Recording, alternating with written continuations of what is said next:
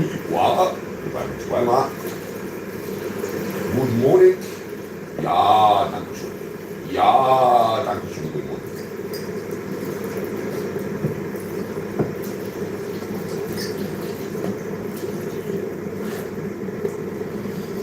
Good morning.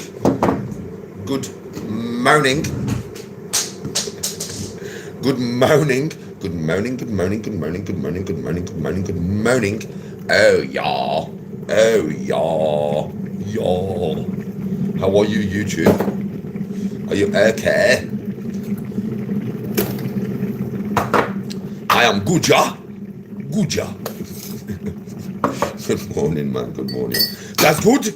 Yeah. That's good. Yeah. That's good. Yeah.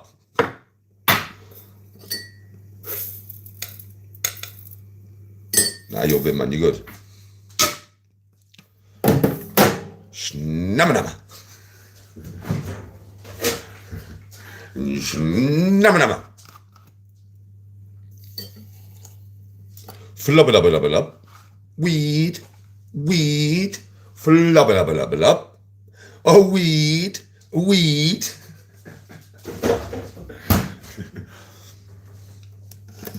Good morning. This is Guja. Ja, das ist Guja. Gut, ja, das ist ja. Ich bin schmitten. Ich bin schmitten. Bro, speaking Urdu. I get Urdu, bro. Come on. Fucking come on. How are you all? Are you very good this morning? Do you feel very fresh? Do you feel very good? Yeah. Oh, man.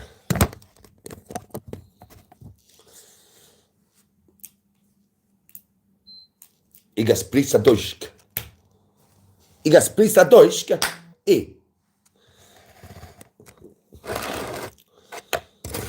Oh, man. So how is the all this morning then? They all fucking alright here on YouTube, I fucking tell they not seen me for a while, have they? Aye. I've not unleashed footage from Dublin yet, because I'm nearly monetised. So I'm keeping footage of Dublin until these monetised, and then when I'm monetised, I'll unleash the fucking footage from Dublin, so they and I can earn some fucking money off YouTube, I tell thee. Does they understand?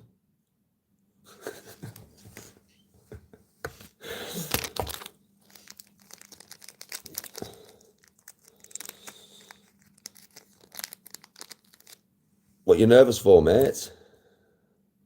What's the bloody nervous for, lad? Very nervous? Oh, you're having a bit of uni working today. You'll be alright.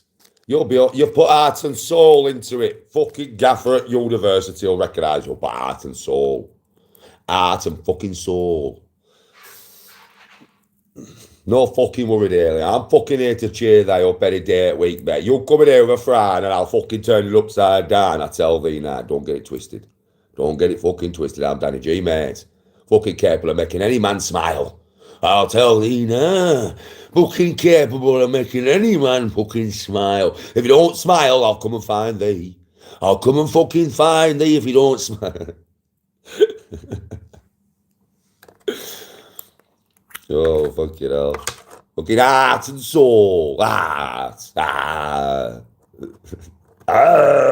Get in the chopper.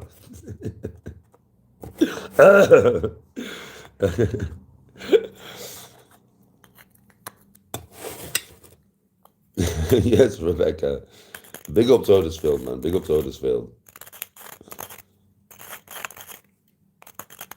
I'm Fred Dibner. I don't even know who that is, bro. Who the fuck is Fred Dibner, bro? But it's too early for that energy. I tell thee now, mate. Listen to thee and don't fucking think that thy knows better than thee, because thee doesn't know better than thy. Thy knows better than thee. Aye. Do you get what I'm saying? Oh, shit.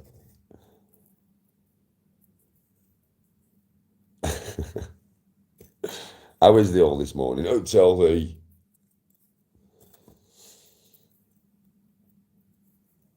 Oh, I know you're on about the. I know you're on about.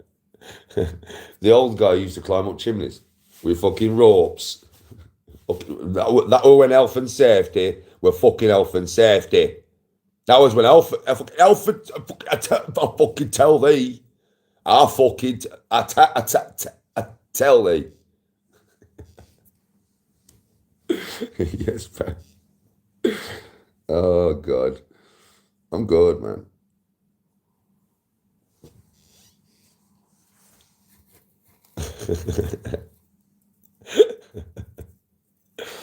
Yeah, I'm chilling, bro. I'm chilling. Fucking chilling out, maxing, relaxing out. Cool. Aye. Chilling out, relaxing out. Cool. Aye. Oh, God. I play golf on Sunday with Pro Bro, mate. Pro Bro. On Sunday, me and thee playing old, mate. I tell thee, nah.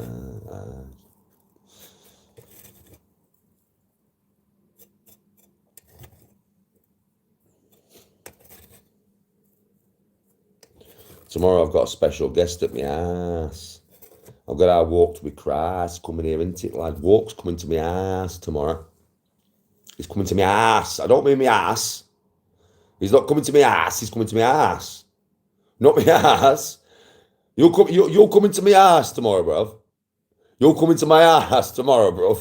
Not my ass, my ass.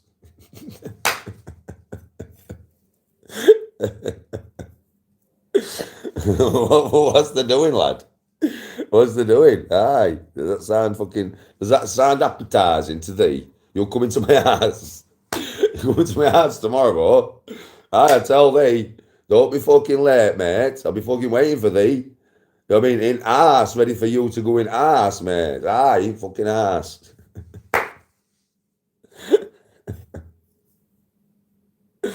Fucking hell, man.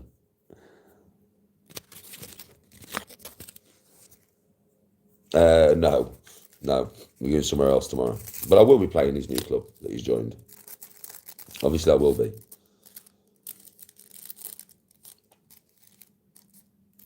Hello to London. Oh, God.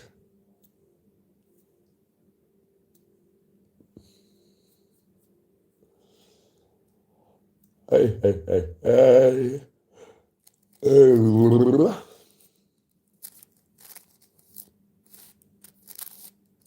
Yeah, that'll be next time. I'll probably end up playing with him at his new club.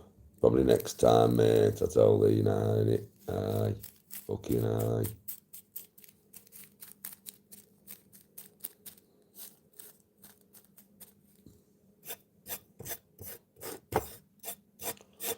We've just got to get it up.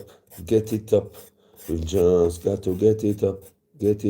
You know we got to get it down. You know we got to go around. Everybody up and down.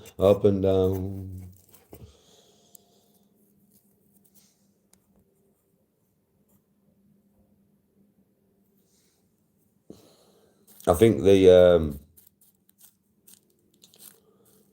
for me, do you know what I mean? It doesn't really matter what course we play nowadays, mate, to be honest. My game's getting that damn good. Do you know what I mean? That it's just like, it doesn't matter what course I play. If my focus is there for there, then I'm going to play fucking very good at it. Aye. Fucking very, very good, I tell thee.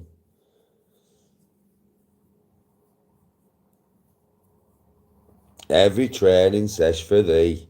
Fucking don't blame you, lad. Get it done. Finish it with a run. If you're feeling like Danny G, then train some moor. Run into sea. Take on a whale like you're a G. Aye. Fucking get it done, mate. Fucking from me to you. From you to me. To me to me. To you to you. To you to me. Aye.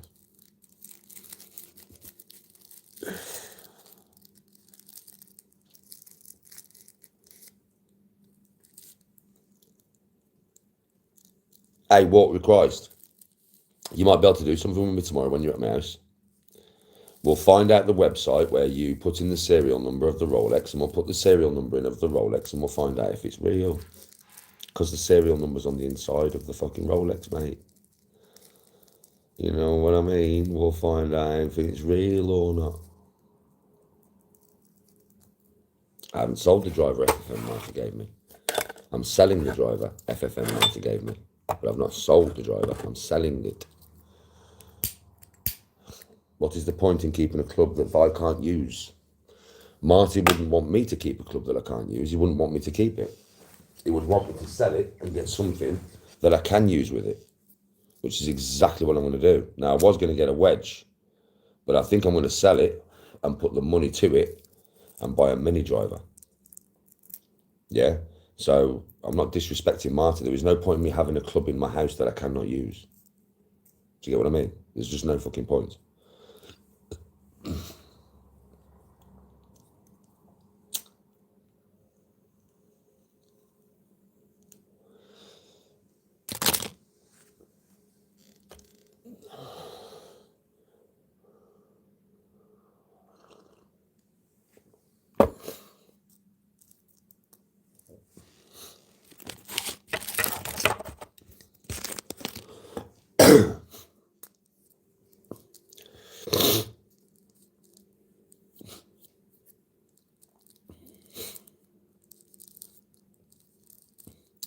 T-Bun, Marty would not want me to keep a driver that I can't use.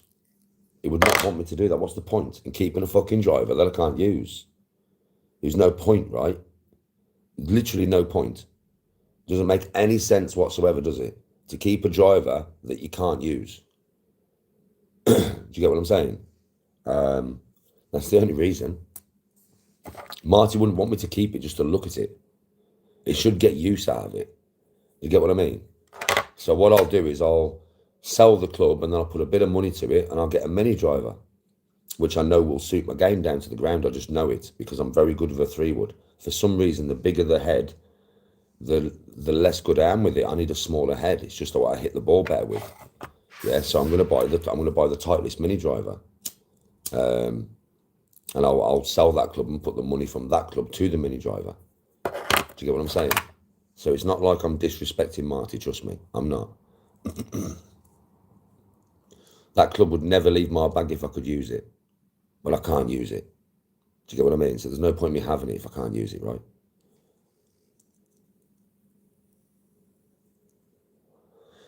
Exactly.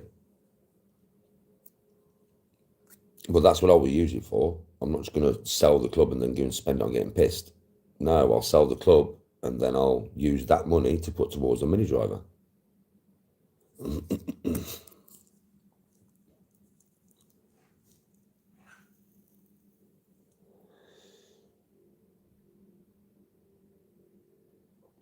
It's okay, T-Bud. On YouTube, bro, it's one of them ones, isn't it? Do you know what I mean? Oh, no, listen, Ruth, you don't need to delete S4 owner for that. S4 owner by that did not mean I'm shit at golf, you know, Ruth, even though it sounds like that. I know what S4 owner's on about. S4 owner means, Danny, have a lesson with the driver first to see if the pro can help you hit that fucking driver before you sell it. That's what you meant, isn't it, S? Do you know what I mean? So yeah, you can unhide him. I'm pretty sure that's what he meant. If he says different to me now, Ruth, you can unblock him. I mean, you can block him again, but I don't think he meant that, you know. I think he meant try having a lesson with the club first. Yeah, with the driver, rather than just sell it before I have a lesson with it. Yes, user.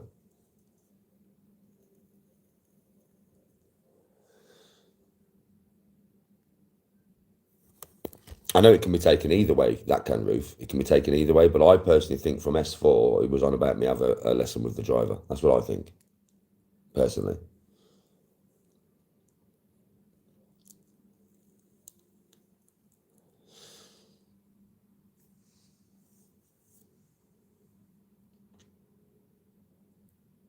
Yeah, it looks bad at a glance. I see Ruth's point of view, but it looks bad at a glance. But yeah, there's no reason to block him for that.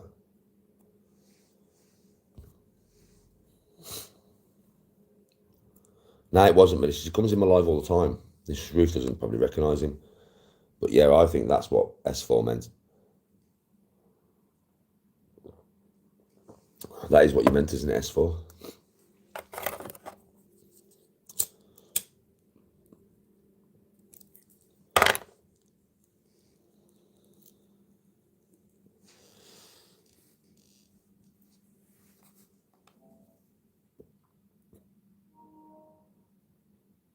He is his veteran golfer, yeah. That's what I was on about. I don't think he's being malicious. I can tell by the picture. S4, do you know something? There's an old drill that my dad used to get me to do to stop me doing that. Yeah, and I've been thinking a lot about it just lately. And obviously, it's been a long time since my dad taught me to play golf. He's dead, isn't he? My dad used to get me to drop my arms first. So, do you know, to come from the top swing? My problem is coming from here and trying to force power. It's always been my problem, bro. It's always been my problem, you know. Even when I was young, yeah, I was always trying to force power from the top swing. What my dad got me to do was drop my arms first to like slot them into place, yeah? Like drop my arms to like here and then swing. That's what my dad used to get me to do to help me drop behind the ball. Yeah, and I totally forgot because obviously I have been applying what my dad said to me, but it's hard to remember all the stuff that he taught me when I was younger. Yes, that's for because he's not here. I mean, if my dad was here, he would have drilled this into me by now. He would have gone, "You coming over the top, do this again." Remember when I taught you when you was a kid? And I would have gone, "Oh yeah, Dad." He'd be like, "Do that again." Do you get what I mean? So my dad used to get me to like let my arms come down before transferring my hips. He used to drill that shit into me to stop me from coming over the top. Because my problem is once I get to here, I want to apply the power. And I want to apply the power with my hips from here, right? But I'm not dropping my arms before, so my hips coming over, which is causing me to come over the top. You know what I'm saying?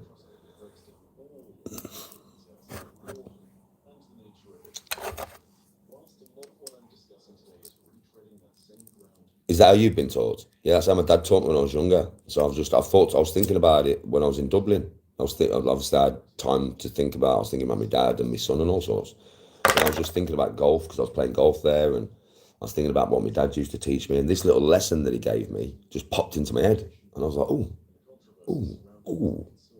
So over the winter, that's what I'm going to work on, bro. I'm just going to work on that one thing, dropping my arms a little bit first before I transfer my body weight. Do you know what I mean? To get that lag, that lag that I definitely need. I need as much lag as possible, right?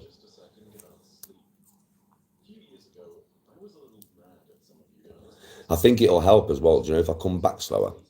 Because my dad used to like make me come back a lot slower, take my time on the backswing. I'm not really doing that nowadays.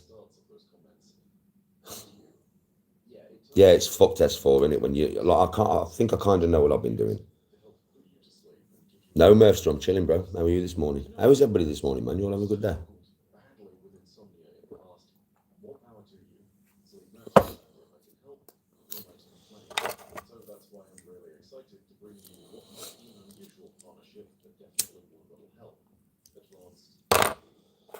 So yeah, I think it's going to be slow my backswing down, drop my arms first, get used to that feeling again.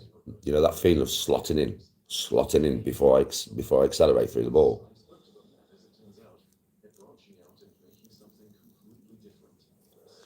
You know what it's like. You know what it's like. It's a work in progress, bro. The golf swing is always a work in fucking progress.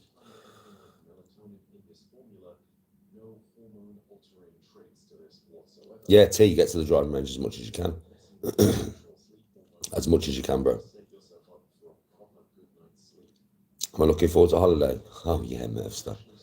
Tony is excited as fuck, mate. She can't wait. She can't wait. Don't forget that's her thing. So, being in the hot weather, drinking cocktails at the beach is Tony's thing. So she's fucking buzzing, mate. Absolutely buzzing. Everything's saved, got all the money for it now and everything. Yeah, so she's buzzing, mate. She's going to change it all into euros today. Literally.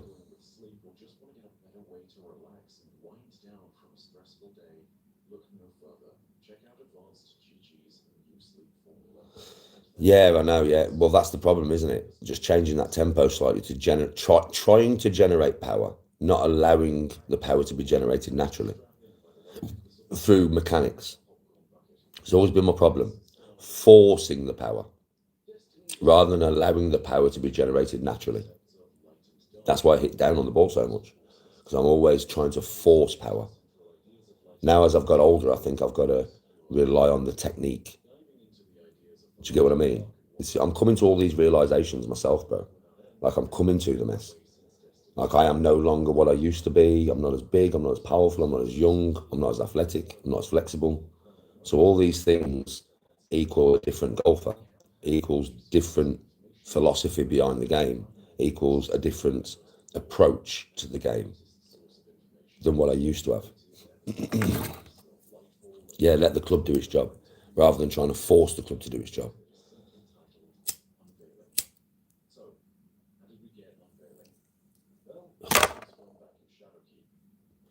Climate change is not listen, climate change is a problem. It's real, bro. Don't get me wrong, it's real. We are fucking up this planet. It is real, but it's not really a problem if you have enough lungs on the planet to deal with what you put in the atmosphere. When dinosaurs were around, bro, the volcanic activity on this planet was mental, and we were putting more carbon into the atmosphere than like the volcanoes was than we ever could. Do you understand what I mean? The only difference with the planet then and now is it was covered in rainforests. That's why the oxygen within the air, was higher back then, because of the oxygen production from plant life, because we was covered in rainforests.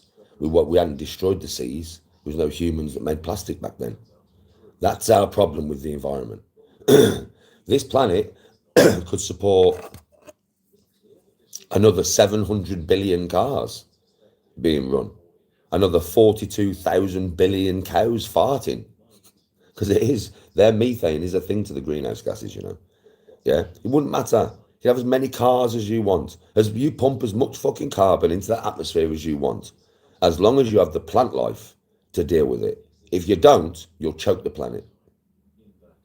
Literally, the oxygen will just go down and down and down and down till we've got like 14% oxygen within the air.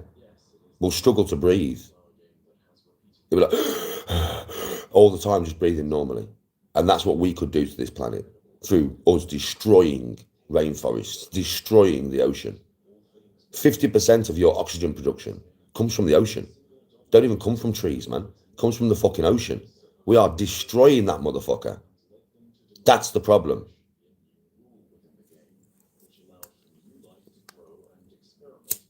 Yeah, one volcano, mate. It's ridiculous the amount a volcano pumps out, mush.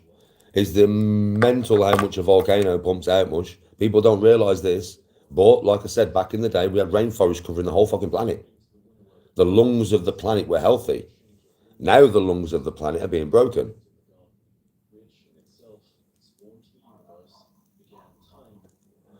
Yeah, dinosaur methane. God damn, imagine being behind a Tyrannosaurus Rex when you let one off. Fucking hell, mush. It'd just kill you. It'd kill you, bro. The smell would be the last thing you ever smell.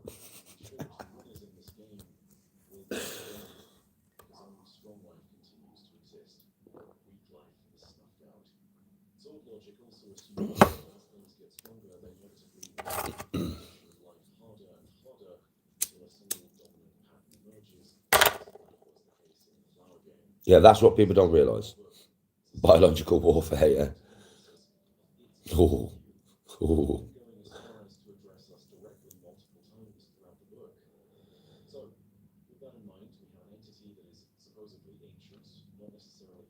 The fishing industry is doing it. Cowboy, the fishing industry is doing it. We're doing it through plastic pollution in the ocean. Because plastic never biodegrades. In the ocean, it becomes microplastics. So it gets that small that we can't fish it out no more. But it never goes nowhere. It just breaks apart into little pieces. And that will destroy the ocean faster than fishing. The pollution that we're putting in there. Honestly, bro, the reason we keep destroying coral all over the place is because of the pollution we're putting in there.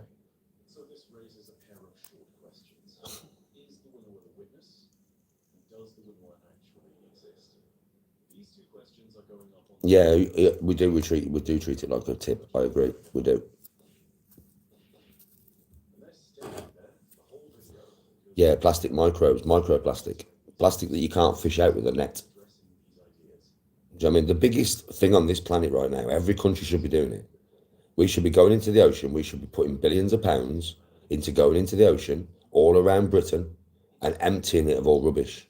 And every country should be doing the same around their country. They should have trawlers out there, mate, just shipping shit out the ocean constantly.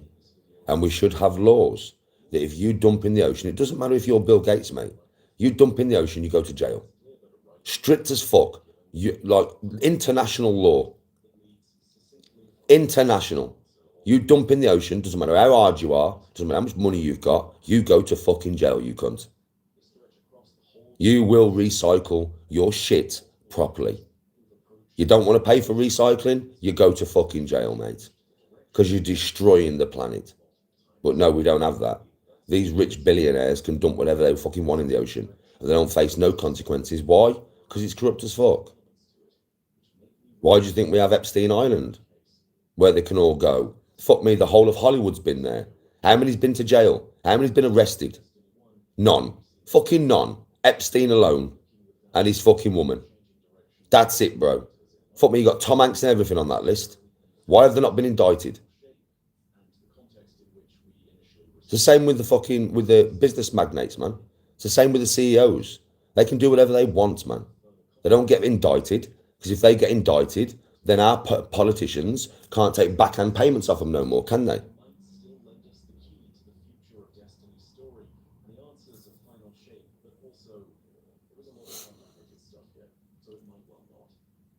Go on then.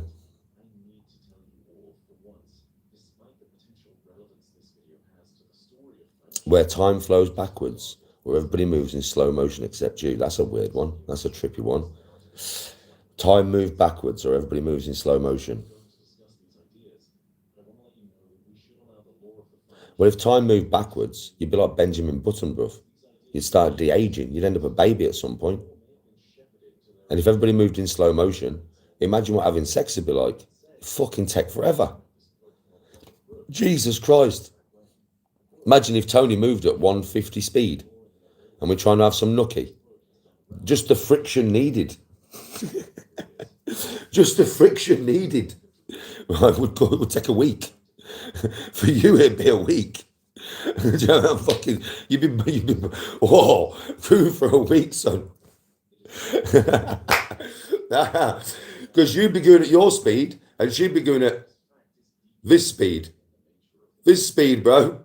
This speed. You got your woman bent over. You're trying to bone her from behind her, bro. And her ass is coming towards you that quick. It's coming at that speed, bro. And you're just frustrated. You're frustrated all the time. Like, I just want to come, man. I can't come, man. Just my brain to think about it like that. Just my fucking brain to think about it like that, mate. Come on. Come on. That's a good question to ask the Danny G, because I'll think about it in an unusual way.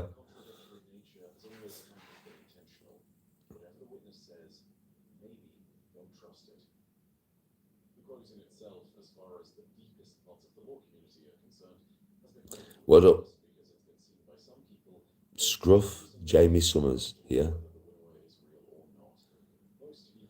Fancy coming to Spain? I'll pay for your hotel, flights and experience.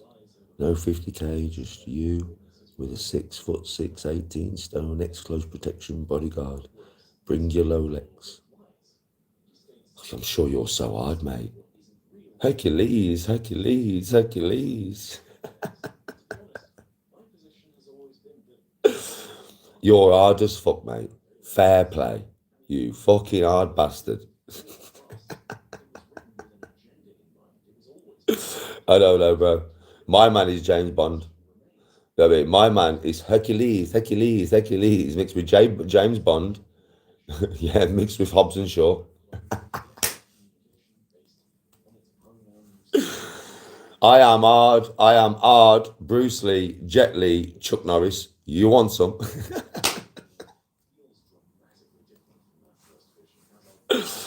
Oh, God. I know. Tell me about it, boys.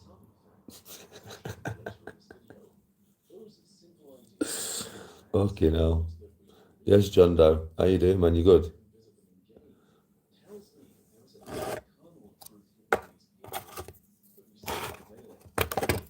Oh, I roll myself another spliff after that one, because that one made me giggle. And sometimes you just got to give a correct answer, you know what I mean? Walk with Christ. And my correct answer is let's smoke a big fat spliff. I know, I don't even know what a Lolex is. What's a Lolex? What's a Lolex?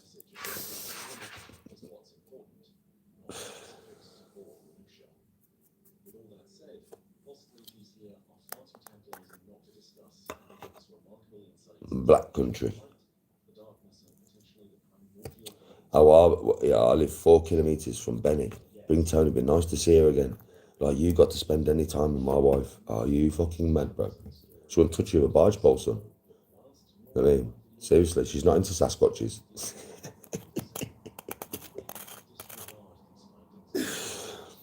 Bro, she's not into Sloth from the Goonies. Hey, you guys. Hey, you guys. Oh, God.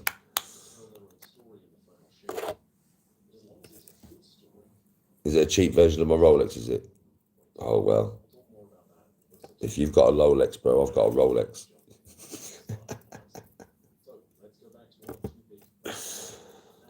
Oh, it's funny as fuck, man.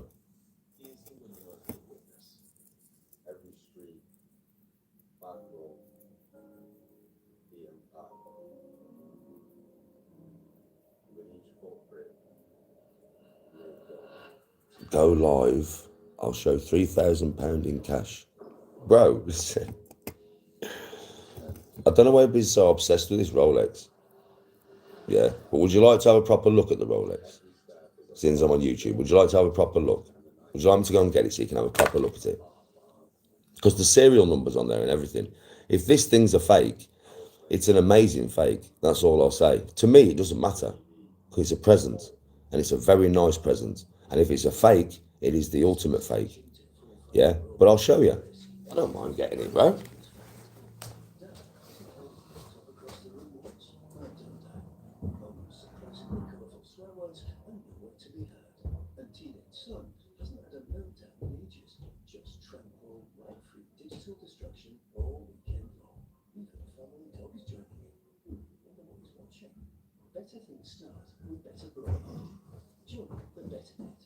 Now, obviously, I've done a lot of research myself on this Rolex since I've been back.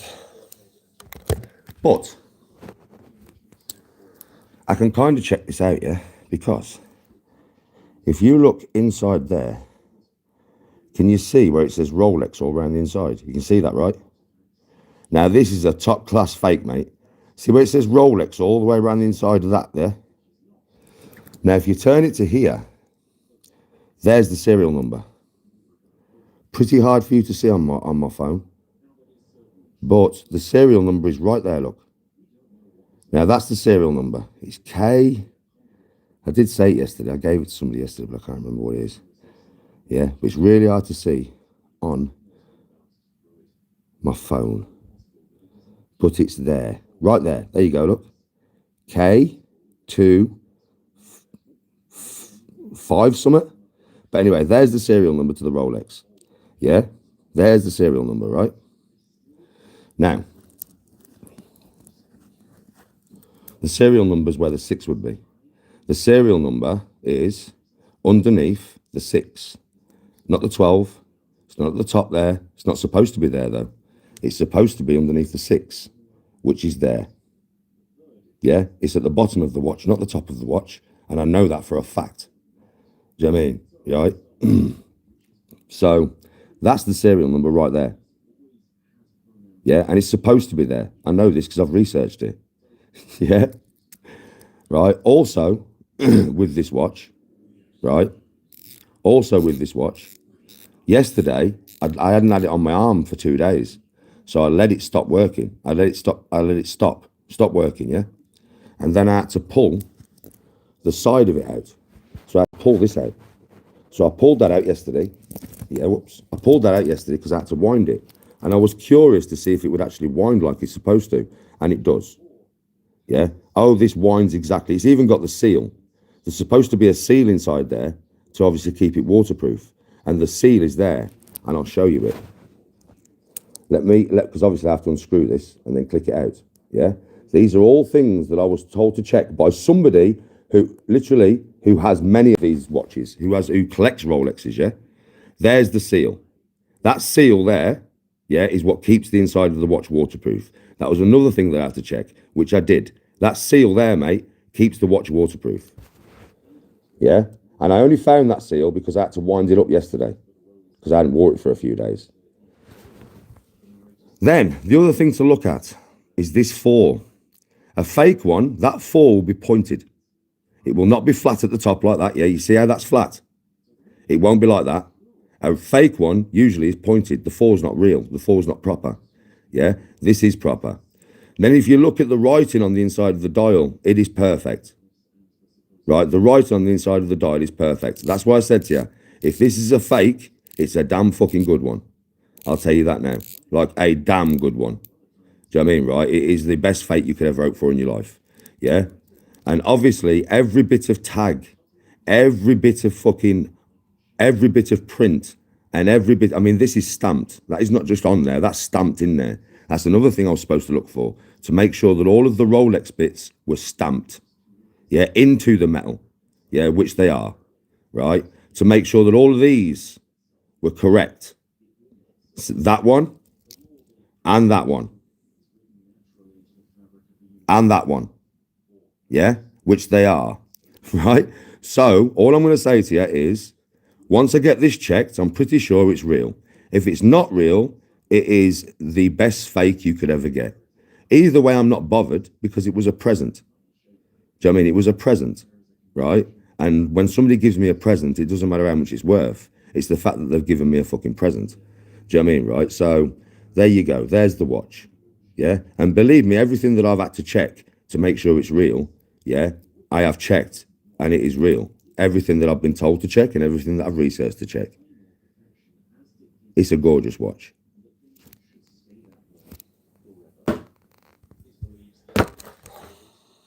There you go. I mean, this will be going in the sea when I go to Tenerife. This will be on my wrist and it'll be diving down with me and all sorts. And that is the ultimate. That's the last test I can give it really myself. Yeah, and to check that it is fully waterproof because this goes down to 1,000 fucking feet, 300 meters. I'm not going to be going that low. So me going down 10 meters on a breath hold should not affect this watch at all.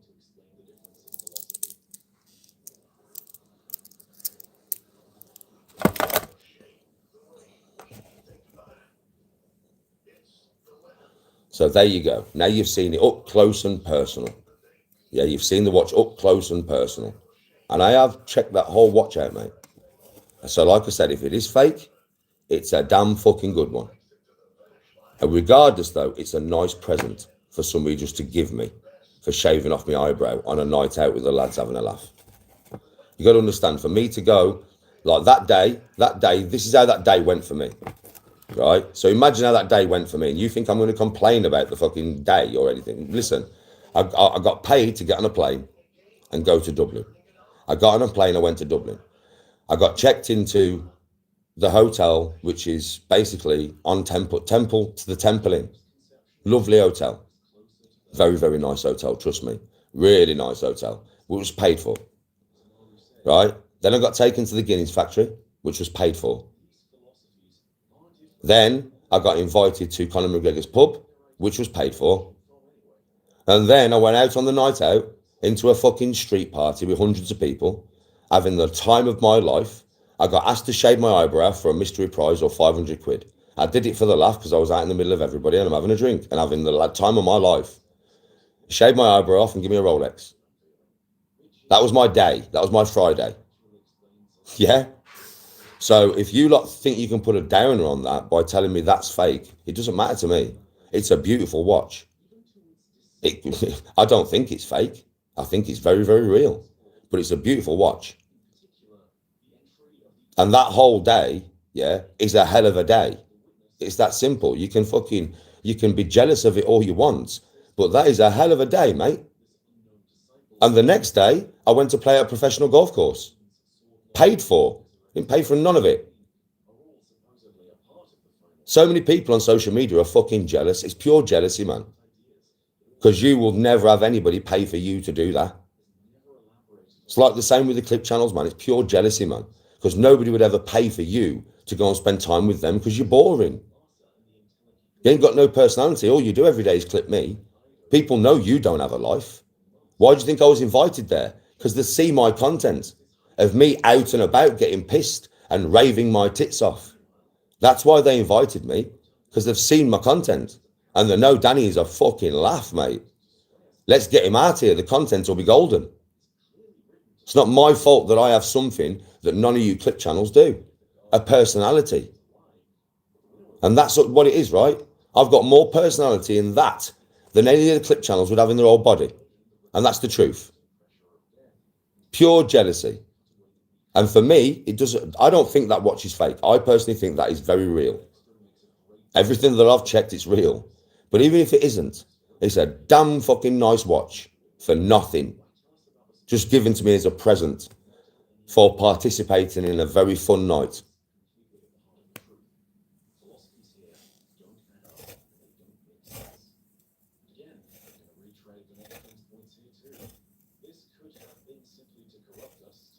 Yes, the real way now. I played Powers Court. It's a lovely timepiece. Yes, Irish dude. How you doing? Yeah, I played Powers Court, mate. Nice course, beautiful. It's a shame we didn't get to play it all. It was too late in the day, and wow, it was Baltic. It was Baltic. But what a course. It was pretty as fuck. It has sentimental value, yes, exactly. I'm never going to sell the watch. I'm never going to sell it. I would never sell a present. If somebody gives me a present, I'm never selling it. That will be handed down to my kids when I die.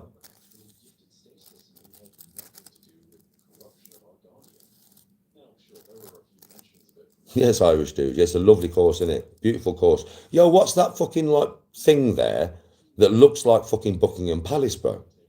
Because like, I was on the first tee. I looked to my left, bro, and there was literally a palace there. Like, that's a palace, bro. It's like a full-on palace. I was like, what the fuck's that?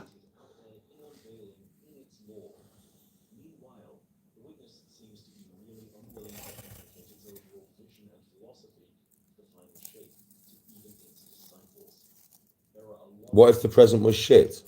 Bro, listen, it was 500 quid or a mystery prize. I thought, my eyebrow's worth 500 quid for a laugh. Why not? That's what I thought.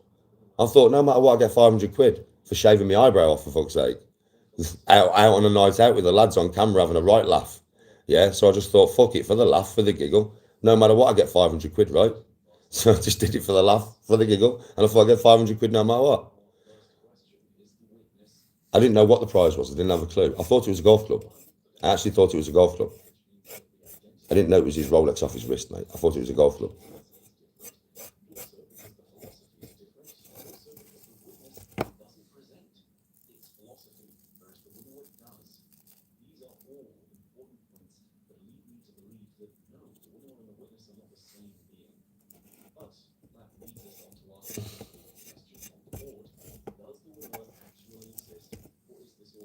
They don't block everybody for the truth. They block you if you're being an arsehole.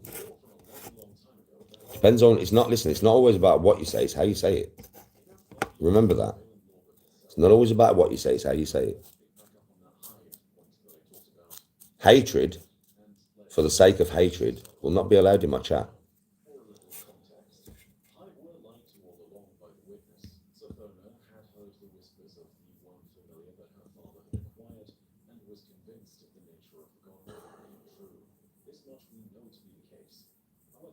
I did stay in a hotel. Yes, bro. I'll sort it out. I'll sort it out.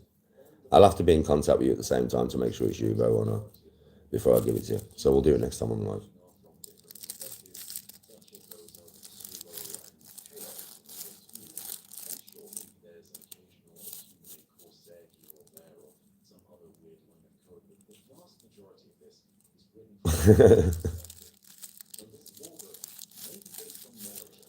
Listen, I'm going to tell you something. You've got to understand, I am not the type of person. Do you know when I get this watch appraised, I will not put it on camera. Do you know why? Because you all want it on camera. I do the opposite. Listen, you can't peer pressure me. I think you need to understand this. You need to understand who the fuck you're watching. You tell me I want you to do this. I'll just say fuck you and I'll do the opposite. You can't peer pressure me into fuck all. My advice to you is to shut the fuck up or you'll never know what it's worth. That's the person I am, man. I am sick to the back teeth of everybody on social media thinking they need to impress you. They need to do what you want. No. I ain't that geezer. I will never do what you want. I will always do the opposite, to say, fuck you. Who are you, my dad? Do you forget who you're watching here? You're not watching another fucking channel that will let you peer pressure them into shit. Now you're watching Danny fucking G, mate. You can't peer pressure me into fuck all.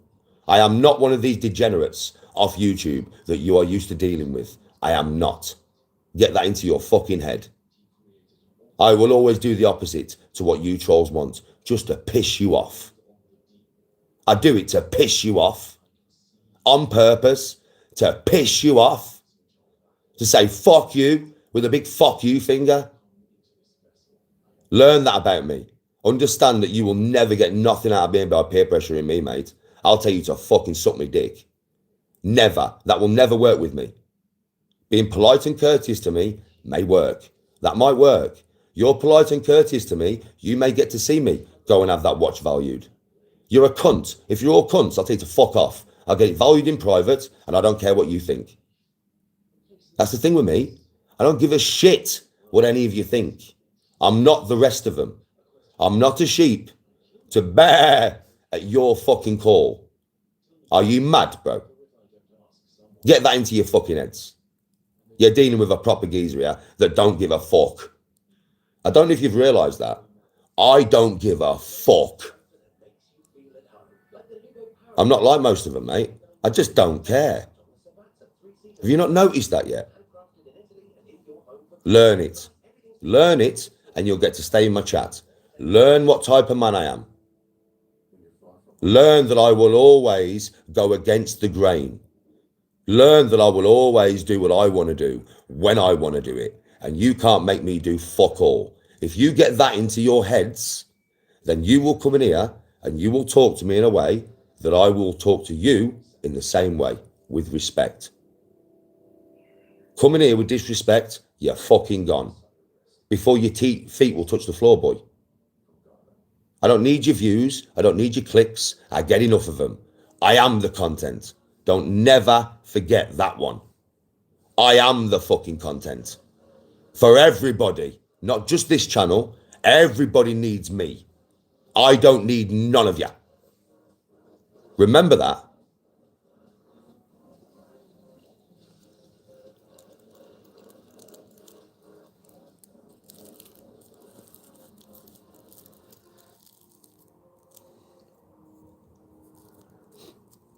It's a unique situation to be in when everybody needs you to earn money. Everybody needs you for views. Everybody needs you for clout. And you don't need no fucker. Tell me who's winning. Please tell me who's winning. I don't need nobody. You know, just this bit of energy that I've just give you. Oh, the amount of views I'll get for that. The amount of times they'll clip that. Danny's angry. No, I'm not. This is called energy mush. Something that you little clip channel, could never possess. You don't have it. Your testosterone stopped working a long time ago. Yours, boy. You're a bitch, boy. You never have my energy. Ever. You'll never have my power. Ever. Mental or physical. Ever. You're not on my level, boys. You never will be. Ever. You're a hanger-on. That's what you are. All you clip channels, mate, you're hanger-ons, man. It's like you're hanging on to somebody's fucking coattails, mate, hoping for a bit of content because you don't have none yourselves, because you're a bunch of fucking waste men that don't have a fucking life, that will never have a fucking life. They've got nothing to show. Nothing. Waste men, the lot of you. You got nothing to show, right? Without me, you have nothing. You get that into your heads, man. Without me, you have fuck all. No money, no clout, no views, no channel. Waste men. Relying on another man for your readies. Relying on another man for your clout. relying on another man for your views, and you think you're winning. Copycats can never win because there's nothing original about them. Originality will always be worth more than people who are jealous and copycats, bro. That's why you lot will never get invited to go and do what I've just done, because you've got no personality to give. Without me, you have nothing. Without me, there is no you. Without you, I'm always good. I don't fucking need you. I don't fucking do content on you. I don't watch your fucking shit content that is the same every day, just talking about somebody else because you have nothing to give. Nothing. And so many people on fucking social media and YouTube think you're the bee's knees for being a copycat with no originality whatsoever. No originality. None of you have got none. You don't possess it. You are regurgitating copycat bitches with nothing going in your life. That's why you never film your life, because you don't have one. Truth. Fucking truth.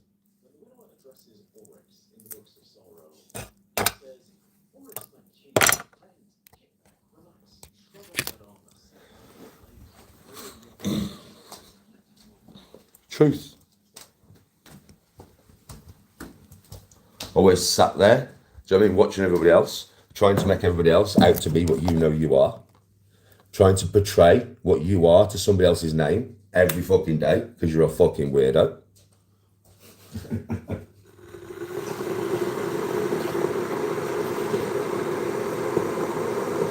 Shouting wrong'un from the rooftops every day.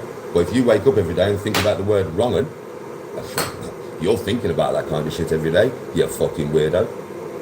You fucking weirdo, cunt. Kind of shit don't even enter my brain unless I'm having a fucking conversation like this. You're following a bunch of degenerates that couldn't even tie your fucking shoelaces. Men that have no content to give. Men that have no personality to give. Men that have no energy to give. Men that have nothing to give. And you're watching them and worshipping them like they are God. It makes me laugh. It really makes me fucking giggle, mate. I'm like, are you joking me? Is this what social media is descended to? Is this really how it is now? People with no talent, nothing to give, are the kings of the arena. Is that how it is it really? People that are actually below the people that are watching them, way below you, way beneath you, by the way. These clip channels are way beneath all of you. Even the ones who watch them, they're beneath you. Why? Because they have no life. I'm pretty sure even you people who watch them have some semblance of a life, right? These don't have a life. Their life revolves around watching me every day. All day, every day. I mean, all day, 24/7. Me. Fucking me. Fucking me. Even the people who watch me, who like watching me, I guarantee you, they have a life when I'm not live. I guarantee you, but you got to think these people have no life. Because if I'm live, they're watching me. If I'm not live, they're thinking about me and they're watching me. Think about it. Most of these men have got missuses as well. And kids. But no, it's all me. It's all me. Breakfast, at the breakfast table, it's Danny G. At the dinner table, it's Danny G. When they're in bed with the missus, it's Danny G. I don't know how that one works, by the way. I don't know how it works. Like, I mean, how does that work? How do you boys do it? Do you get your missus to put on a fake beard? Does she have to speak like me? Does she have to scream Odin, Thor, Valhalla while you're in the bedroom or you can't get it up?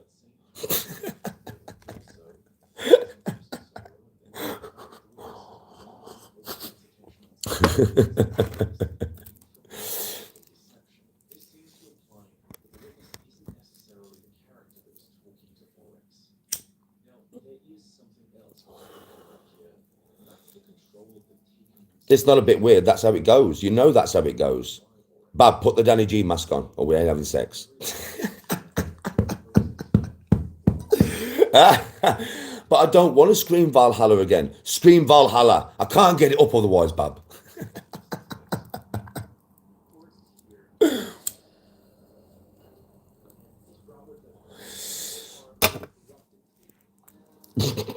This right though, you know it is. Do you know what I mean? You know it is. Oh, no, you know this. I need the beard. I need the beard to be tickling my balls, bab. I need the beard to be. Put the fake beard on. I don't even want it. I don't even want no sucky, sucky, nookie, nookie. Not unless the beard's tickling me balls, so I can close my eyes and imagine that it's Danny G. You know that's the way it is. You know it must. You fucking know it.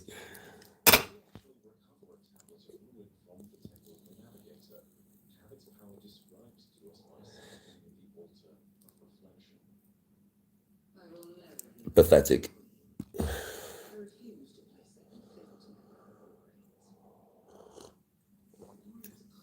Nothing in the missus for Valhalla. For Valhalla.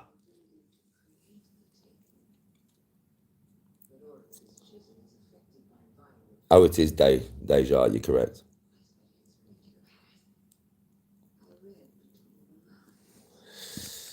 I'm not talking about the people who watch me, man. I'm talking about clip channels.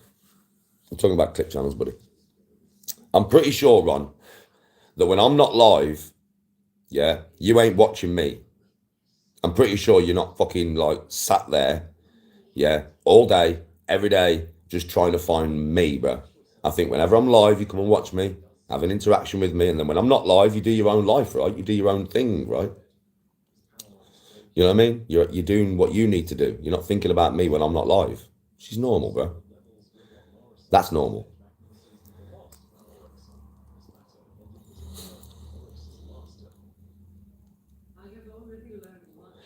What's my favourite course I've ever played? Nuki. Yeah, same shit day in, day out. Non-stop, every day. Same shit day in, day out. Non-stop, every day. Same shit day in, day out. Very poor life. Very shit life, bro. They must have a really crap life.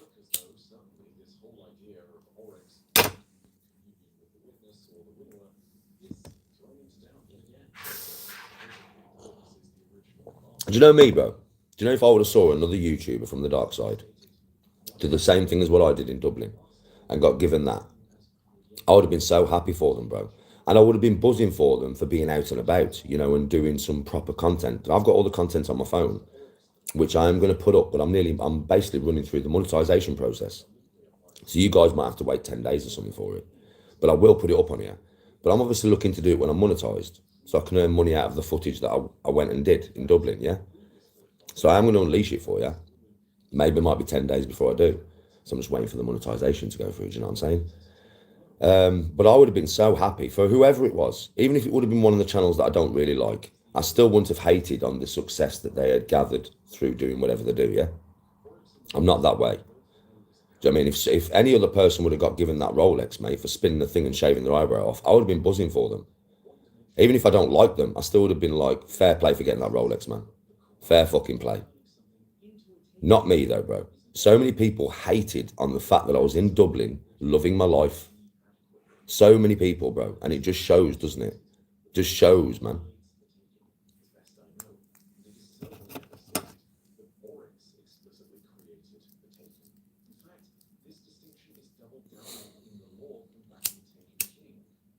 I'll have a good day, man. I'll have a good day. I always do.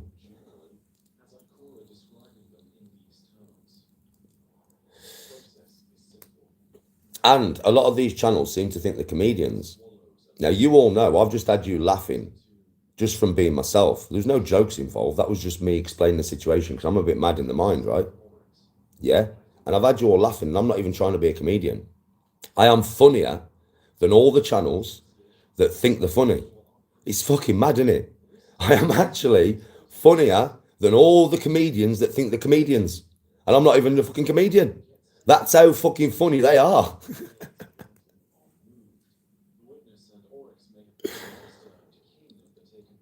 McGregor's wife was there, yeah. I didn't know. Be a bit weird for me to go up to D without a husband there, wouldn't it? It's very weird, that would. I personally think so. It would have been weird for me to go up to a woman with her mates when she doesn't know me at all. Do you know what I mean? Right, and her husband's not there. I think that would have been very weird, mate.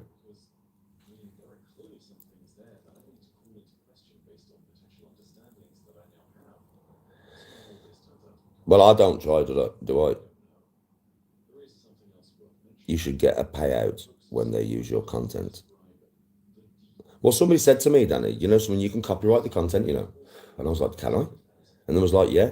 And I've been thinking about it, because if I copyright the content, then they've got to pay me. I will get money from every video they do. So I'm thinking of doing it. I'm thinking of just copyrighting my content. That's not me grassing to anybody. That's me copyrighting me. That's me. I'm allowed to do that, you know. It is my fucking content. So I am seriously thinking about doing it, because somebody said, trust me, Danny, on YouTube, you can copyright your content. People use your content. They either can't use it or they've got to pay you. They have to share the revenue with you. I was like, yeah. And I was like, yeah, seriously, yeah. I've even got somebody who knows how to do it. They're like, Danny, you want me to do this, you think about it. And if you want me to do this, I'll come around your house and I'll do it all for you.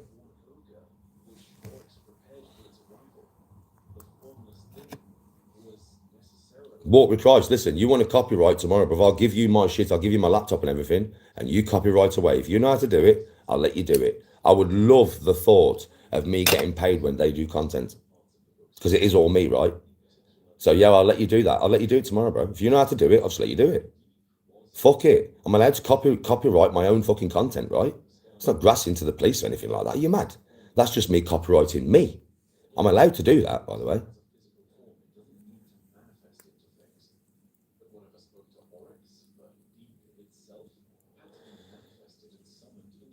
Ah, there was a lot of bikers in there.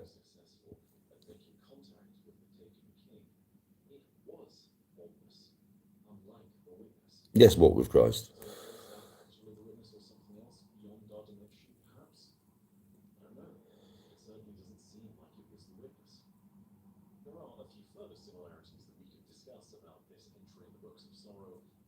Oh, it looked just like her. It wasn't me who noticed that. It was Dan's missus.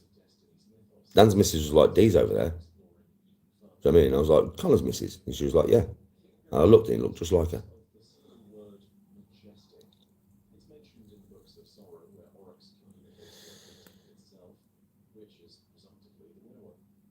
My handicap, I'm playing for back 10 at the moment.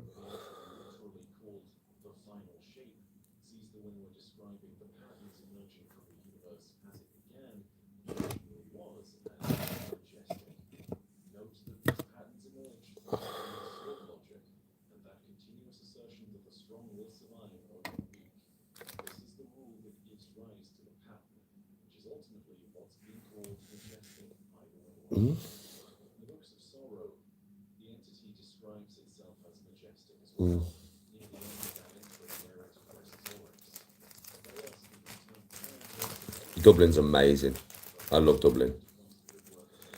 Yeah, Dublin's amazing. Absolutely amazing.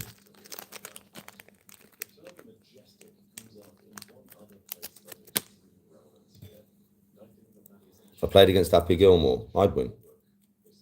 I'd win.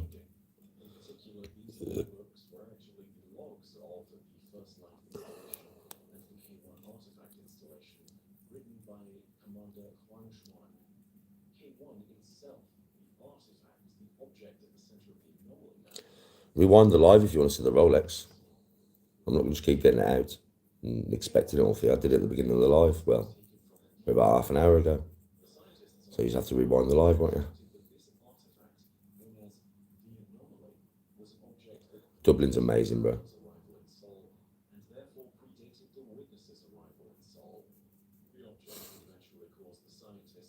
I don't play poker. Oh, Jack, you're dumb. Considering I've just had it on my wrist and showed everybody on this live, this very live, about half an hour ago, you're dumb. But what I will say to you is, keep coming in with your negativity, you'll get blocked. Do yourself a favour, stop being a dick. Nobody likes a dick. Just saying, nobody likes a dick. And you're just being a dick, right?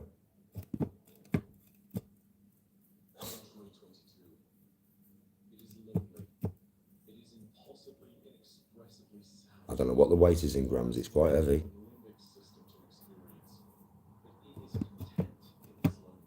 Good morning, Dina.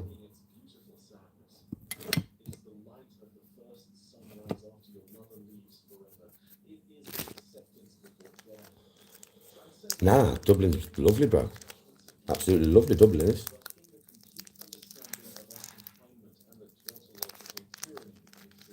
Exactly, diet chips. Well said. It's black.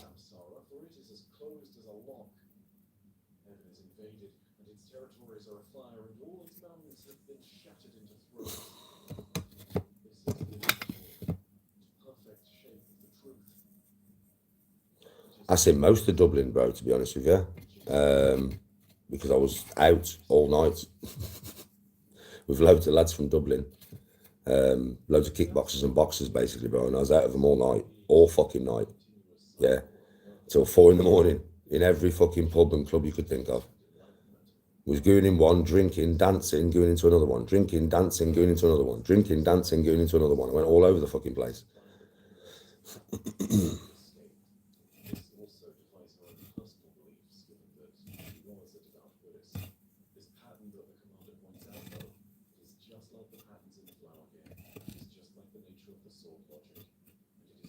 I've had loads of friends in Dublin. Like when I go back, I'll be with all the lads again. As soon as I go back and I message them, yeah, I'll be with all the lads again. It'll be nice because they're funny as fuck. They're very well known in Dublin. The lads that I was with are very well known in Dublin. But they're funny as fuck. I know, John. The family's good, Kelly. How's your family?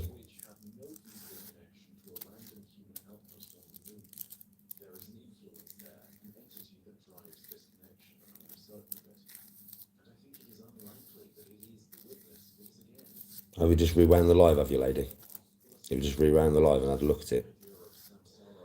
It's everything's where it's supposed to be, man. If you've just looked, everything is where it's supposed to be. Like I said, if it is a fake, it's a fucking damn good one. I'll tell you that now.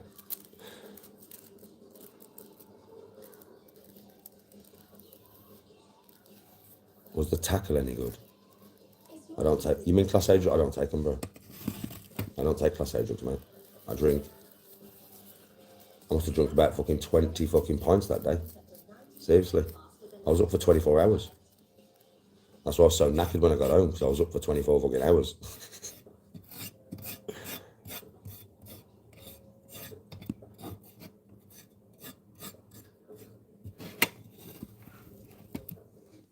Yeah, Ollie, I agree. England's pretty shit. It is.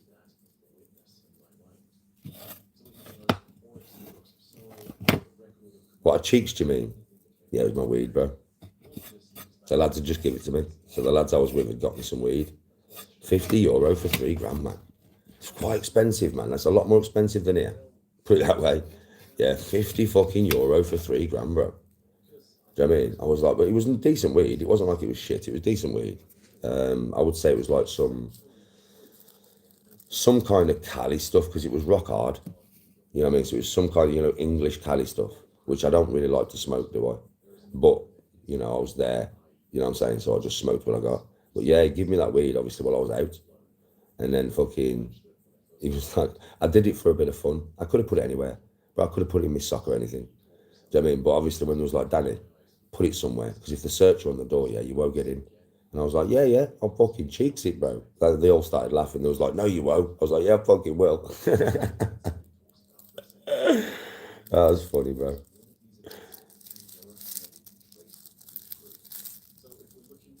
I started with the first one, bro. I started with the first God of War. So I would play them from the beginning. Understand that the old ones, the graphics are not up to today's standard. But you'll understand the story of Kratos. So you really need to play all of them, bro, really. From number 1 to the most modern one. But the 2 most modern ones, I mean, the graphics are something else.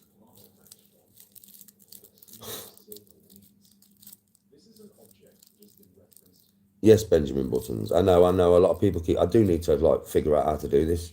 A lot of people keep telling me to do this, bro. Like, you can take it with you in the airport, can't you? That's fucking mad, isn't it?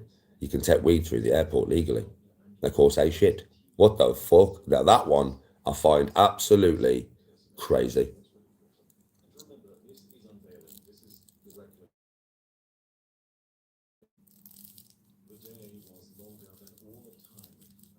I have not been to Southern. Well, I have been to Southern Ireland. That's Dublin, isn't it? But it's not Southern. That's like Cork, isn't it? And I've been told to go there, I've been told it's fucking stunning. I want to take Tony to Dublin first, though. Like, I want to take Tony there. Because there was so many times, when I was out, Yeah. And like when I was on that street party, and you notice I took a step back and I'd done some filming when I was away from the group. I was in that group before I started filming. I was banging the centre of that group. You know what I'm like? Proper jumping with all the lads and that. It was mental. Right. But I took a step out when I went live, didn't I? Now, I always do that because I like to, I was looking through the camera and I was watching everybody enjoy themselves. And I like to do that, you know, because I genuinely do get a buzz from other people buzzing. I'm an empath, right? So if I feel very good vibes and everybody's happy as fuck, I am genuinely happy as fuck. And bruh, there was so many times like that when I was just thinking, I wish Tony was there. Like, I wish Tony was here. I wish Tony was here. You know what I mean? Like, so many times. Like, fucking more than I can tell you. Do you know what I mean? So many fucking times.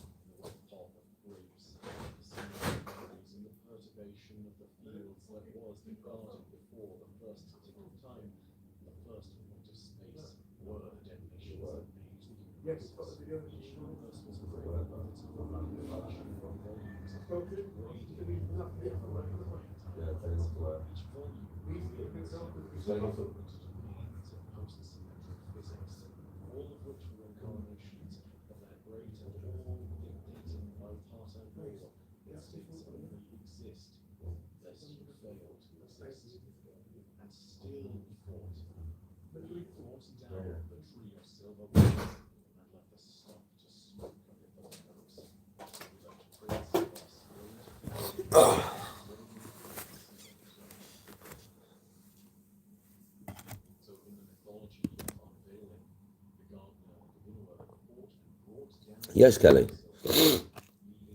Oh, nothing like that happened in Dublin. Listen, Kelly, I danced with a few women, not dirty danced or anything. Just I'm on the dance floor raving in it. Yeah, I mean, some birds have come up and just started dancing in front of me. I'll dance with anybody, man. Do you know what I mean? But that's as far as it goes. That is just as far as it goes. I'm not interested in anything else. I've got a wife. You know what I mean? If I ever end up talking to a woman, because sometimes I'll be stood at a table and a woman will come over to the table out of the blue and say, hiya, what's your name? And I'll be like, Danny, what's your name? Blah, blah, blah. Yeah. And she'll be stood there talking to me. And the conversation always kind of goes the same, you know? You know what I mean? Where you from? I'm from blah, blah. Where you from? I'm from blah, blah. Do you have like a husband? Do you have any kids? Yeah, I've got kids. Me and my partner aren't together or they are together or whatever. And then they'll obviously ask me, you got any kids? You got a wife and that? And I'll be like, that's when I do that. Yeah, I'm married. Do you know what I mean? I've got kids. We've been married for nearly 25 years. And when I say that, it sets the tone. Now, the woman either stays at the table and carries on talking to me, knowing that there's going to be nothing other than a chat between two humans, yeah? Or they turn around and they leave the table. And I always know when the woman turns around and leaves, when I say that, I know what she was there for. She was there to try and pull me, right? And I'm happy with that, like she's left. But I do have a few women who'll just stay with me for like an hour and have a drink and have a chat because I'm nice to talk to. Yeah, I mean, and the ones that stay, I know that they're not after nothing. Do you know what I mean? They're just after a general chat.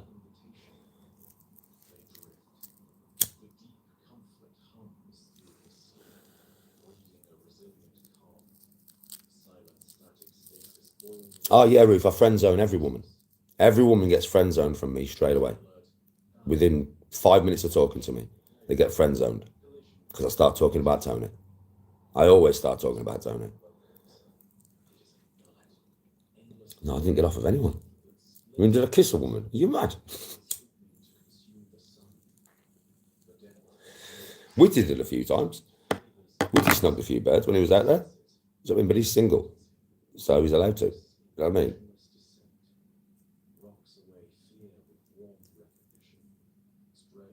No, it's not. This is my left hand. It's mirrored. Get used to that. When it's on selfie, it's mirrored, bro.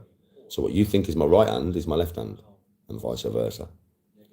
It's always mirrored, bro. If I turn the phone the other way around and I film like normally, like you would if you was facing the camera away from you, you'll see it's my left hand.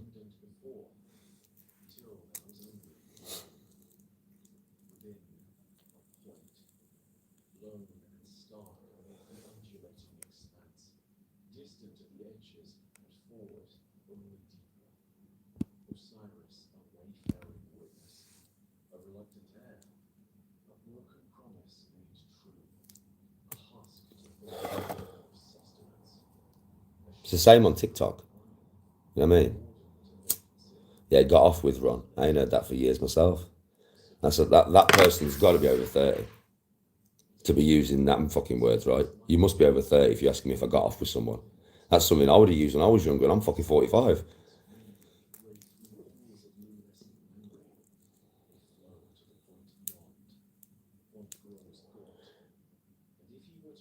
Yes, Kelly.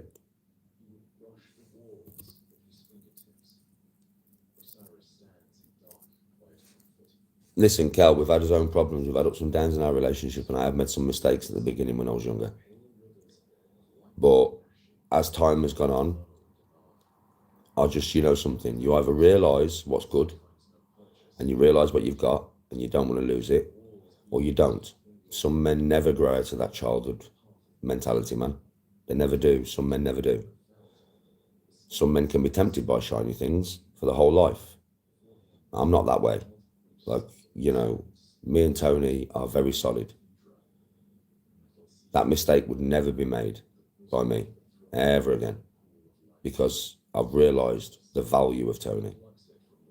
We have been together for a long time, and I'm glad that I have got to a point in my life. I've been like this for years, but where I can just be one woman, one man, respect my wife, but everybody makes mistakes.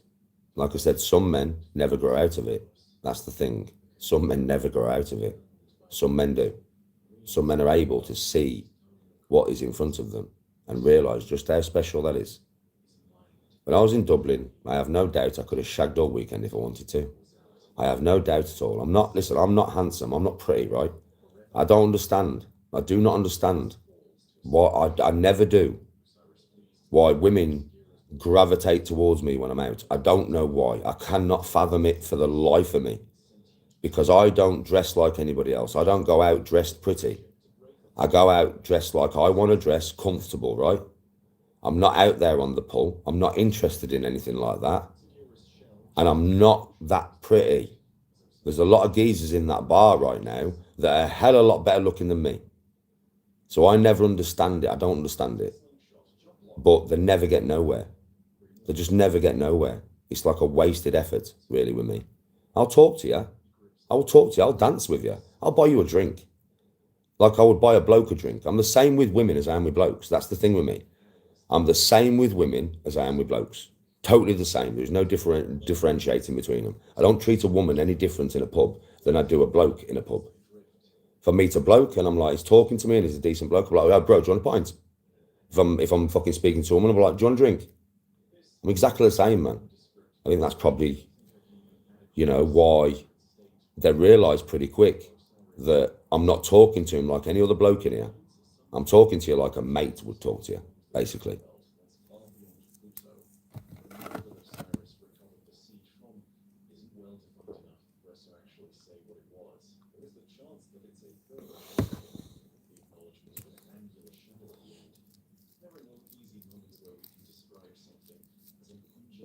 Oh, bro, I have blokes come and dance with me. Not like that. Rave with me. I'm a raver. You can't get too close to me anyway, because my arms are going all over the place. You get knocked the fuck out. Right? But I'm a raver. And I am very confident. I don't care. That's what it is with me. I just don't care. I'll go into a pub where nobody's dancing, and if a tune comes on, I'll start dancing. Usually once I start dancing, the whole fucking pub starts dancing. Yeah? But literally, that's what I'm like, bro. I go out to dance and get drunk and have a laugh. That's my three things to go out for. To get drunk, have a laugh, and dance. That's what I'm out for. Yeah, when I'm raving, I'm in the zone, man. I'm in the zone. Do you know what I mean? I'm in the zone. You can come and rave in front of me and that, but just don't get too close, because fuck me, man. My legs will be going, my arms will be going. Oh, yeah, bro, but I don't give a shit. I don't dance, so I don't have dance moves, you know. People always say to me, what's your dance moves? I'm like, I don't have no dance moves. I just feel the music, listen to the beat, and let my body do what the fuck it wants to do. I don't even think about it much. I just do.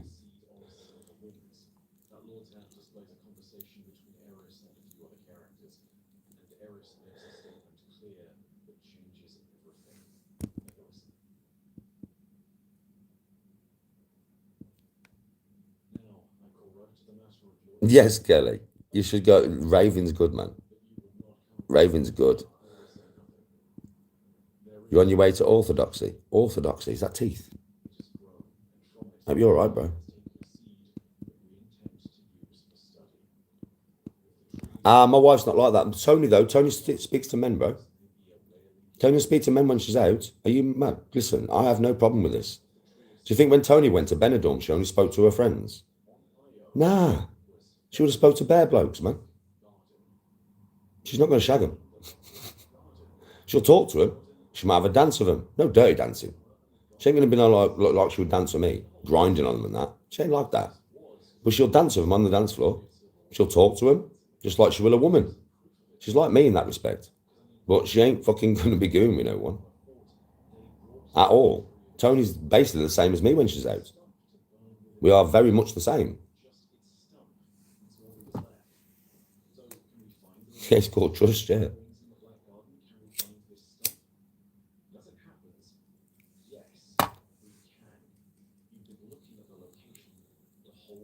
There was so many men, you know.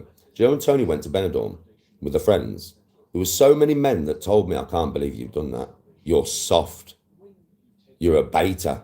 How can you let your missus go abroad without you? I'm like, what the fuck? What kind of relationship have you got? Do you own your wife, dear? Like, you own her. She's not allowed to go anywhere without you. What the fuck, man? That's what I was saying to me. I was like, listen, I'm not being bad. Your relationship must be shit. Your wife must feel trapped. She must feel fucking trapped. I can't get away from this fucker. It's good to have time apart, man. It really is. If you trust your missus, there is no reason why your missus cannot go wherever she wants to go. There are some places in the world Tony's not allowed to go. There are some places she's not allowed to go. But that's got nothing to do with men coming onto her, because that can happen anywhere in the world. Yeah? It's because they're dangerous places. And I don't want my wife there by herself. Just because they're dangerous. Like Egypt, for instance. I won't let Tony go to Egypt by herself. Not after the experience we had when we was together. Are you fucking mad? No chance. I won't let her do it. Right? But, like, if she said to me, I'm going to Greece, carry on, bub. Enjoy yourself.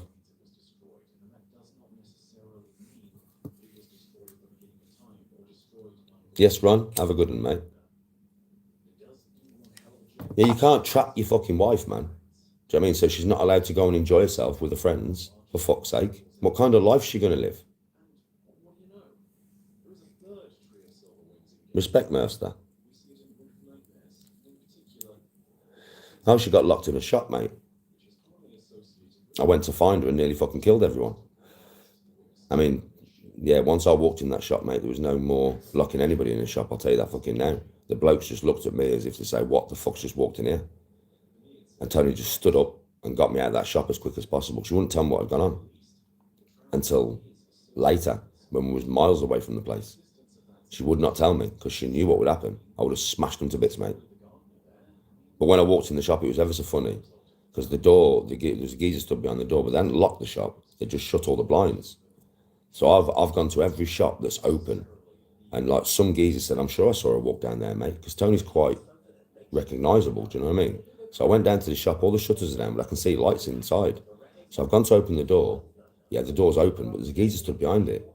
And he's tried to shut the door on me. And you know how strong I am. I mean, I was way bigger then. This is fucking 15 years ago. I was 15 and a half stone, man.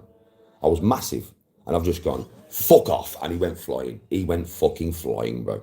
I swear to God, he went fucking flying on his arse.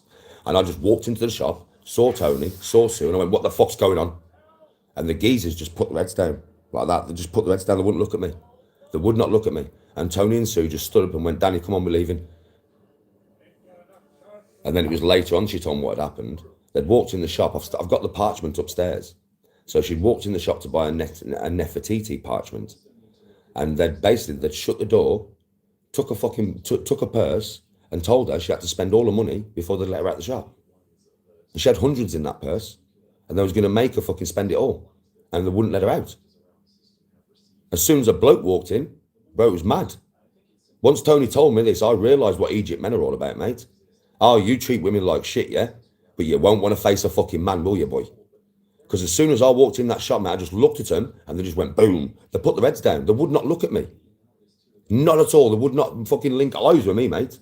And Tony got me out of that shop quick. Because if she would have told me what had gone on in the shop, I would have gone and shut the fucking door, locked it myself, and gone, Bab, stand in that corner over there. And I would have fucking rinsed them all in that shop, mate. I would have battered them.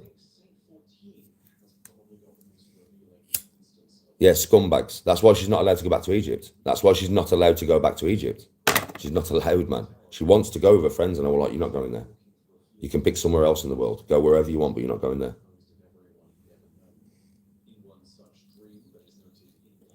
Oh, Mercy was on. It was my dad's missus. Sue was my dad's missus. So it was me, my dad's missus, and Tony. And we went into Nama Bay. And when you first walk into Nama Bay off the bus, I can remember exactly what it looks like, bro. You walk into Nama Bay, and there's like it's not a square, it's like a triangle, and it goes down like that. And then at the bottom, so you got a bottom row of shops, and then a triangle row of shops coming up to the top. And then you got a bar in the middle of all of it, like in the middle of it all. So you got a bar and then like walkways around the bar, yeah, to get to these shops.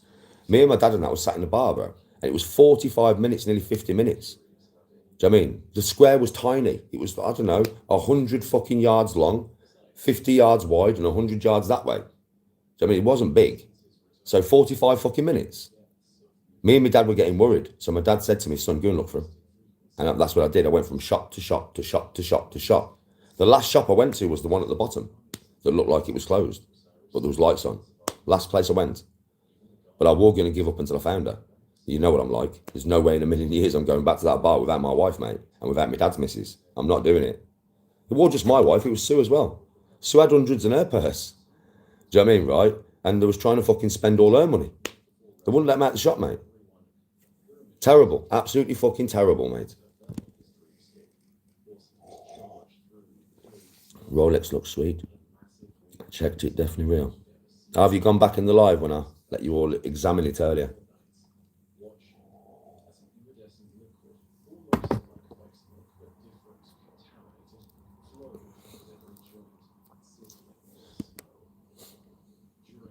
It was lucky I was there. If she was there by herself, anything could have happened. I mean, was they just going to make her spend all the money? There was like 7 blokes in there. Literally. 6 blokes right by Tony and Sue, and 1 bloke who had thrown on the floor. I think that's what shit him up though. Because fuck me, you don't understand, bro. He went flying. He went back about 10 foot on his ass when I opened that door. I mean, he was half the size of me. I'm not surprised. But he went fucking flying, bro. I swear to God, that's probably why they were so scared when I walked in the place. Because you know what I'm like. You can imagine me walking in 15.5 stone, mate. 15.5 stone, Danny. Angry. You know what I mean? Proper angry.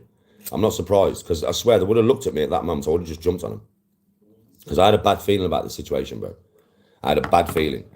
Like, all of my stomach was screaming, this is a bad situation, this is a bad situation. But Tony would not tell me what had gone on until we were fucking miles away.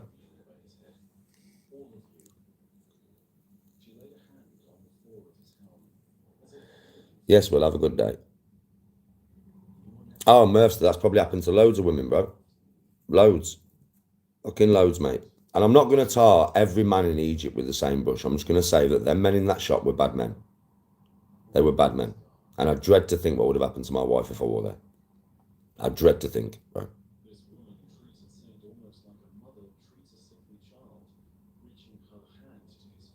I should join the Shield. What's the Shield?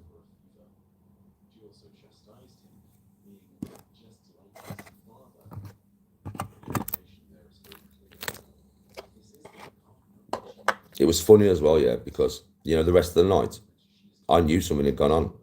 So my eyes were like that. I can remember, bro, I was angry. I can't chew my face like I was, because I have to be angry for that. And I'll start chewing my gums, yeah, and chewing my jaw will start popping out. But I'm not angry. But the eyes, I can just open them, because that is what it's like when I'm angry. When I'm angry, my eyes are fucking like that, yeah. So my eyes were like that, and I was chewing my jaw, and I was 15.5 stone. And every fucking shop we walked past, I'm not joking, they'd be like, do you want to buy something? And I'd just look at them and I'd be like, fucking no, bro. Yeah, and they'd be like, whoa. And it was taking a step back from me, bro. Because I swear to God, I must have looked evil, bro. I must have just had violence emanating from every pore of me that night. Worst experience of my life, and I'll do that. The single worst experience of my fucking life, mate. Egypt was weird. It was the best experience and the worst experience mixed all in the same holiday, man. It was fucking mad, bro. We stayed at a place called Tirran Island, Tiran. It'd only just been built. It was only about 18 months old when we went there. Beautiful hotel, you know. The hotel was sick, man. Do you know what I mean? The when you went down to the beach from Tirran Island, it wasn't a beach. Like you couldn't. There was no sand. There was a bit of fake sand with sun lenses on it, but you had to walk out off a jetty and jump into deep water because it was all coral. Mate, in that water, that's where I played with the octopus around my arm. Electric eel, fucking swam with angelfish, shoals of them. Do you know what I mean? Swam with fucking silver dollarfish, fucking hundreds of them, parrotfish, everything you could ever think of is underneath that fucking water. It's like a billionaire's tropical fish tank. It's fucking amazing, bro. And I'm a scuba diver slash fucking snorkeler, surfer, right? I'm always in the sea. So you imagine for me what that was like. I spent all my days in there, 4 or 5 hours a day, just under the water. My lung capacity went mental. Do you know what I mean? Because I was there for 2 weeks, and after I'd been there about fucking 5 days, my lung capacity was immense, man. Do you know what I mean? Because I was constantly diving down, just diving down, just diving down. It's amazing, bro. We went to Nama Bay, and that was just a bad experience because that's not the only thing that happened in Nama Bay. So my wife got locked in the shop. We've walked all the way down. We've gone down by the nightclubs, and that was that far down from where this had first happened, yeah? She told me what had happened. I was pissed now. Do you know what I mean? I wanted to go back, but my dad was like, nah, son. Do you know what I mean? She's out safe. It's dealt with. You don't need to get locked up, yeah? So I'm pissed now. So my dad's realised I'm really angry and I want to batter someone, yeah? So he's right, well, we're going to leave. So we went to leave Nama Bay. We walked round. We walked to where the bus was. When we walked to where the bus was, my dad was just stood by the bus stop with his hand on the banister, you know, like on the metal banister that separates the pavement from the road. This fucking geezer's come walking up the road, slapped a watch on my dad's wrist, and then told me he wanted 50 English pounds for it, right? And he grabbed the thingies. When my dad's hand was on the banister, he grabbed my dad's arm, yanked my dad nearly over the banister and whacked this fucking watch on his wrist. And I just jumped over the banister, bruv. I jumped over the banister to smash his head in. Right, I'm not joking. As soon as I jumped over that banister, that geezer fucking legged it. And I went to run after him. So I'd had enough now. I was going to chase that cunt down and batter him. I'd had enough. Do you know what I mean? Right. So as I jumped over the banister, I got put in a sleep hold. Yeah, I'm not joking. Proper boom, like that. Yeah. Me, because I'd lost my temper, I turned my whole body in the person's arms, and I was gonna bite him. I'd had enough. Yeah, it was my dad saying, calm down, I'll let you go when you calm down. Now, I've got to be honest, turning myself round in his arms like I did because I was psycho, when I realised it was my dad, I did calm down and I said, Dad, let me go, let me go. The motherfucker was nearly breaking my neck. I swear I could feel my neck cracking. My dad was a strong man, bruv.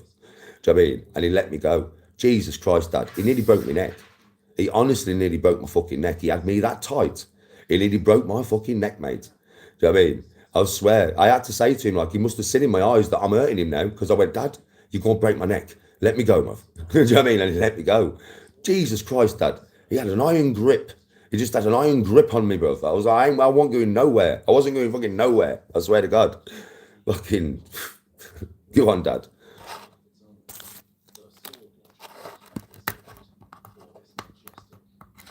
So yeah, it was a mental night. Mental night. And then we went somewhere else. What was it called now?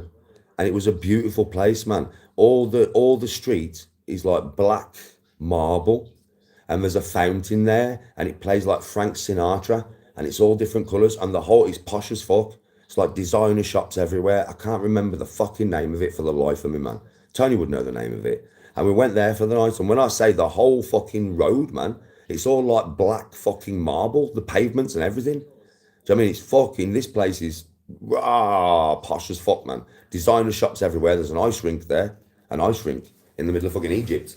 I can't remember what it's called though, man, for the life of me. It was a mad place. Beautiful though. Stunning place. That got spoiled because we walked around all the marble things. We went in the designer stores. Tony bought like a top from one of the designer stores, yeah? Everybody was buzzing. We was going to go to the ice rink and go ice skating, but we didn't have time. So we went back to where we was going to get the bus back to the fucking hotel, yeah? Right?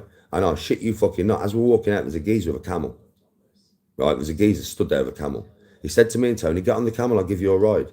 So me and Tony, we've never been on a camel. So we both got, it was mad. It was a mad ride on that camel, yeah? So we both got on the camel and he took us down the road about 100 yards and brought us back. He said to me, he wanted I think, what did he say to me? I'm sure he said to me, what did he say to me now? Yeah, well, I'm sure he said to me, I want 50 quid. And I went, what? And I just laughed at him. I went, I'm not giving you £50 for that, mate. So I gave him a £20 English note. Yeah. I gave him a 20 quid English note. I'm sure he wanted 50 quid off me. And I gave him a £20 English note and he started going mental. Right. I was on that camel for about 3 minutes, mate. So I went to give him this I give him this £20 note, yeah. In fact, was it 100? He might have wanted 100 off me. I can't remember. I'd have to ask Tony. She'll know exactly what the amount was. It was either 50 or 100. I'm sure it was 100 though. It might have been 100. That's why I was not going to pay it. Because 50, I probably would have just paid it. Yeah, but I'm sure it was 100, you know. I'll have to ask Tony. She'll know. Yeah.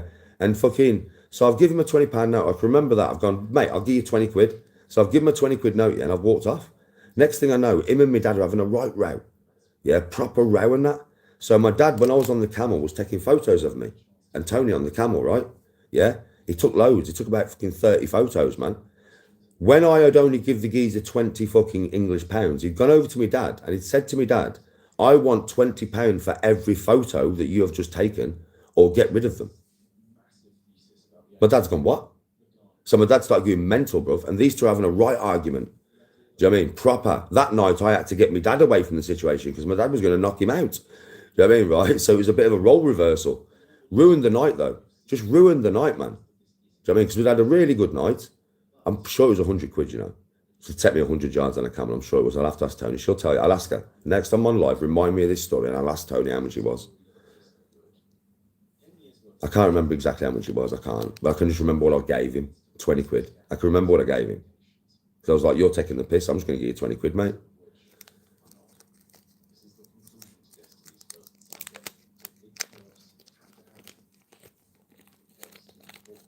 So yeah, Egypt was spoilt in those two ways. In those two ways. And that place with the camel was a shame, man. So if you ever go to Egypt, I don't know what it's called, man. Right, but like I said, the floor is all black marble, bro. The pavements and everything. It's designer stores everywhere. There's an ice rink there. Do you know what I mean? Right, I'm not joking with you. Yeah, and it's beautiful. It's fucking stunning, that place. And then to have it spoiled like that when we was leaving. Nama Bay is not beautiful or anything, though. Nama Bay is just like a big accumulation of shops everywhere. So it's not like there's no reason to go to Nama Bay. You know what I mean? It's not like there's anything special there for you to go and see. There isn't. There's just fucking shops everywhere and people trying to sell you shit.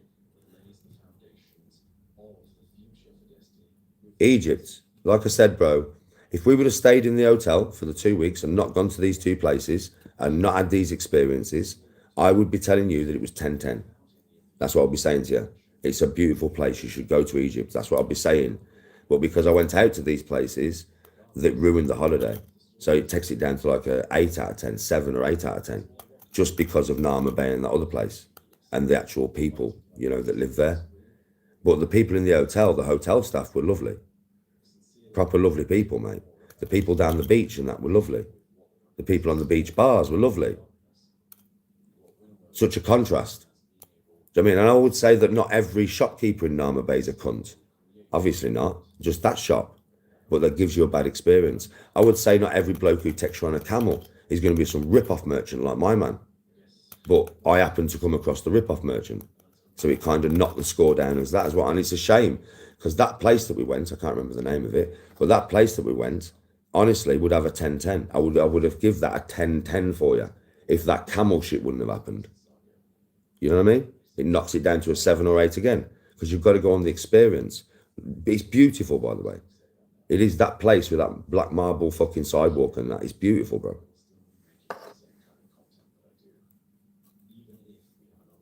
I don't know, bro. I can't remember for the life of me the name of it.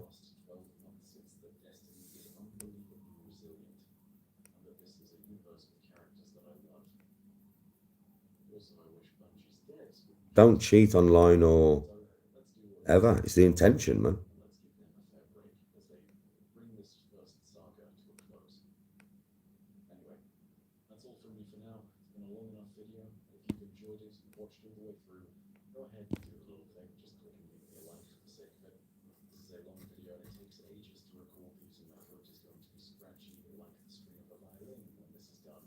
Good morning. Fucking hell, Jake. What you in here for? To hear me chat more shit? Fucking hell, lad. Talk about defend me, but then put a negative spin on it, Jake. You're getting very good at that, bro. You're getting very good at that, bro. But how you doing? Good morning.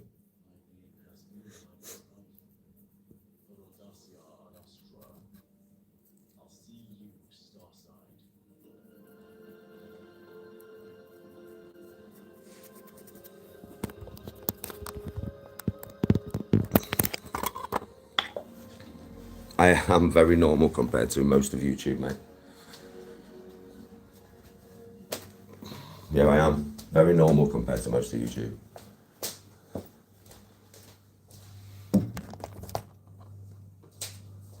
There's always bear trolls in here, folks. Just get used to it.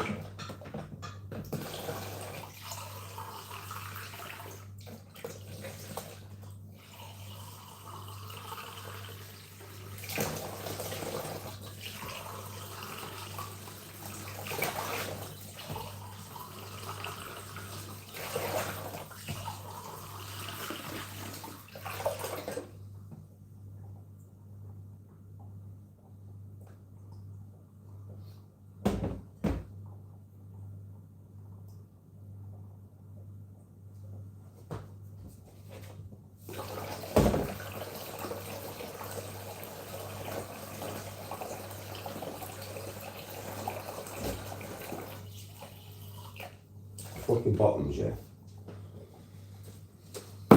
Yeah, I'm not joking with you. Yeah, because obviously I've stripped down, right? And loads of my bottoms now are literally loose. Like they're loose, man. It's like proper loose. My midsection is pretty cut, pretty rigid in that, like, you know what I mean? There's no fat on there at all, yeah? But fuck me, man. When I look at it, it's like, fuck.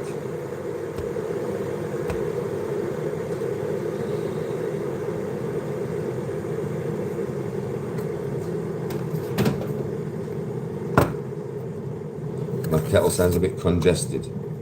Does it? Does it sound a bit congested?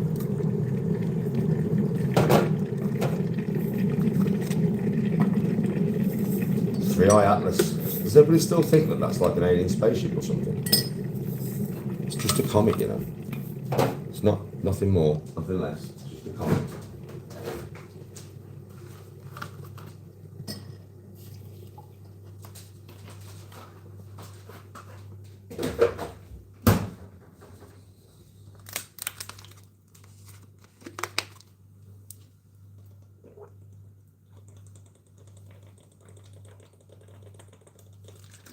Do you know why it keeps changing course?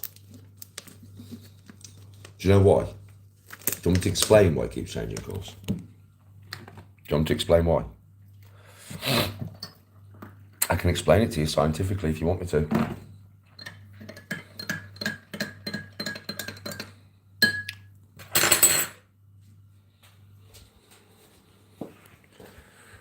Like, do you really want me to tell you why it's changing course? Because there is a perfectly scientific reason why it keeps changing course. Well, and I can quite happily tell you the scientific reason if you would like me to. I can explain the lights walk. I know what they are as well. It's not lights. It is lights, but it's not lights. Kind of, Gerard, yeah. No, Jake. No. Listen to me now. A comet is made of some rock, mainly ice. A bit like in Antarctica, a big chunk of ice. Take a big chunk of ice out of there. Within that ice, it's not solid. You've got pockets of gas, bro. All kinds of different gas. Gas is probably in that comet because it has come from another solar system, right? It's not from our solar system. So that will probably have pockets of gas that we've never even seen before. It might have even foreign elements that we haven't even got on the periodic table in there, mate. Now, as it comes closer to our sun, yeah, it heats up. So a comet, for instance, that comet, when it's in deep space, has no tail. No comet has a tail when it's in deep space. It only gathers its tail when it gets close to the sun and starts to heat up. Now, the closer it gets to our sun, and the more it starts to heat up, what happens is these pockets explode. And the gases that are in the pockets that are trapped inside the pockets explode outwards, say that way. And they will move it that way. What you've got to understand is in space, there is no gravity, there is no atmosphere. You push an object like that, yeah? Listen to this. You create, right, a forward momentum in an object in space and it'll never stop. It'll keep going forward forever. There's no inertia, right? So when that explodes, that thing can move a lot from that explosion. It can move a lot. Do you know what I mean? Now, its forward momentum eventually will stop it moving sideways. It will, because it's got so much forward momentum, it's going so fast, but it will still move it. And that's just pockets of gas exploding as it heats up. That's why it's changing course. It's not intellectually changing course. It's not a fucking spacecraft. Now, the lights inside are the same thing. What happens if you cause an explosion with certain gases? They create different colors, right? Yeah? They do, right? They create different colors. Gas, for instance, creates a blue before it creates yellow, right? And in space, where it's a total vacuum, it wouldn't have a chance to burn, but the initial brightness of the explosion, you would get blue. You get all types of different colors, depends on what gas it was. Do you understand what I'm saying to you? Also, if there is heavy elements in there, say copper and stuff like that, and there's an explosion, the copper would turn what color? What color would you see? Green. You'd see green, right? And there's no atmosphere for it to dissipate into quickly. So it would actually shine green inside that thing for a while, probably. And that's only gases that I'm explaining, or heavy metals or elements that I can explain to you from the planet Earth. This thing's not come from our solar system. This could have come from a planet that we can't even identify. We can't quantify. It's got different elements that we've never even heard of. It's got different gases that we've never even heard of. It could be causing, like, obviously, reactions within the comet that we can't even quantify. Do you understand what I'm saying to you? It's not alien. It's not a spacecraft. Believe me, it's not a fucking spacecraft. It's not, because they wouldn't cover themselves in ice. No spacecraft would do that. A spacecraft would just fly here, go nanu nanu. We've come from fucking tetrahedron, fucking 100 light years away. We're powerful as fuck. Do as you're told, or I'll death ray your whole planet. That's how powerful they are. Do you understand? They don't need to come here on a comet. They don't need to ride a comet. Trust me, it's just a comet. It's just behaving weirdly because it's from another solar system. Could be from another galaxy for all we know. We don't know where it comes from. It's definitely not from our solar system, though. It's not burning. There can still be an explosion in space. You can still have an explosion, right, without oxygen, but it doesn't burn. It's a weird kind of explosion. It's like an implosion explosion with the light and the source and the energy, but it dissipates so quickly, it's weird. It's very hard to explain how an explosion works in space. That's why when you see spaceships blowing up in space, on films, and they blow up with loads of red flame and stuff. Nah, don't get me wrong. If a spaceship blows up in space, you would see some red flame from the oxygen supply going around the ship. There is oxygen within the ship. Otherwise, you wouldn't be able to breathe, right? So you would get some red flame, but you wouldn't get that massive explosion of red flame that you see on films. That's bullshit. I don't think I've ever seen a film that has represented an explosion in space, how it would actually look to my brain. I don't think I've ever seen one film do it correctly, you know.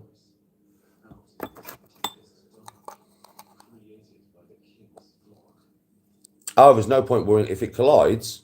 Do you know if a comet collides? Don't forget, a comet hits with 40 times the speed of an asteroid, of a meteorite. No joke. A comet hits with 40 times the speed. A comet travels 40 times faster than a meteorite. If that comet hits the Earth, we're all dead. No one survives that. No joke. No one survives that. It would be the equivalent of it'd be megatons. We work in kilotons, right?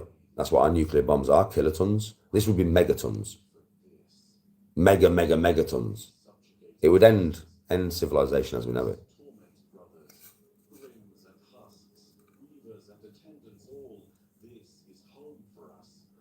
Well, it is an right. So it's diet chips, right? It's an explosion that quickly turns into an implosion. It's hard to explain. It's hard to picture, and because nobody's ever done it correctly in a film, I've never been able to picture it. But if anybody ever does do it correctly, I know when I see it, I'll be like, that's what it would look like. But I've never seen it, not correctly. Do you know what I mean? Where I thought that's what it would look like. Because it's an explosion mixed with an implosion, which is a weird explosion-implosion.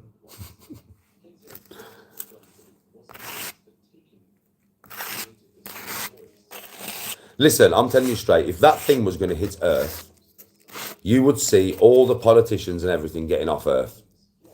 Whenever you see that, yeah, and I don't mean going underground. You ain't surviving it underground. Nothing, trust me, the earthquakes and the volcanoes and the tsunamis after that, mate, ends everybody. The continents would shift and everything, right? Nobody's surviving that. And the powers that be would know this.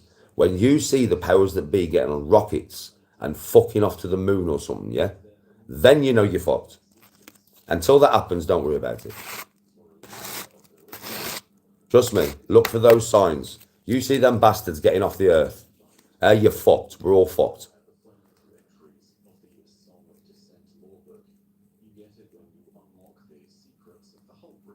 Well, stop cheating on your missus, bro.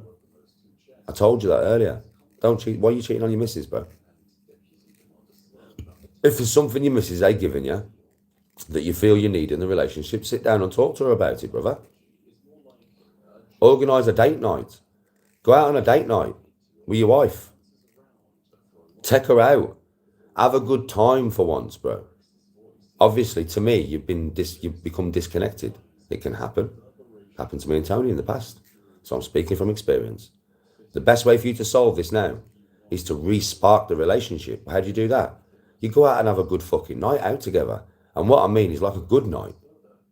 You know what I mean? You go and have a meal. You have a laugh. You take her out clubbing. You dance together, bro. You get her drunk and have a dance together. Stop in a hotel. And then afterwards, when you've been laughing all night with your fucking missus, then you take her to the hotel and you have what you've probably been missing for a long time. It's quite easily done. Just put the effort in. She will respond to the effort if it's done correctly. Don't speak about nothing when you're out and about and you're having a laugh. Don't speak about nothing serious. That conversation can come the day after. But first, just take her out on a date night, yeah, and go and have a fucking laugh, bro. And whatever your missus wants to do, because you're going to live for a long time, you got plenty of time for you. So for once, bro, just put her first, and whatever she enjoys doing, you go and do. With a smile on your face, though, bro. Go and do it wholeheartedly, wanting to do it, wanting to be there, wanting to watch her laugh, in which case you'll laugh. Crack some jokes, have some dancing, drink some cocktails, have a laugh. That's probably what's missing. Rekindle it.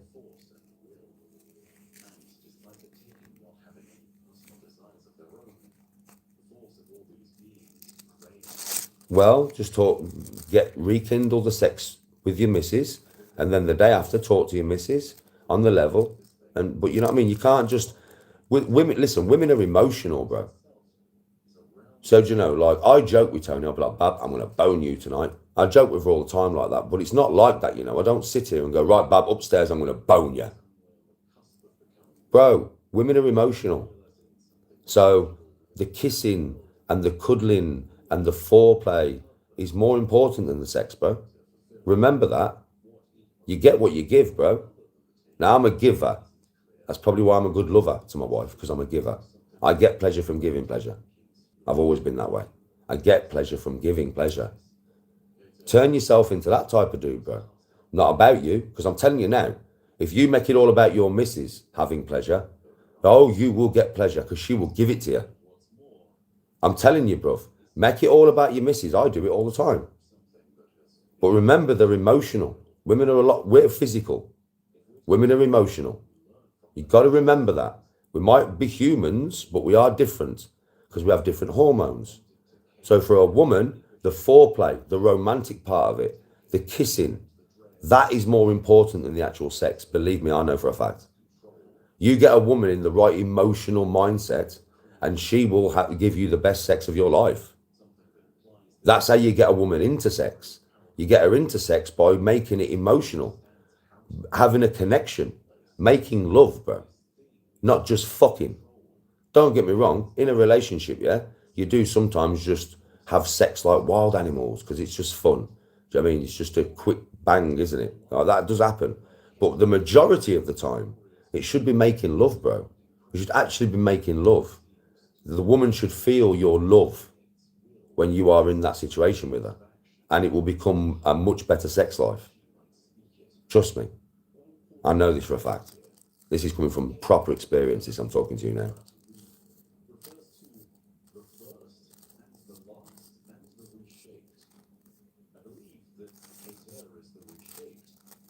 I look like a taker. Well, not as much as you, bro.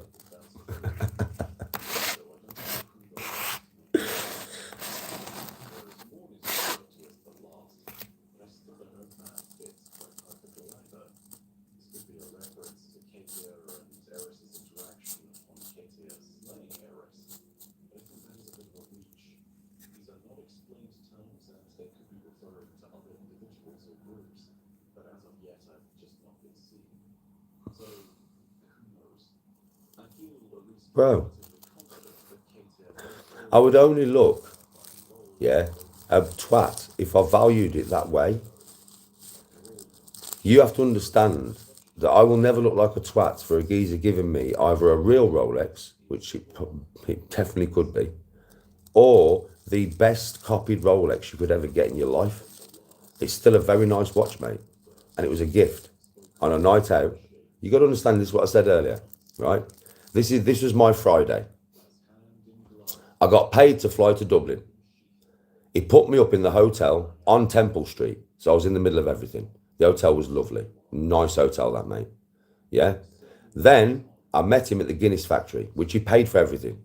And I went on a Guinness factory tour and got pissed on Guinness. Then he paid for me to go and meet him at Conor McGregor's pub and paid for everything while I was in there. Then I went out and ended up in a street party with a couple of hundred people, yeah, and I met loads of wicked people and was out with them till 4 o'clock in the morning.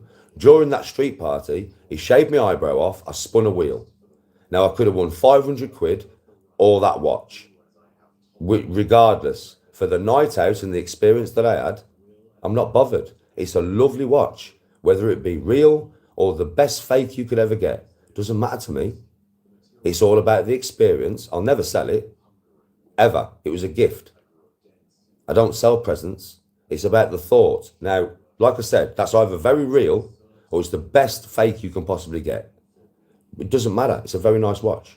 I'm very appreciative for it, and I had such a good time getting it. It's only you lot that would think about selling the watch that are bothered about all this. I'll never sell it. I'll keep that until I die, and then my kids will have it. I will get it authenticated when I feel like it. It's not an important thing to me. It might be to all you lot because you're all materialistic. I'm not materialistic. I value that as a present more than it's worth. Way more than it's worth. This here, my dad bought me fucking a lot of years ago. 15 years ago or something, my dad bought me this.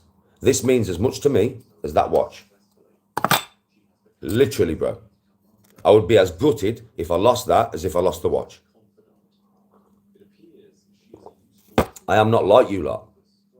You lot are all materialistic. That watch doesn't have that kind of value to me. That watch doesn't. That watch is a memory. It's part of an extremely good memory. It's an extremely lovely watch. And it's part of an amazing time that I had that I'll never forget when that's on my wrist.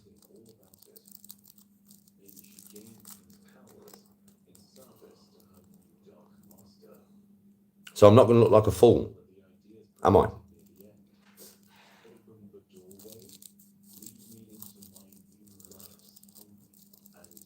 If I'd bought it off him for 5 grand and then it turned out to be fake and I'd bought the fucking thing, then yeah, I'd look like a fool, wouldn't I? But I didn't buy it. He took it off his arm and gave it to me.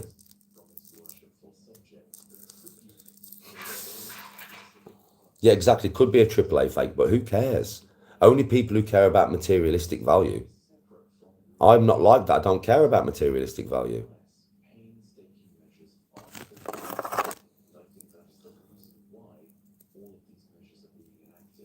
Exactly, Gerard.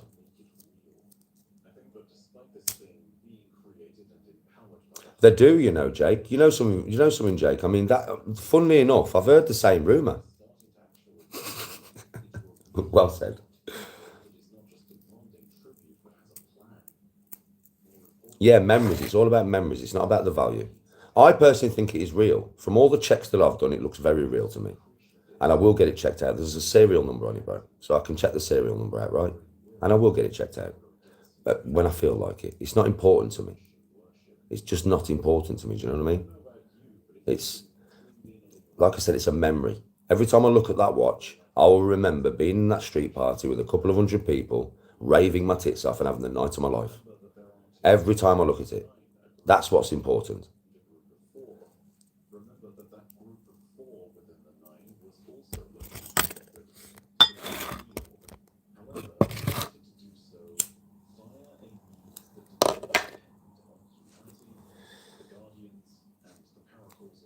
But regardless, whether it's real or it's fake, it's a damn good fucking watch. It's a lovely watch, mate. I'll tell you that now. It's a lovely, lovely watch. A really lovely watch. It's a proper nice watch. Yeah, the memories are more valuable. Oh, me and Whitty made some right memories that weekend, man. Me and Whitty will never forget that weekend. We made some right memories, bro. And Whitty couldn't have asked to go with a better geezer, you know. We don't half spark off each other, me and that geezer. We was just laughing. From the time we got there to the time we left, we was just laughing, bro.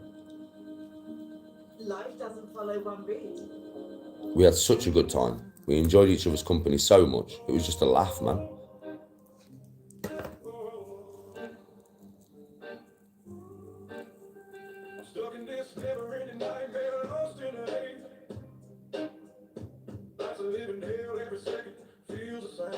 I'll be going in the sea, Gerard. When I go on holiday, you know, to Tenerife.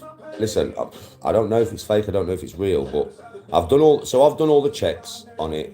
Yeah, that people have told me to do, and I've watched a few videos, you know, of like Rolex collectors, and I've watched them check them out. Yeah, all the checks are right. The only thing I haven't checked yet is I haven't took it in the water.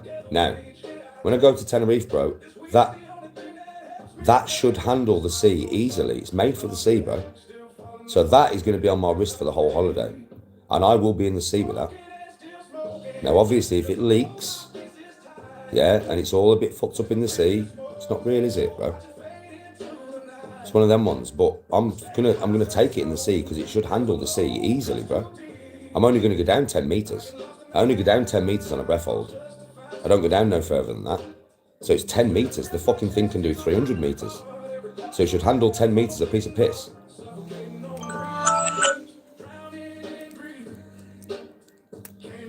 Yeah, that's what I mean, Gerard. You know what I'm like. I'm going to have it on my wrist, and I'm going to be diving down with it all fucking day.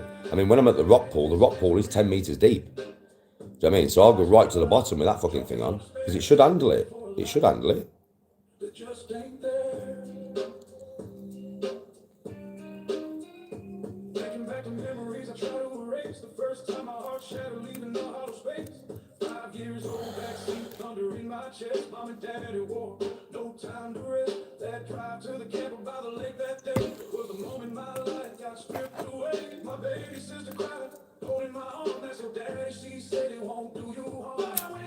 Yeah, if it's real, it'll handle it. If it's real, it will handle it. If it's not, it won't. Yeah, I probably am going to play some Destiny today at some point, bro. Probably. I need to get on there and get some fucking leveling up done.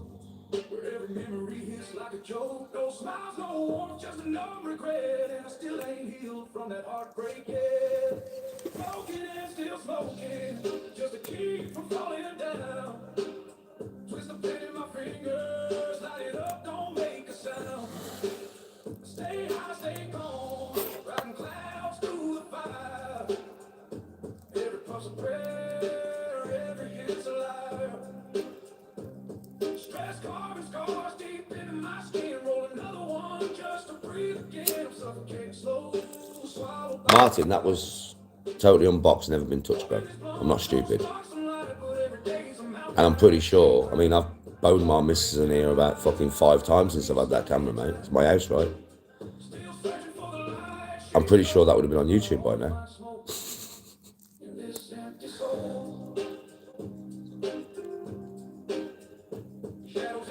Yes, Kelly, respect.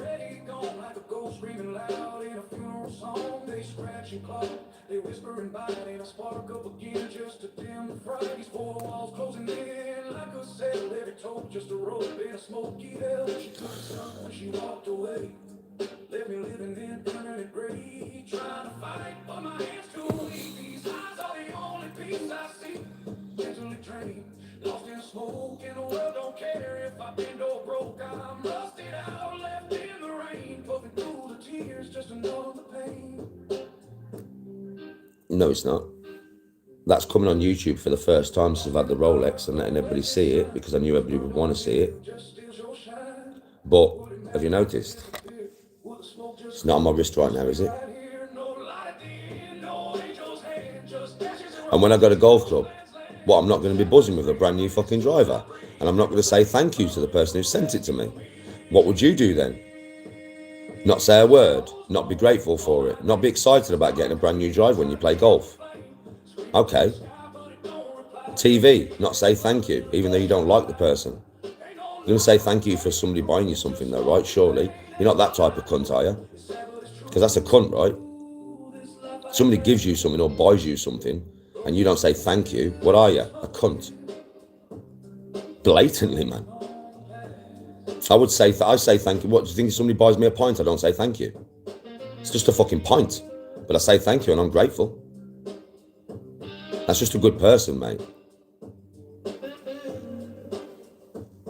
I've listened to Ren, yeah.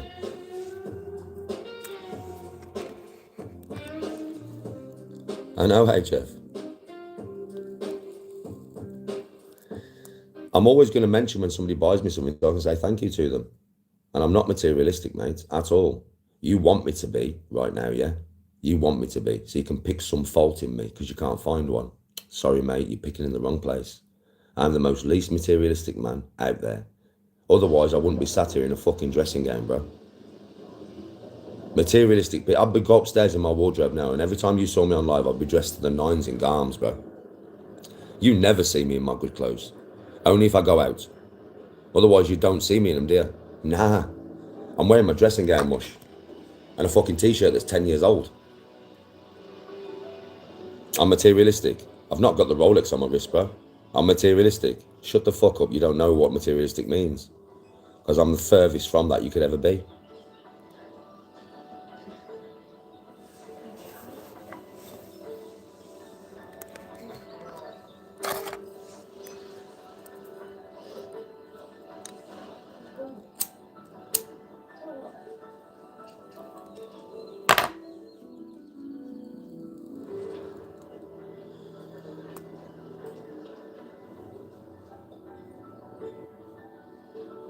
I'm not insulting you.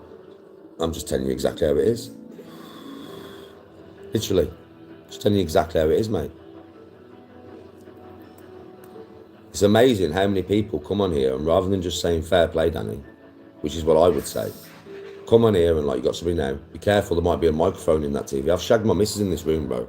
I think he would have unleashed that by now. There's no mic in that TV. It come in a box that had never been unsealed from fucking Amazon.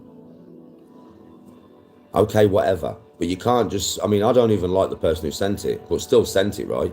But you can't be happy for it. Of course you can't. You can't be happy that I went to Dublin. Of course you can't. You can't be happy that I got a watch. Of course you can't. Because you're sad people that can't be happy for nothing and nobody because you live a very sad life and you're negative. And that's the reason why nothing good happens to you in life. Because you're fucking negative as fuck. I know, I've been there. Negativity only breeds negativity, my friends. It doesn't do nothing other than that. It doesn't benefit you, doesn't do anything for you. All it does is give you a vibe that people won't want to come near unless they've got the same vibe. You want to surround yourself with negativity your whole life? Fine, carry on. But that is not what my lives are about. So if you're coming near with all your negativity, you're going to get banned. And it's not because we're scared of you. It's just because we don't want you here. You negative people who come here, you're not wanted here. But you're the type of people that will hang on in a place that you're not wanted. Shows the type of character of you. You haven't got nothing nice to say, don't say anything at all. Or don't watch, scroll on. It's quite easy, you know. It takes one thumb and one movement. And you don't have to watch me, dear. Do I ask you to be here? No. Do I beg you to be here? No.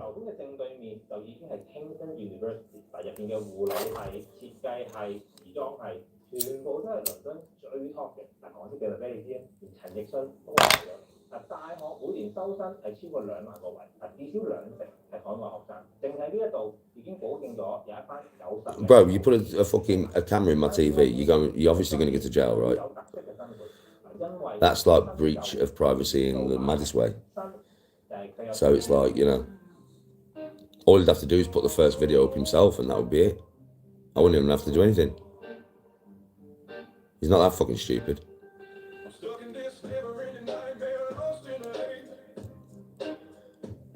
They have, Ruth. Every gift. Even the gift that I didn't want. That I told the guy blatantly I didn't want and I didn't need. I still accepted it with humility. I don't even like the person and I still said thank you.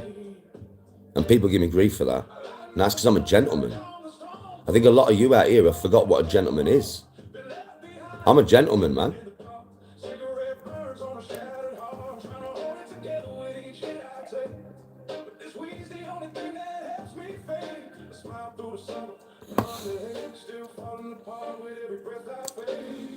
Yes, because the Dossers contacted me privately and said to me what I got caught into myself.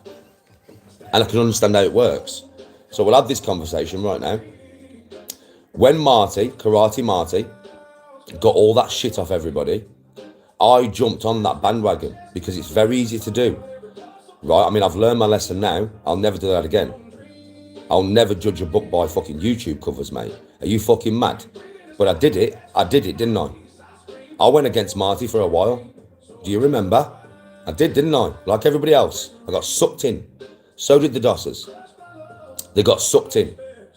And once everybody started researching me, and they found out that I am no fucking weirdo, they felt bad. Because they're just normal people. They got sucked in. And then they contacted me privately and apologised. Sincerely, believe me. Sincerely. Properly. Not online, privately. Yeah? And that was sincere. Now me, I'll give anybody a chance. I'll give anybody a chance unless you've got some fucked up shit in your background. If you've got some fucked up shit in your background, you get no chance from me. Mr. Dosser and Mrs. Dosser have got no fucked up shit in their background. And like I said, it's easy to get sucked in on social media, as you all fucking know. And that's what happened to them. But that apology to me was legit. It was sincere. So I gave them a chance. And that's where this has come from. Now, going to play golf with somebody that you did previously have a problem with, and I don't have a problem with them now, right?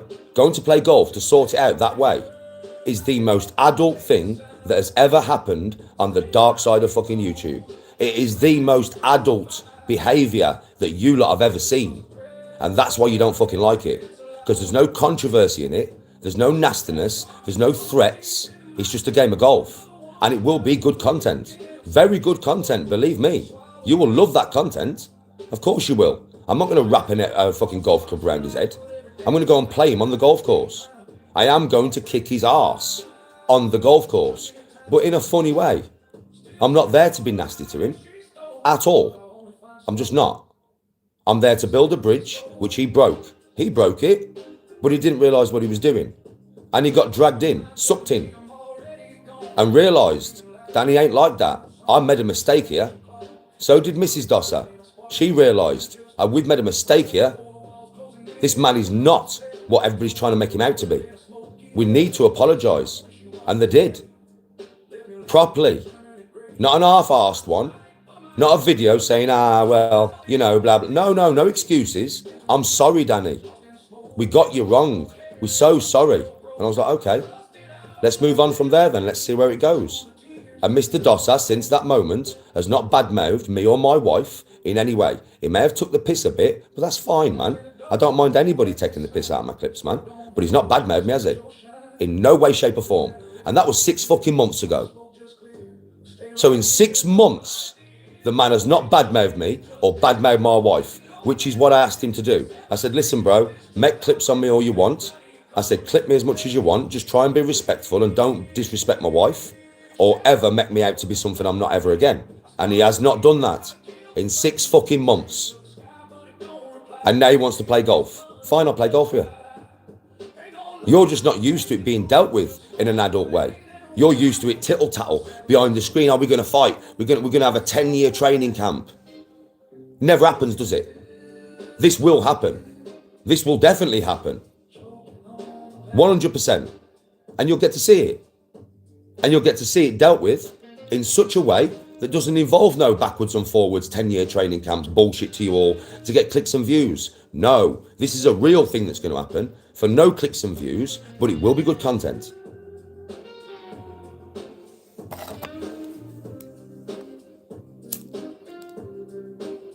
Yes, Kingy, respect.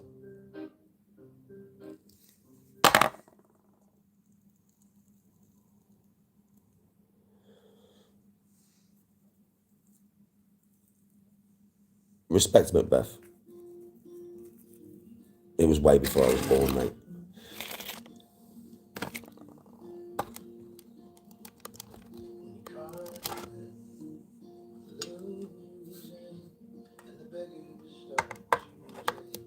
Yeah. That was just a conversation, man. Do you know what I mean? That was just a conversation.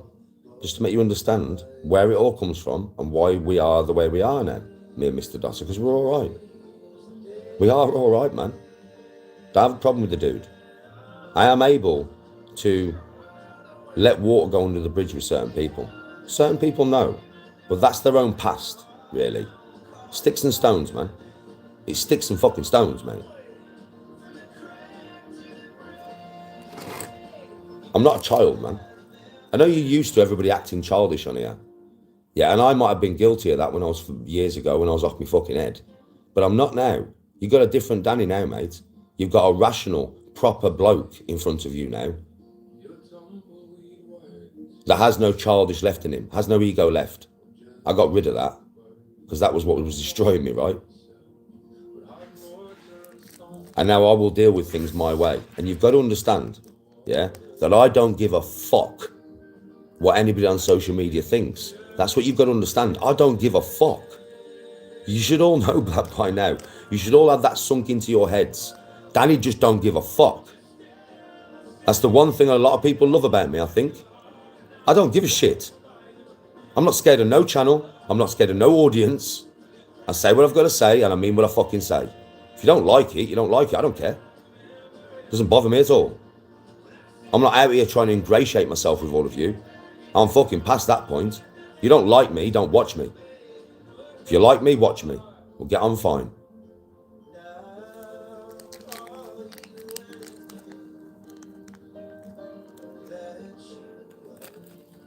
English, with that man, it's his own past that stops that. It's his own past, bro. I don't really want to go into it because it's very negative. Yeah? And I don't need to make you aware of what I'm talking about because you all know. Right? It's his own past, bro. I did say that, didn't I? I said there's some people that have a certain past that I can never get behind, which I didn't know until the last year. Yeah? But no, bro, because of his own past.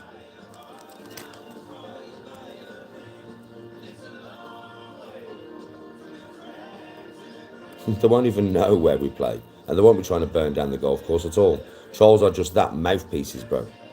To go and burn down a golf course, to go to jail for a long time, okay, whatever. We'll go and play another one. I don't own the golf course. Trolls are just mouthpieces, bro. Pure mouthpieces. Let them go with some petrol and try and burn down the golf course. Watch all the golfers attack them with a 9-iron and them get sent to jail. Because that's what would happen. You go to a golf course where there's hundreds of people playing golf with golf clubs and try and set it on fire. You think that's a good idea? You're going to get mauled, bruv. With golf clubs as well. You're going to get smashed to pieces, man. And then the police are going to come and arrest you for arson. Probably attempted murder as well, of about 100 people. Because you're trying to burn down a golf course with people on it, you silly cunt. Okay. Yeah, trolls are really going to do that. Trolls ain't got the balls to leave the fucking house. The only power they've got is behind a keyboard, bro. Don't get that twisted. That's the only power they possess, behind a fucking keyboard. In real life, they have none. They have no balls, no gumption, no fuck all. That's trolls for you. Weak. They can't even be the self. That's how weak they are.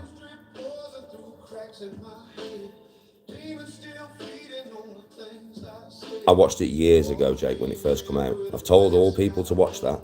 I watched it years ago when it came out. Have you watched? Where have you watched it? Curious. I'll tell. There is a reason why I'm curious. I've watched all of them, bro. But where have you watched to? Where have you got to now? Where are you in it? I know every episode. I've watched it multiple times. You can imagine. I love that shit. But where are you now in that series?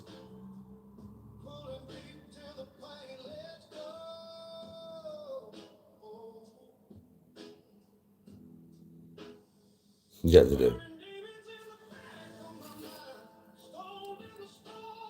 Oh, you watched it years ago as well? I was going to say, because people who haven't watched it don't know that the main actor unfortunately died in it, and they had to replace him. And I was going to warn you, he will get replaced. Bless him. R.I.P. Do you know what I mean? Because you know, after the first series, bro, if he would have still been alive now, he would have been a super Hollywood actor, right? That would have propelled him to stardom, bro. Do you know what I mean? It's such a shame for him. Such a shame.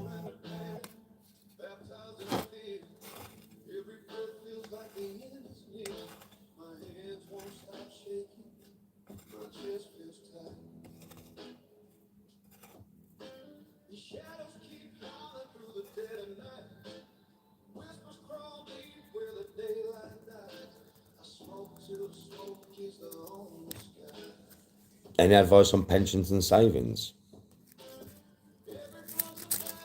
Well, yeah, it's either well, I've said it's either politics, sex, or blood. That's Spartacus, isn't it? Politics, sex, or blood. I mean, it was mad for me because obviously I'm old.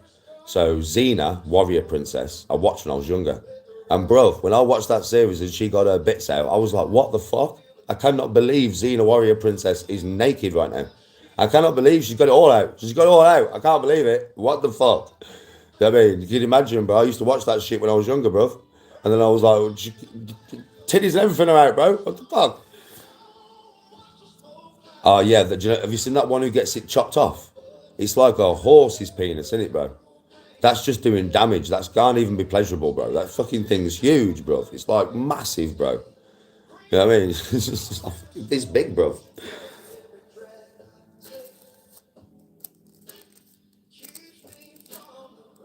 I come across as passive aggressive. No. It's not passive aggressive. I'm never aggressive nowadays, bro. But sometimes I get stern. I get stern with certain people. Listen, I'm going to tell you something now. You're going to learn something from me nowadays.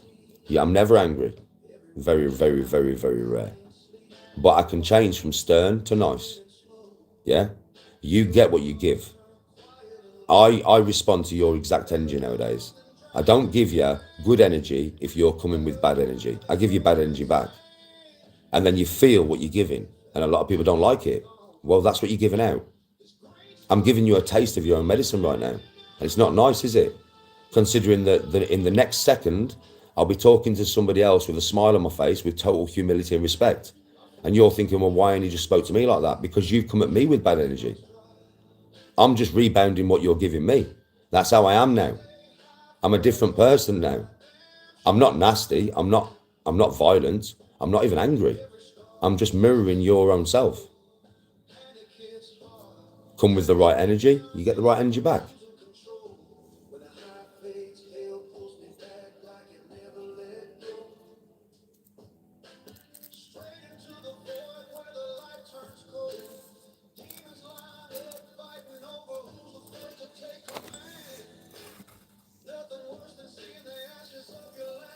I'm an energy person. You give me good energy, you get nothing but good energy back. And that's what I'm like. I go off people's energies, bro. the vibe. If the vibe is good, you get the best version of me. Happy as fuck, joking around, funny as fuck. Trust me. If the vibe's bad, you don't get the same me. That's not my fault though, because it's your vibe doing that. Do you get what I mean? It's like I can guarantee, no, I've never seen a psychiatrist. Like I can guarantee you, like just a little bit back to the conversation that we had not long ago. Yeah. I know that when I go and play golf with Mr. Dosser, it will be a good vibe. I know that for a fact. I just know it. I know it. Do you know what I mean? Well, it'll be a good vibe. It will be a laugh. I know it. And it'll bring something positive out of what was negative. Trust me, it'll bring something positive out of what was negative. That is the best way to function in this world. The world is negative enough, man.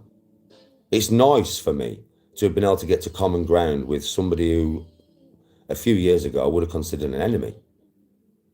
You know what I mean? It's nice to get some common ground rather than just be at each other's throats all the fucking time. Do you get what I'm saying? You lot may put it all down, but like I said to you, man, it's a very good way of handling something that was negative, that now can be turned into something positive. And that's what I'm about now. I'm about positivity, man. I'm not about negativity. I don't want it around me. I don't want to engage in it. There's a lot of people on social media that probably think they've burned their bridges with me. It's like Jake. Jake's in chat now. I'll tell you something, Jake. Some of your videos just lately have slightly offended me. Because like I said, you've got a habit just lately of defending me and then spinning a negative narrative on it. Rather than just defending me, Jake. Rather than just defending me, bro. Do you get what I'm saying? I don't badmouth you, kid. At all. I don't badmouth you. If I've got something to say to you, I will say to you. I'm that type of motherfucker, right? But I don't have no bad feeling towards you. But it's very contradictory, Jake. You know what I mean? You're very contradictory where I'm concerned. You either like me, boy, or you don't. Do you know what I mean? You either like me or you don't. Do you know what I mean?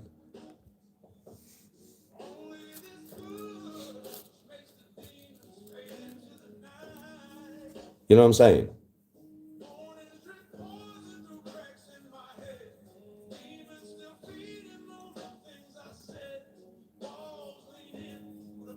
There can't be no, for me, there can't be no contradictory there. That's the way I work.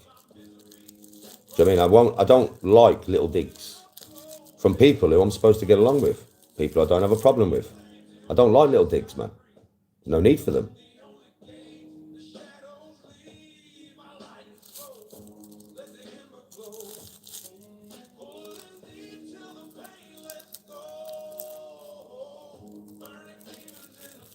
People do play games, but with me, you don't get nowhere playing games. That's what I'm trying to explain to you all. With me as a person, the way that I am, you get nowhere playing games. Nowhere. What you do with me is you play the game of being respectful. That's what you do. It's all about respect with me, man. That's what it all comes down to, folks. Respect. Like I'm talking to JDP right now, yeah? Right, I'm talking to Jake right now. Not with disrespect. At all. Not with disrespect, man. I'm just saying, look, you're a bit contradictory there, kid. You either like me or you don't. Do you get what I'm saying? I don't like the little digs. It's not like they bother me, but I don't like them because they're for no reason. Do you get what I'm saying? They're for no reason.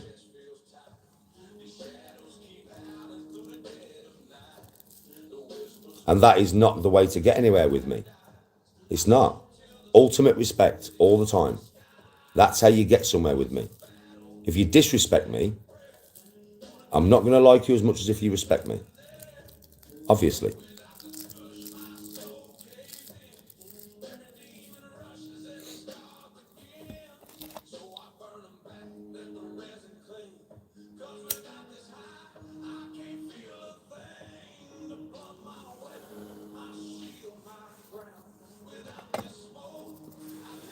Bro, for me, it shouldn't be like that. humans are capable of showing loyalty, bro. I am. I'm loyal as fuck. If I'm your friend or I'm good with you, I'm fucking good with you. Unless you fuck that up. There's only you can fuck that up, mate. I will not do it. I will never do you wrong. I will never go against you for no reason. I will never badmouth you. Yeah? Right? I won't do it. I won't come online and be all right with you one day and then the next day slagging you off online. I won't be like that. Are you fucking mad? That's not the way I'm built, mate. So if I'm capable of it, so is everybody else. You don't need to be a dog to be loyal. That is a trait that humans can have. Just not many do nowadays. Through choice. It's in every human to be loyal, because I'm loyal.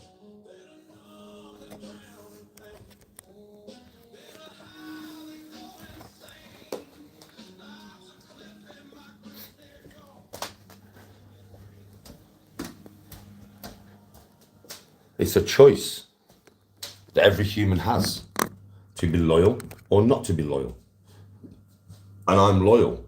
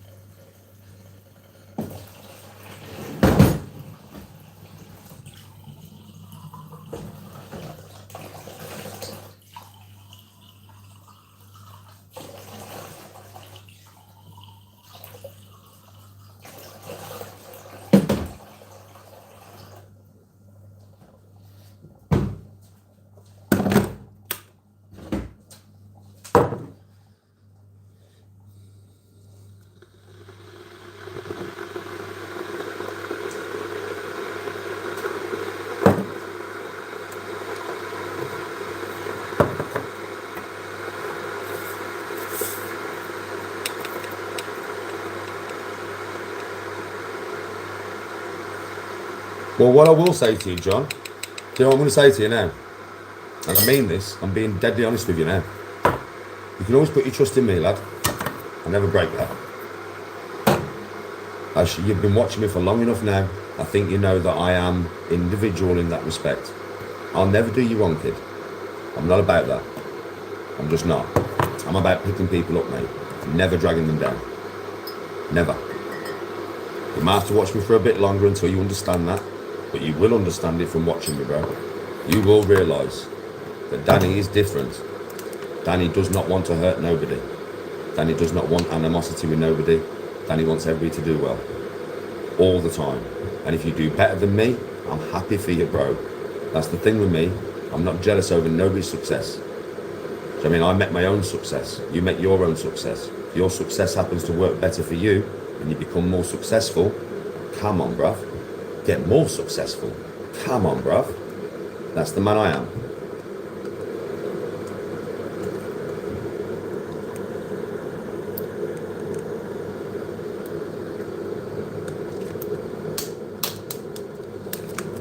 Do I have a brother named Garnet? I have a best friend named Garnet. Thank you, Fenna. Respect.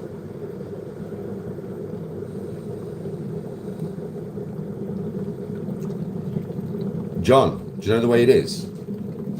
I don't give respect out for it to be reciprocated.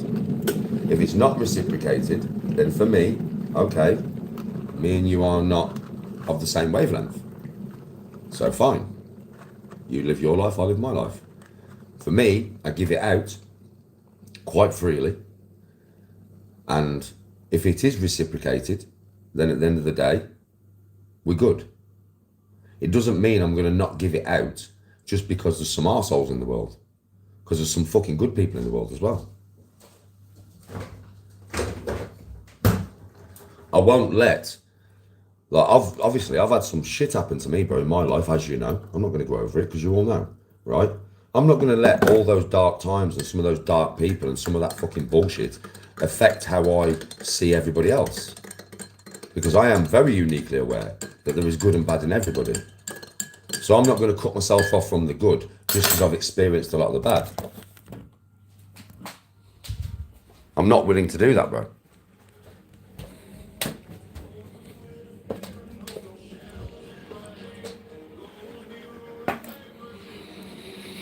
There isn't many on here. I agree, John. There isn't. There isn't. I do agree, bro. I'm not disagreeing with you. John, I'm not disagreeing with you, bro. I am totally agreeing with you. But only on the dark side, though. Or people who care more about the materialistic stuff than the soul of a person. It's getting less and less every fucking day, bruv. Every generation that's born, it's getting less and less. But there still is some people like that, mate. Few and far between, and you may meet a lot of fucking shit before you find one golden person, but that one golden person is worth all the shit that you found on the journey. That's the way I look at it, bruv. For every good person you meet, solely good person, yeah, it's worth all the dickheads that you've met before. It is, bro, if you look at it the correct way. Yes, Toby. It's about quality, not quantity. Well said, Ruth. Jodie said that. She went, Danny, why don't you just shave the other eyebrow to balance it out, man? At least they'll grow back at the same time. She said that to me yesterday. There is, John. There's loads of them on here that need that. But they're also the types of people that would sit in a courtroom with you after dissing you for ages and you give them a slap, and they'd sit in a courtroom and they'd quite gladly give evidence to get you sent to jail. We all know that's what they're like, bro. There's not a man among them. So for you to go down the point where it frustrates you and gets you to the point where you want to do that to him, which it used to me, it's futile. Unless you want to go to jail. And who wants to go to jail, really? I've been there, done that. It's not a good place. And I'm 45 now. I don't really want to throw any more of my years away for a dickhead. Because that's ultimately what it would be, right? Throwing years of your life away for a fucking dickhead. If you look at it rationally like that, they're not worth your time, mate. If you can get that in, like for everybody, if you can get that in your head, I just don't watch them. So you got people that, you know, obviously I don't like, and people that take the piss and stuff. I don't watch them. If you go against me like that, I'm not going to watch you, obviously. I'm not going to put myself in a situation where I want to batter you. Do you get me? So I just won't watch. I'm oblivious.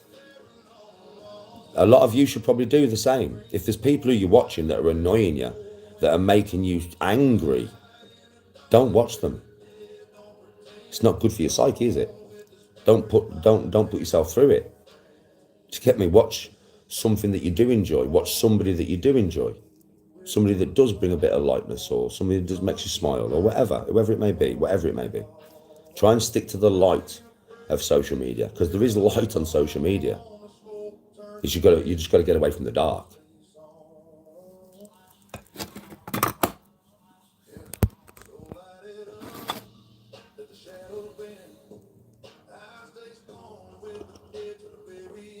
Yes, John.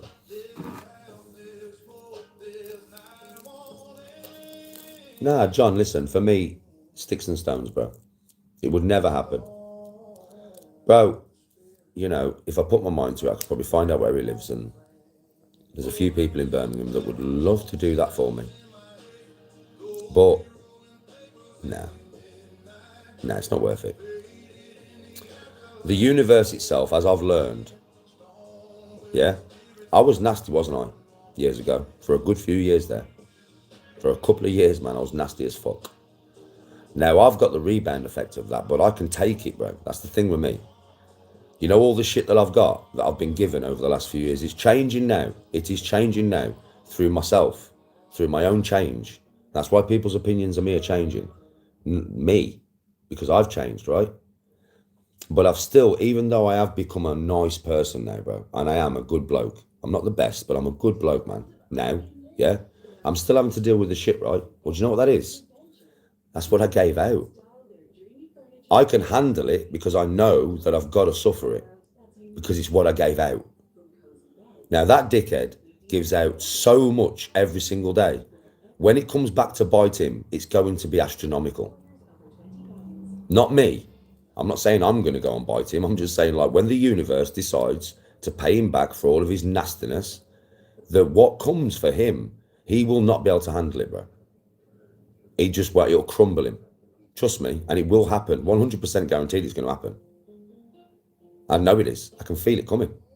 He doesn't feel it because he's stupid. He's too self-absorbed in his own shit to even see what's going to come his way. But it's going to come, bro. And he ain't going to be able to handle it like I have. There's no way. I'm strong as fuck, man.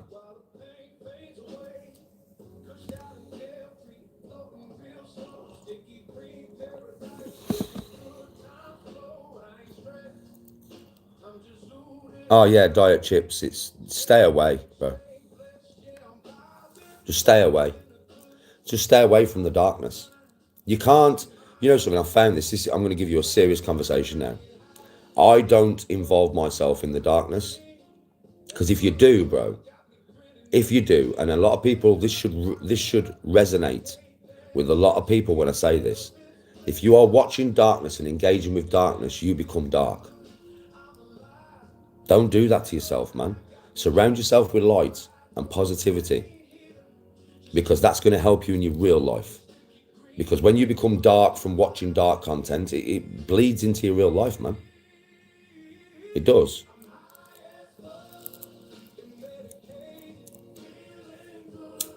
Yeah, I've had this new channel for a couple of weeks.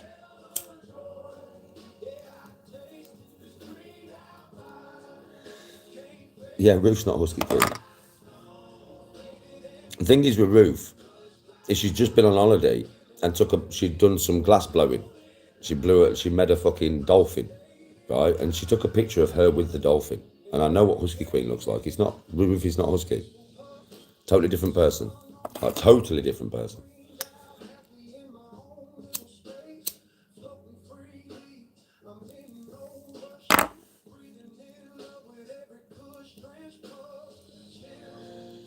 Yeah, I smoke the green, bro.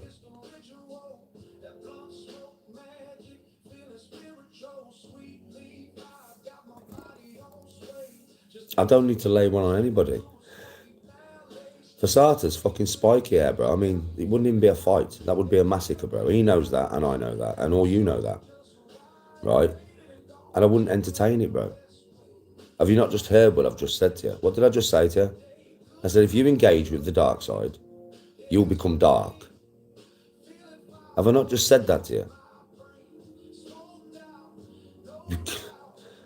What do you want in life? Do you want to be surrounded by darkness or surrounded by light? It's your choice, man. I choose the light. It's a better place to be. Trust me. Being shrouded in darkness, I've been there. Bought that t-shirt, mate. Not a nice place to be. Not good for the soul. Where I am now is good for the soul.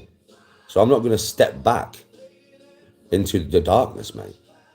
Are you mad? No chance.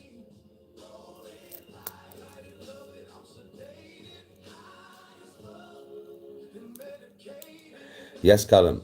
It's mad, I agree with that.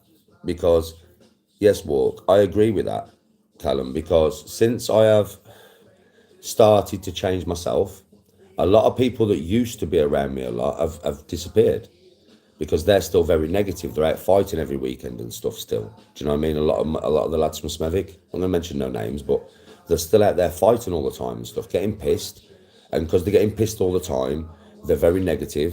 Do you know what I mean, right? Because that's what alcohol is. It's a depressant, right? And then they're going out and they're fucking fighting all the time. Now, them lads there used to be around me all the time, which probably stoked a lot of the worst sides of me. They did not help, yeah? They don't come near me no more, you know? Because my aura's not the same as theirs no more.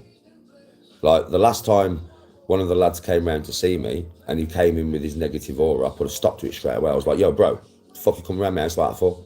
Why are you coming around my house like that? I'm trying to calm down, and you're bringing an aura that ain't helping me, son. And he felt very uncomfortable, and he left my house, and he's never come back. Yeah, because I won't have it around me no more. And now I'm starting to meet people with a like-minded aura. Like Witty, for instance, would never have wanted to be around me fucking 4 years ago, bro. Neither would Pro, bro. Neither would Dan. Dan Bennett would not have invited me out 4 years ago, bro. Walk with Christ would not have been at my house tomorrow 4 years ago. S2 would not have been hanging around with me 4 years ago, because these lads are pure. Do you know what I mean? Like they're sound as fuck in their head. They're all like happy. Yeah, they're very positive people. And the way my aura was, nah, bro, that would never happened ever. It's because the way I am now, though, they want to be around me because I am very positive and I am very happy all the time and I'm upbeat and I'm fun to be around. These are all the things I lost when I was in the darkness. I've gained them back now. My fun factor.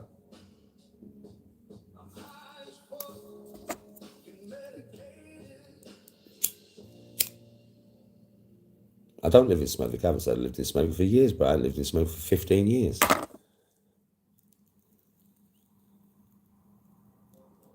It is the real way now. It is, brother, I agree. That's why golf's so good for me. Because think, I was speaking about this on TikTok yesterday, triggers, right? So since I've got older myself, I realised my triggers, there's triggers that can bring out the old me, obviously. So if I'm around violent people or violent talk, it'll bring its triggers. It'll bring out the old me, yeah? If I am talking about too much darkness, it's a trigger. Do you know what I mean? That's why now if people ask me about things that have happened, I gloss over them quickly. I do not go into detail because going into detail is not good for my mental health and it will bring out the old me. I know it. I know my triggers. It's like when people are like, oh, get in the boxing ring. Are you fucking mad?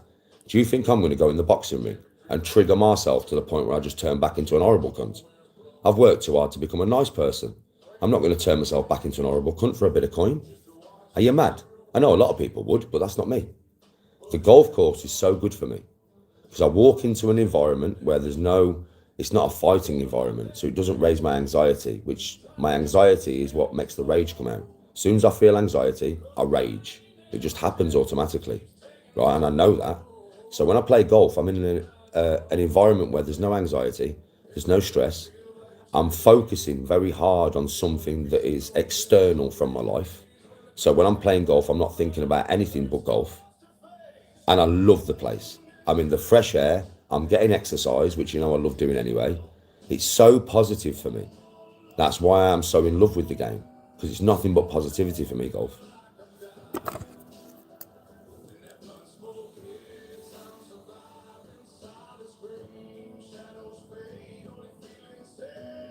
Yeah, golf can save a lot of people.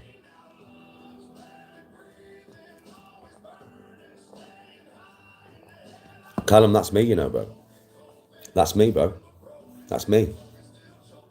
Walk Christ will tell you that for his own reasons, which I'm not going to discuss because it's not my business, but for his own reasons, he just needs to come and spend a bit of time with me. So he's like, Danny, can I come to your house? It's like, yeah, bro. Just get what I mean? Yeah, come and spend some time with me. Of course you can. Don't want nothing in return. Don't want nothing in return at all. That's me, bro. I never want anything. I don't want nothing off nobody. Like, that this Rolex thing, right, was not my idea. I didn't ask Dan for anything. Yeah, Dan paid for me to go over there because he's made content with me. And obviously, if he does it right, he'll earn the money back from what it cost him to take me over there. Of course he will. It was a business thing. But I never asked him for fuck all, bro. Nothing. I did buy my own rounds and stuff. It's not like he paid for all of them. I bought my own rounds and my own food and everything, bro. So, I'm not a sponge. Do you get what I'm saying? And when we went out that night, I didn't expect that wheel thing. Do you know what I mean? Do you know what I mean? I didn't expect that. He had mentioned it earlier on in the day, but I just thought he was chatting shit. You know what I mean? I just did. I just thought he was chatting shit, just making conversation, to be fair. And then when we went out and he brought that fucking wheel out of nowhere, I was like, oh my God, he was being fucking real. Now, I'll tell you straight, it was £500 or a mystery prize. So the way I'm thinking is what's worth 500 quid? A golf club. So I thought, don't forget, he's going to earn loads of money back for having me there. So it was a nice gesture. So to me, I shaved my eyebrow off for the giggle. Because it's only going to be 500 quid, which is not a vast amount of money, right? Or it's going to be a golf club, in my mind. Yeah? Which I've already got a full set. But me just having a laugh with the lads, man, I'm like, yeah, fuck it, let's do it. Do you know what I mean? I'll shave my eyebrow off for 500 quid or a golf club. Fuck it, let's do it. Did not expect that. I didn't expect none of that situation. I just expected to go there, make some content, be myself, have a laugh and come home. That's all I expected out the trip. Exactly, diet chips.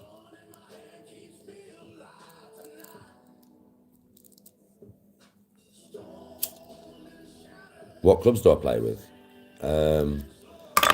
I have two drivers. I have a TaylorMade QI10, which I can't really use at the moment. I have a Titleist D10, which is what I'm using. I have Titleist 915F 3 and 5 wood. I have a Titleist TMB driving iron. I have a Titleist CB4 iron. 6 iron down to pitching wedge is Mizuno JPX Hot Metal Pro. My gap wedge is a JPX mirrored. My 54 degree is a Vokey SM9 6 degree bounce. My 58 degree is a Vokey oil can tour grind. My putter is an Odyssey 2 ball. That's my set.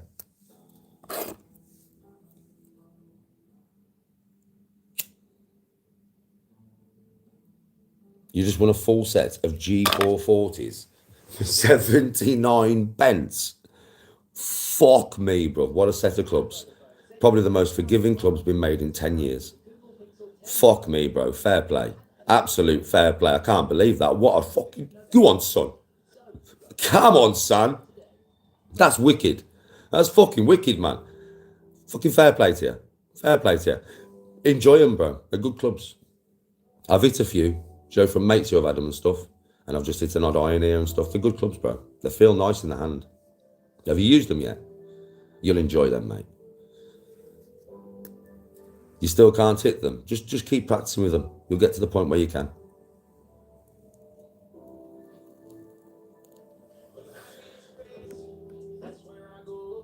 Callum, have a good day, bro. Look after yourself, brother. Have a good day and be kind. Yeah, exactly. The good words. Be kind to everybody and be kind to yourself.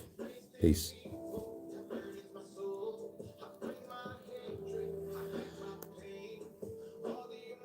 I fight with Ginge from Chardon, but I'm not interested in fighting anybody. I'm a golfer. Please, just get that into your head, innit?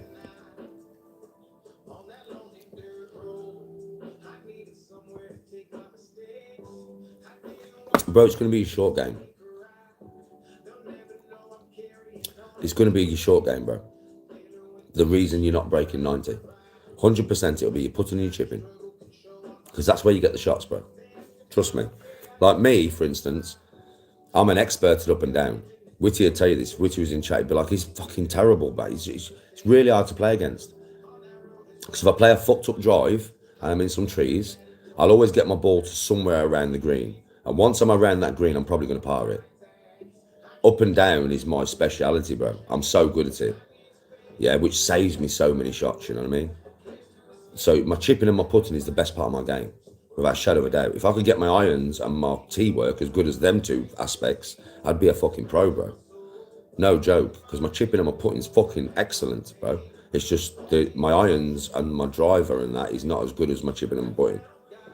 But I play off a 10 because my chipping and putting's so good. If I didn't have that aspect, I'd be off a fucking 18 or something. Like, literally.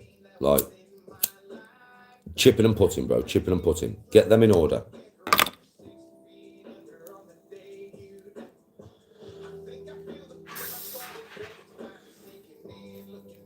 When I'm playing golf and I'm live, which will be Sunday. Yeah, so when I'm live Sunday, when I'm chipping around the green, if you want to ask me what I'm doing, I'll tell you. I have lots of different chips around the green. I have low with backspin. I have high with backspin. I have front spin, side spin. I have loads of different chips, bro. So many different ways of playing it. This is what you need to get into your game. Honestly, you really do. Where chipping's concerned, you need a lot of different chips that you can use in different situations. Because the one, like a chip and run, is not always going to work. Because you might have to go over something. Now, sometimes, if you're on hard ground, yeah, rock hard, so it's like mud, it's rock hard. You can't play a normal chip to get it up in the air. You can't. You've got to close your club face down. You've got to play it off your back foot, which means it's going to go lower, but with a lot of backspin. You've got to play for that. So it's good. So when it hits the green, it's going to skip forward probably 6 to 10 feet. But once it hits that second skip, it's going to stop dead. It's a certain type of shot. It's because of the angle and the way you close the club face down and the compression and the way you're coming down on the ball. It all contributes to that shot. Whereas normally, off grass in that position, you wouldn't play that shot. You'd play it more centre of your feet, open your club face a little bit, and you'd get it up in the air with a little bit of backspin and put it right by the pin. Do you understand? These are all different shots, man. It's like if I want to play like a flop, so I'm just off the green, but I've got a tree to go over. It's a massive tree right in front of me. I can get my ball to go vertically in the air. And the way I do that is totally different. I use bounce. That's when I use the bounce off my clubs. But then again, you can't play that shot if it's rock hard ground, because the bounce will kill you. If it's nice and soft and you've got a bit of grass, you can use the bounce off the club. And what I mean by the bounce is I'll open my club face so it's flat like that, yeah? I'll swing out to in. So I know it's going to go left to right, but I'll adjust, I'll aim for that, yeah?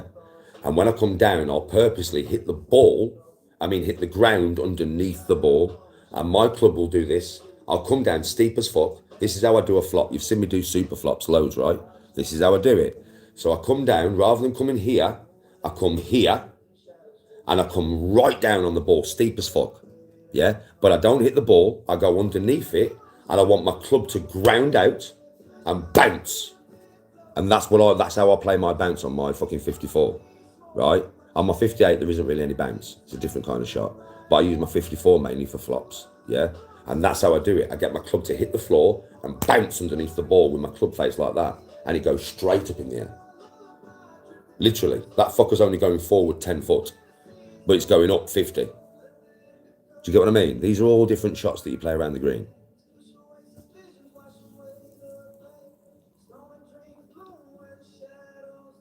When was the last time I had a good shag? Yesterday. I'm married. I've not played golf in Shirley. Oh, Rob, you haven't even seen my content yet. My content will be released after everybody else's.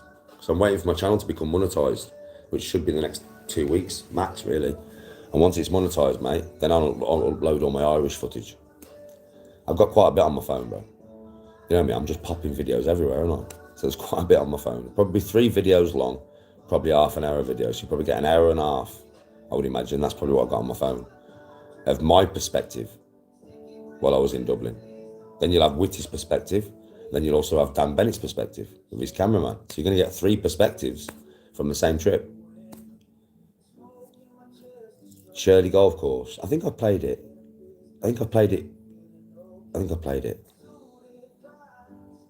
At some point. Can't remember when though.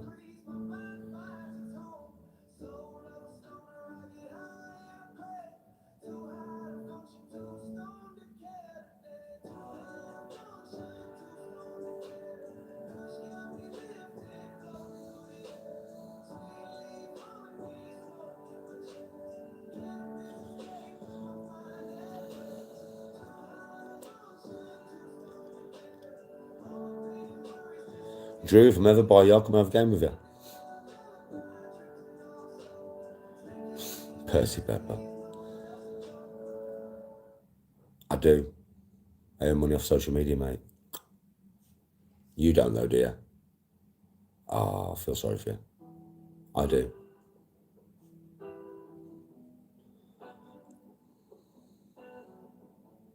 On Instagram, he's big. He's got like 1 million followers on Instagram, but his TikTok was bigger. He's just been banned.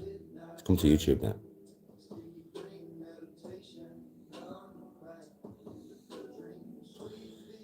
Bro, do you even have an idea of what I earn?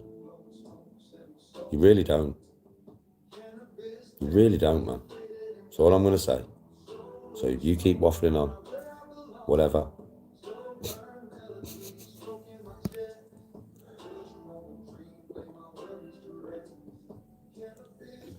Top of the morning, Real.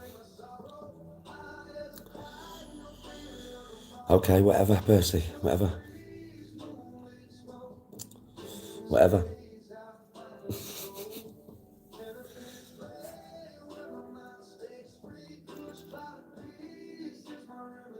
Catch you soon, Drew.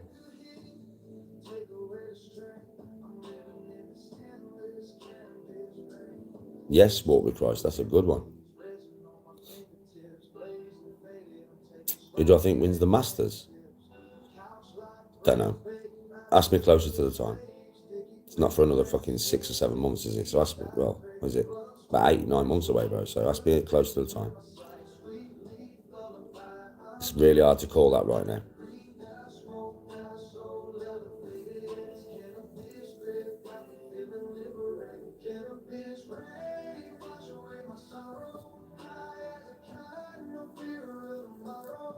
Music at 10:56, wrong behaviour, that mate. Whatever. Rewind the live, you'll get to see it.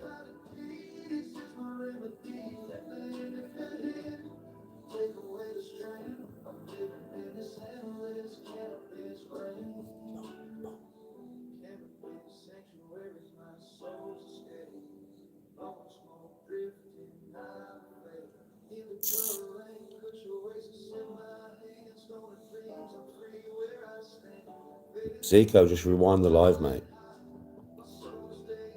Probably about half an hour in or something. Show it all then. Do I listen to Radiohead? No.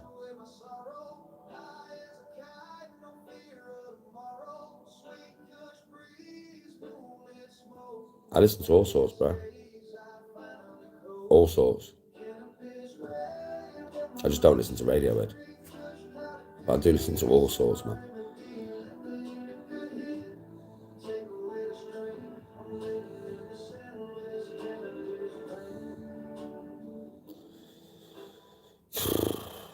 Who's the mug? You're here watching me, mate.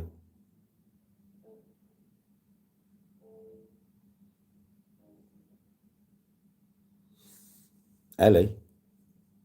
My best mate's daughter. It's the only Ellie I know. I only see Ellie when she's with her dad.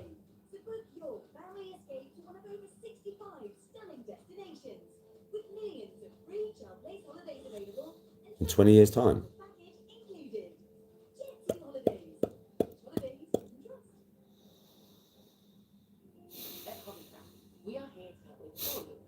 On a golf course somewhere.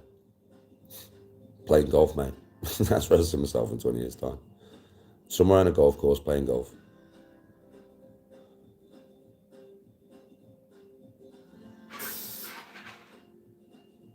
Jet2 holidays. What do you mean?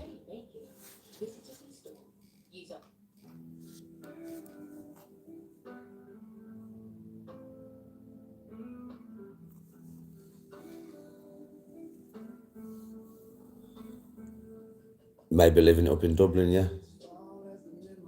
Maybe.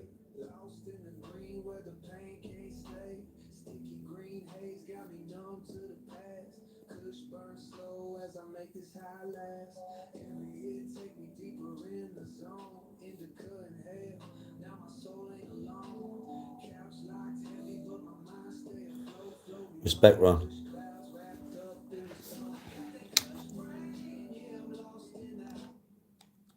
Cool song, this, mate. This certainly always gets me popping.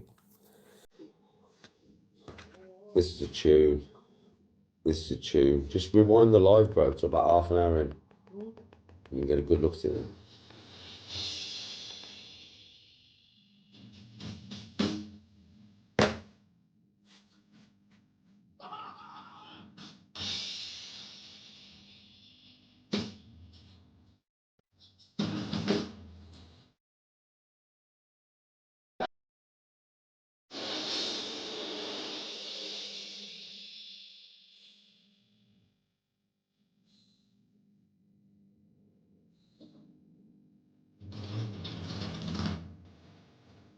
No, not bad at all.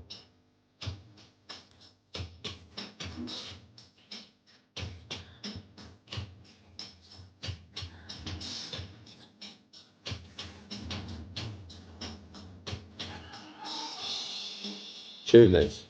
Recognise it?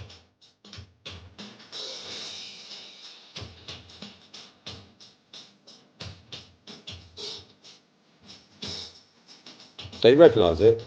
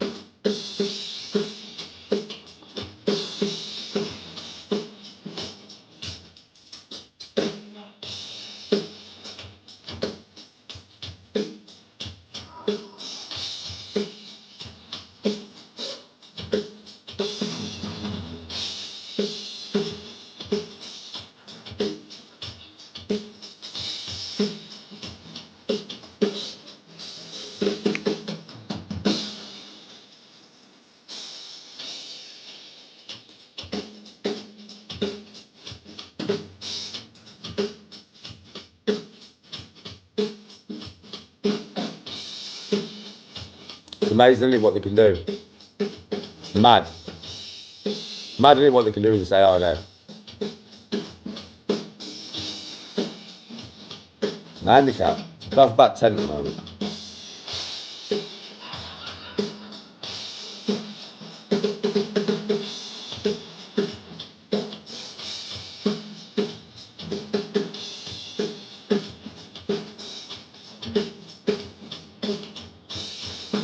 I have watched the 57 ones.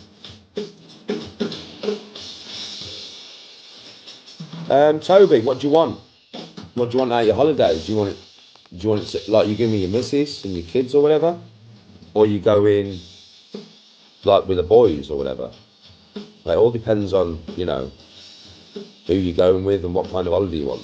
If you tell me what kind of holiday you want, I'll tell you where to go.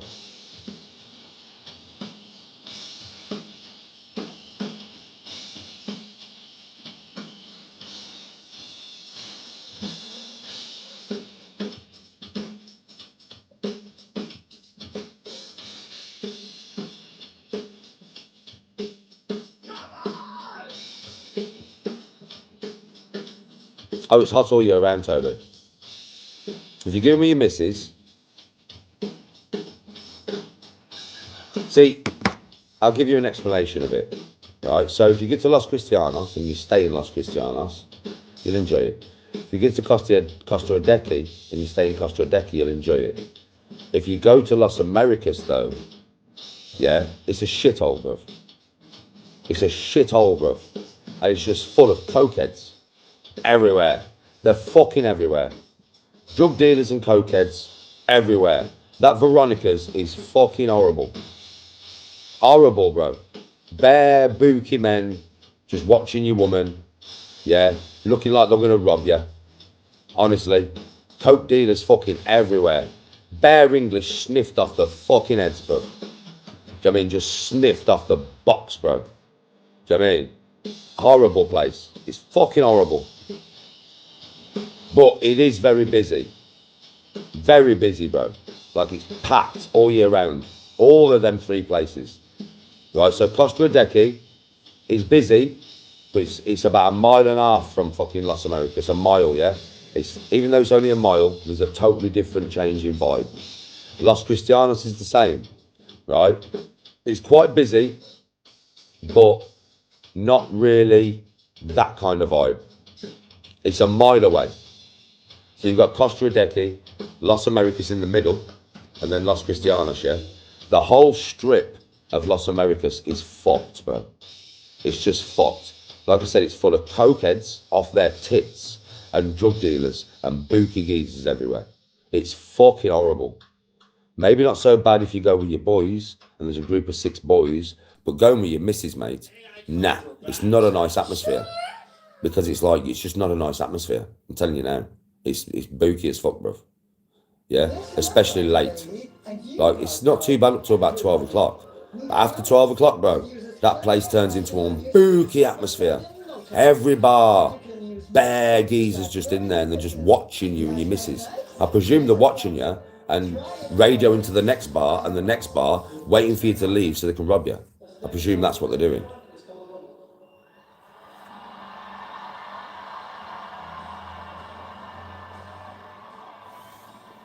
Now, if you want to go somewhere that is way more couple orientated, you would go to the other side of the island, which is El Médano, Golf de Sur, Los Abrigos.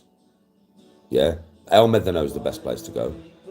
El Médano is there's bars there, yeah, but it's very residential.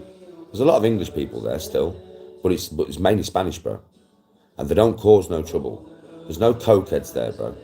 There's no raving dickheads on the street or God knows what. It's very safe. El Médano is very safe. There's police everywhere. It's mad, because you know if you get to the Veronica Strip, yeah, this is mad. Most dangerous place in Tenerife, right? You don't see no coppers, bro. In the most dangerous place in Tenerife, you do not see no coppers, bro. Right? You get to El Médano, which I would say is probably the safest place in Tenerife, and they're everywhere.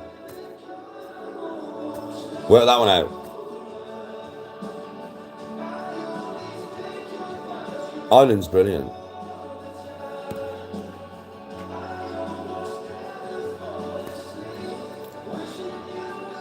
There you go. I'll give you a breakdown now.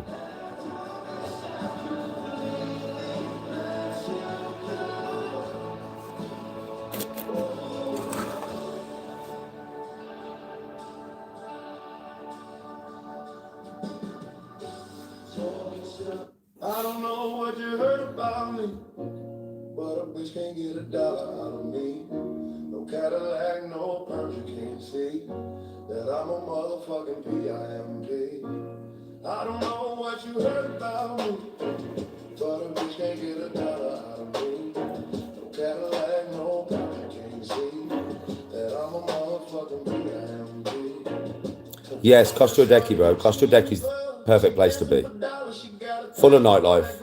And I'm not saying you're going to go to Los Americas, bro, to Veronica's and have a bad night. You might have a good night, but you could also have a bad night. It's just that kind of place, bro. It's got a weird vibe going on there. Kostradecki, though, is cool. The beach at Kostradecki, La Pinta Beach, bro, is fucking sick. Swear, it's a lovely little cove beach. Busy, though, very busy. Very busy, but some wicked bars in Kostradecki. In the afternoon in Kostradecki, there's a bar. As you come off La Pinta Beach, it's a bit like a shopping centre. You got downstairs and upstairs, but it's all bars and stuff. And you'll hear it about 4 o'clock in the afternoon. You'll hear a guy with a guitar start singing loads of fat old tunes, and the bar will just get rammed. It's a wicked atmosphere in that bar, bro. Every afternoon that kicks off about 4 p.m.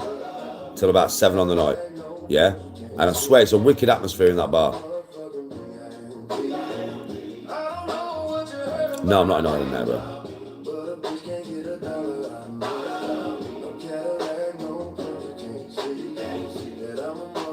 That's where we had the boat trip from as well, on the catamaran, to go to the dolphins and stuff.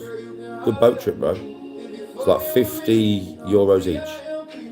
Not expensive, really. Yeah, and you are out for a good couple of hours, bro. You are. You're on a big catamaran, so it's cool. And yeah, I did get to see dolphins. You do get to see dolphins. There's also a Viking pirate ship that you can go out on, which is probably what we'll do next time. But it wasn't out that day, so we couldn't get on it. John, much love to you.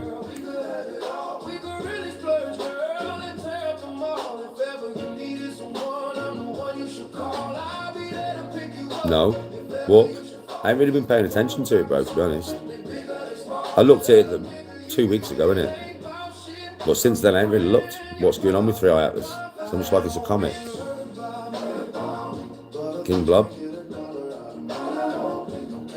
Yeah, it's like it's just a comic, so, you know what I mean?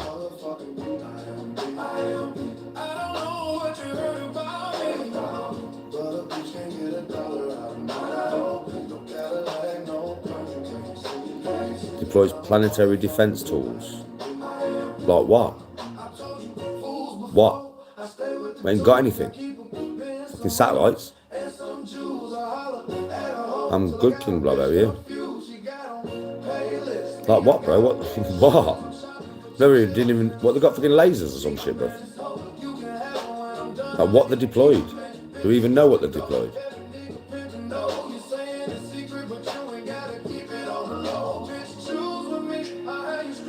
Yes, Ron, your sis is famous. Fair play.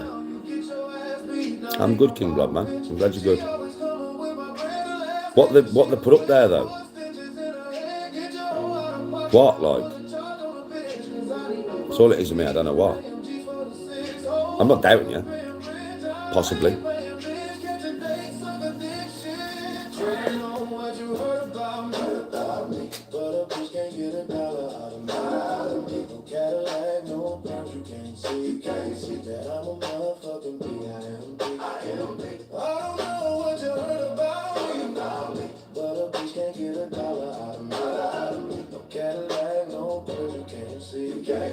I'm a motherfucking P.I.M.P. Yeah, in Hollywood they say there's no business like show business. In the hood they say there's no business like whole business, you know. They say I talk a little fast, but if you listen a little fast, I ain't gotta slow down for you to catch up, bitch.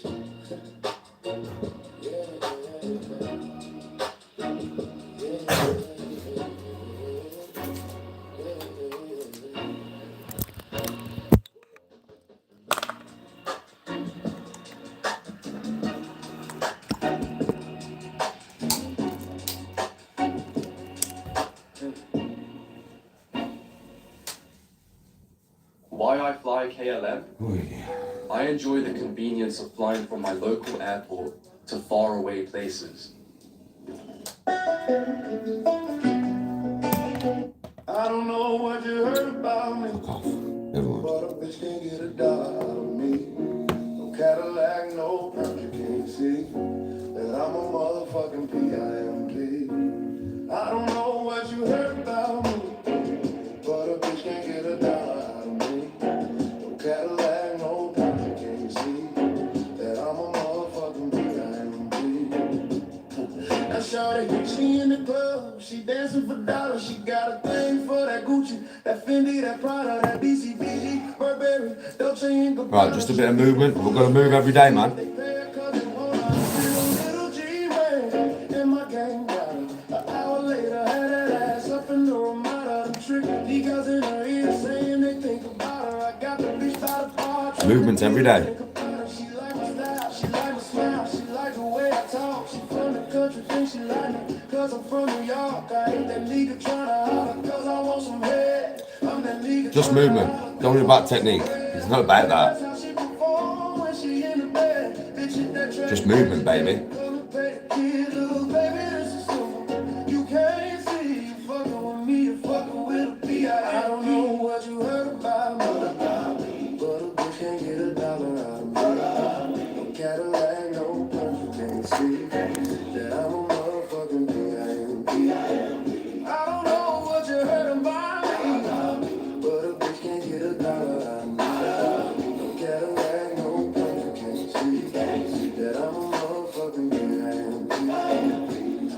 I'm about my money, you see, girl, you can holler at me. If you're fucking with me, I'm a PIMP. Now what you see on TV, no Cadillac, no greasy, head full of hair. Bitch, I'm a PIMP. Come get money with me.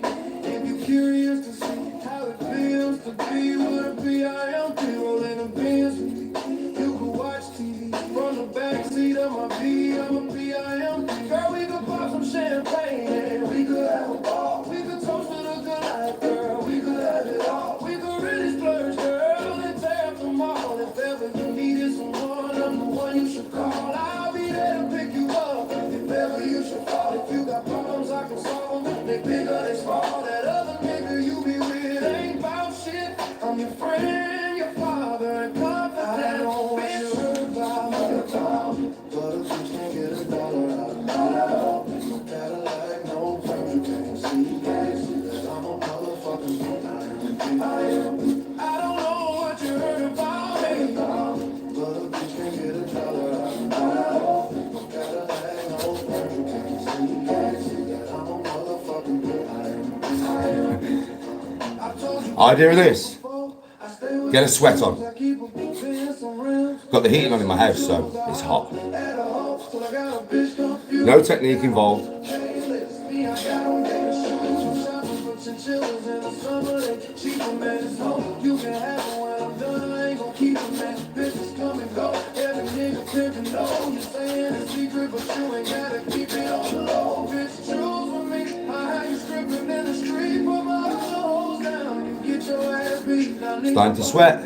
She always coming with my red last nigga. She was with 4 stitches in her head. Get your hoe out of pocket. I put a charge on the bitch. 'Cause I need no TV and AMG for the 6. Home make the fit and rich. I ain't paying bitch. Catch a date, suck a dick shit. I know what you heard about me, but a bitch can't get a dollar out of me. No Cadillac, no perms, you can't see that I'm a motherfucking PIMP. Now I'm sweating.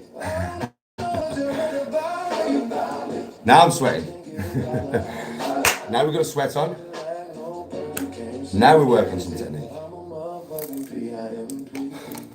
Yeah, in Hollywood they say they go business like show business in a hood. No technique, but full power them punches. Slow. A lot slower than normal, but a lot of power. Slow down for you to catch up, bitch.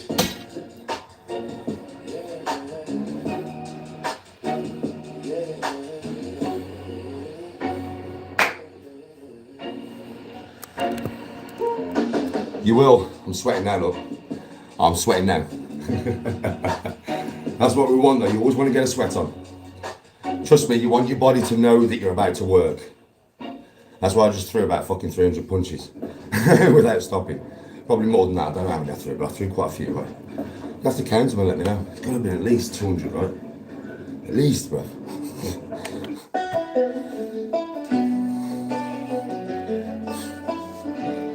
Right. And you know what I do this for, right? Golf, innit? Hip twist. Yeah? So, this is for golfers, alright? I'm sweating now, this is good. Let's keep it going. But we're going to explain something first. So, I'm both. Right.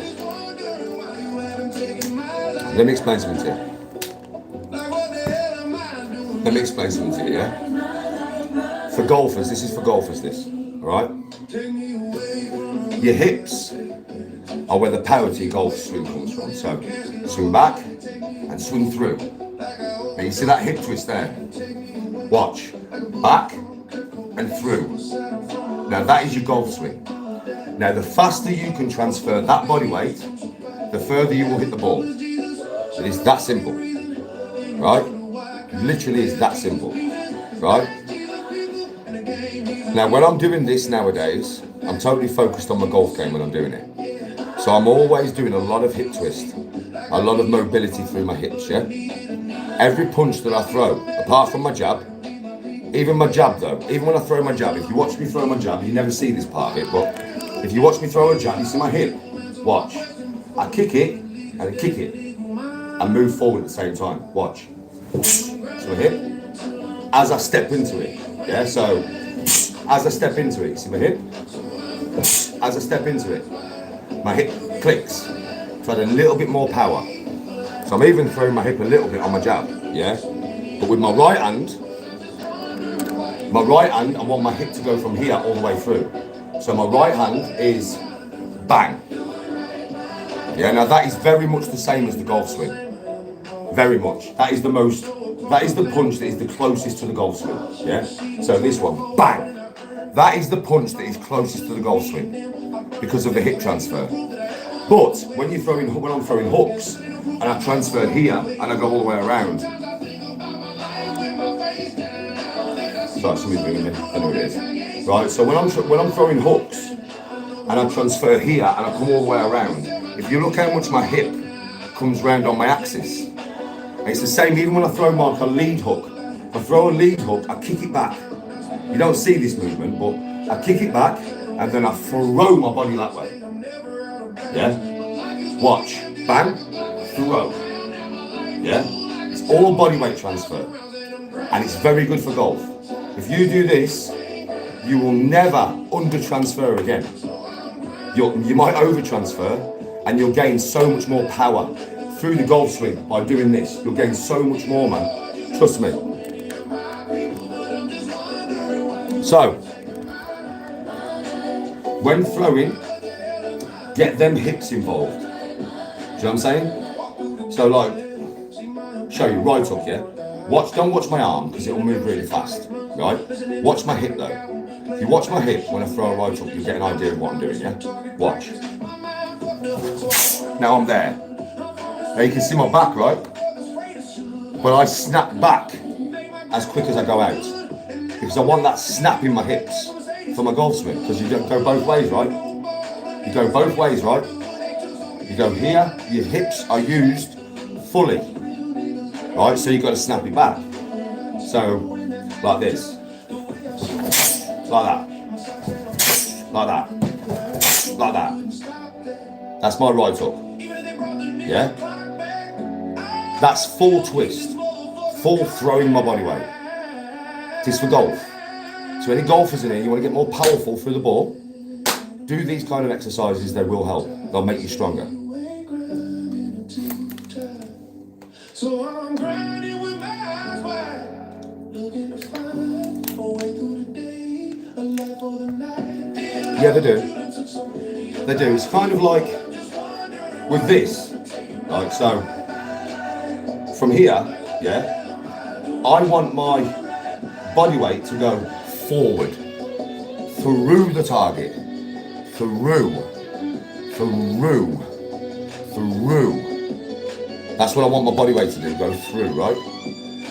But I want that to happen as fast as possible. Do you get what I mean? I want all that movement there to be as fast as possible. But I am always looking to move my body, and my arm is kind of attached. So I think of it like a whip. So like a whip cracking.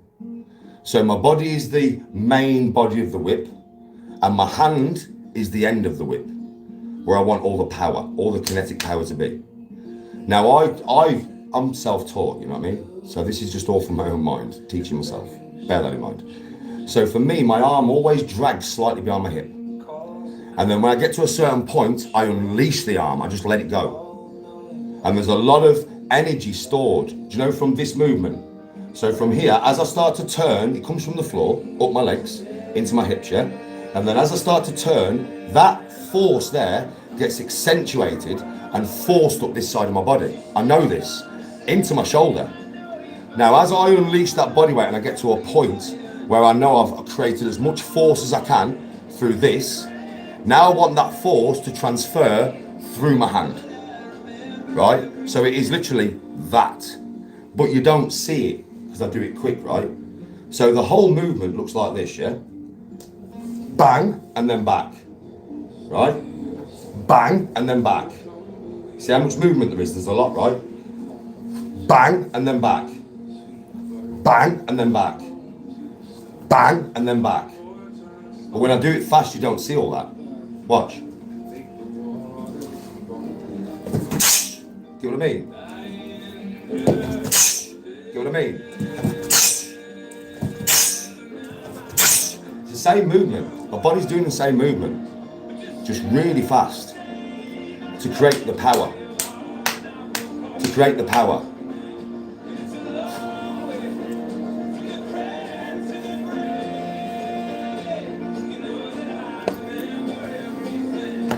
I mean, footwork comes into it, so people always say this, but it comes from the feet. You never show your feet. I'll show them now, watch. Watch. So, I'm very wide stance. Very wide, yeah? And I move, if you look, especially on my front foot, I don't really use my heel. I'm always moving, right?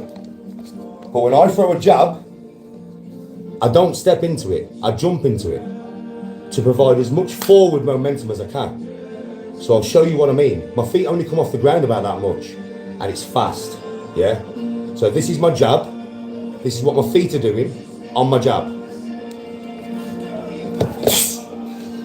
That's what my feet do on my jab, yeah? Again. That's what my feet do on my jab. Again. See how I jump at it? That's to provide that forward momentum for the power. That's why I jump at it. When I throw a right hand, what my feet are doing, when I throw a right hand, I might be bouncing, moving left and right. I haven't got much room here, as you can see, to move left and right, so it's always frontwards and backwards here. But otherwise I would be going left, right, round in a circle, yeah, if I had enough room.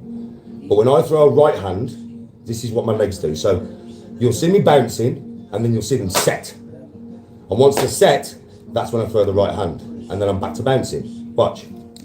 So bouncing. That's what my legs do when I throw the right hand. And then back to bouncing. But it's done a lot quicker than that. So from here, and then back. And then back. That's my right hand. That's what my legs are doing when I throw the right hand, yeah? When I throw a right hook, slightly different. This leg steps out to give me the extra balance because I'm going to throw it that way. Yeah, watch, I'll show you what I mean.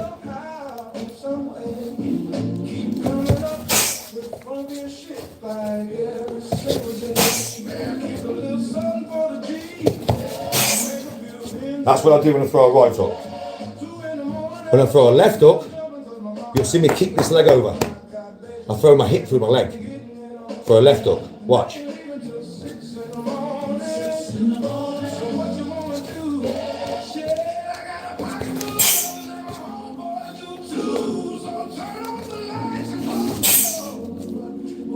That's what I do when I throw a left hook.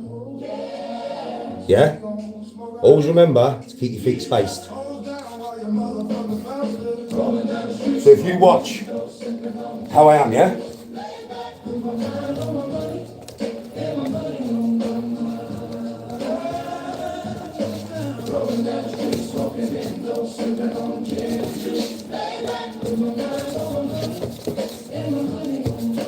That's what I'm like on my feet.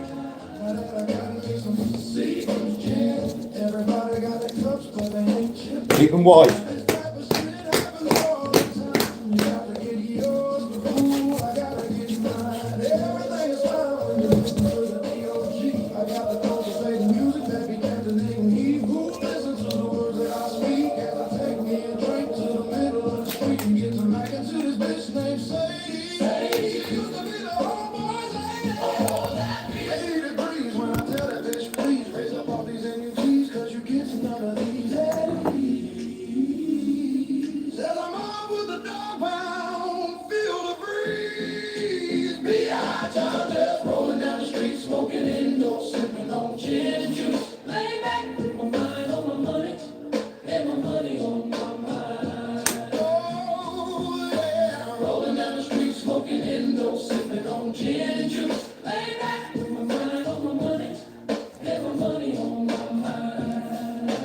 Not really, not for me.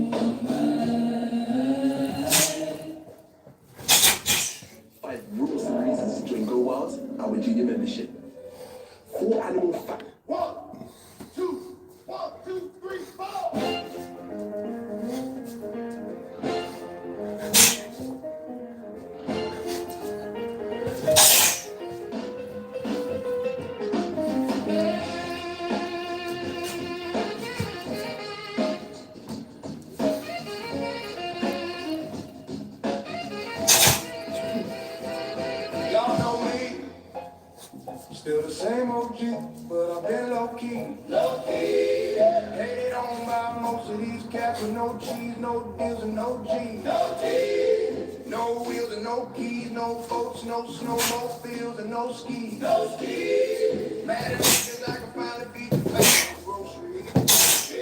Got a crib with a studio, it's all full of tracks. Added to the wall full of plaques. Office in the house like trophies. And y'all think I'ma let my dough freeze? Hold please, better bow down on both knees. Who you think touching the smoke trees? Who brought you the ODs, Eazy-E's, Ice Cubes, and DOCs? Come on, Snoop D-O, Double G's, and the crew that said fuck the police. If you would take one of the dope beats, Stepping down on your front heel. I'm going to step on my front heel, bro. I'm on my tiptoes.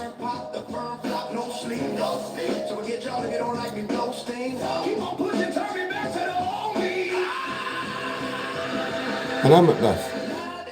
Everybody wanna talk like they got something to say, but nothing comes out when they move their lips. Just a bunch of gibberish and folks act like they forgot about it. Everybody wanna talk like they got something to say, but nothing comes out when they move their lips. Just a bunch of gibberish and folks act like they forgot about it. So say to somebody you hate, what to say? Anyone trying to bring trouble your way? Wonder is all in the video.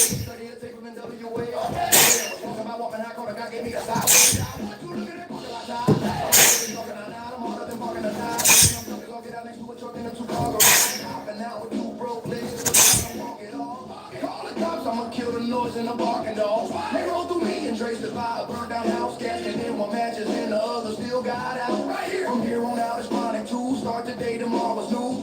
Feel low enough to choke you with a Charleston shoe. Signature Slim Shady, hotter than twin babies in a bench with the windows of mid-80s. Crazy, too hot. Calling them 80s. Sorry, Doc, I've been crazy. Been crazy. Ain't no way to save me. Okay, go with them.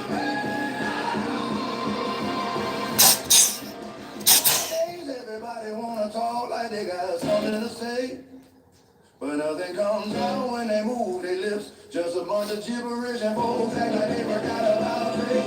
Nowadays, everybody wanna talk like they got something to say, but nothing comes out when they move their lips. Just a bunch of gibberish and folks act like they forgot about faith.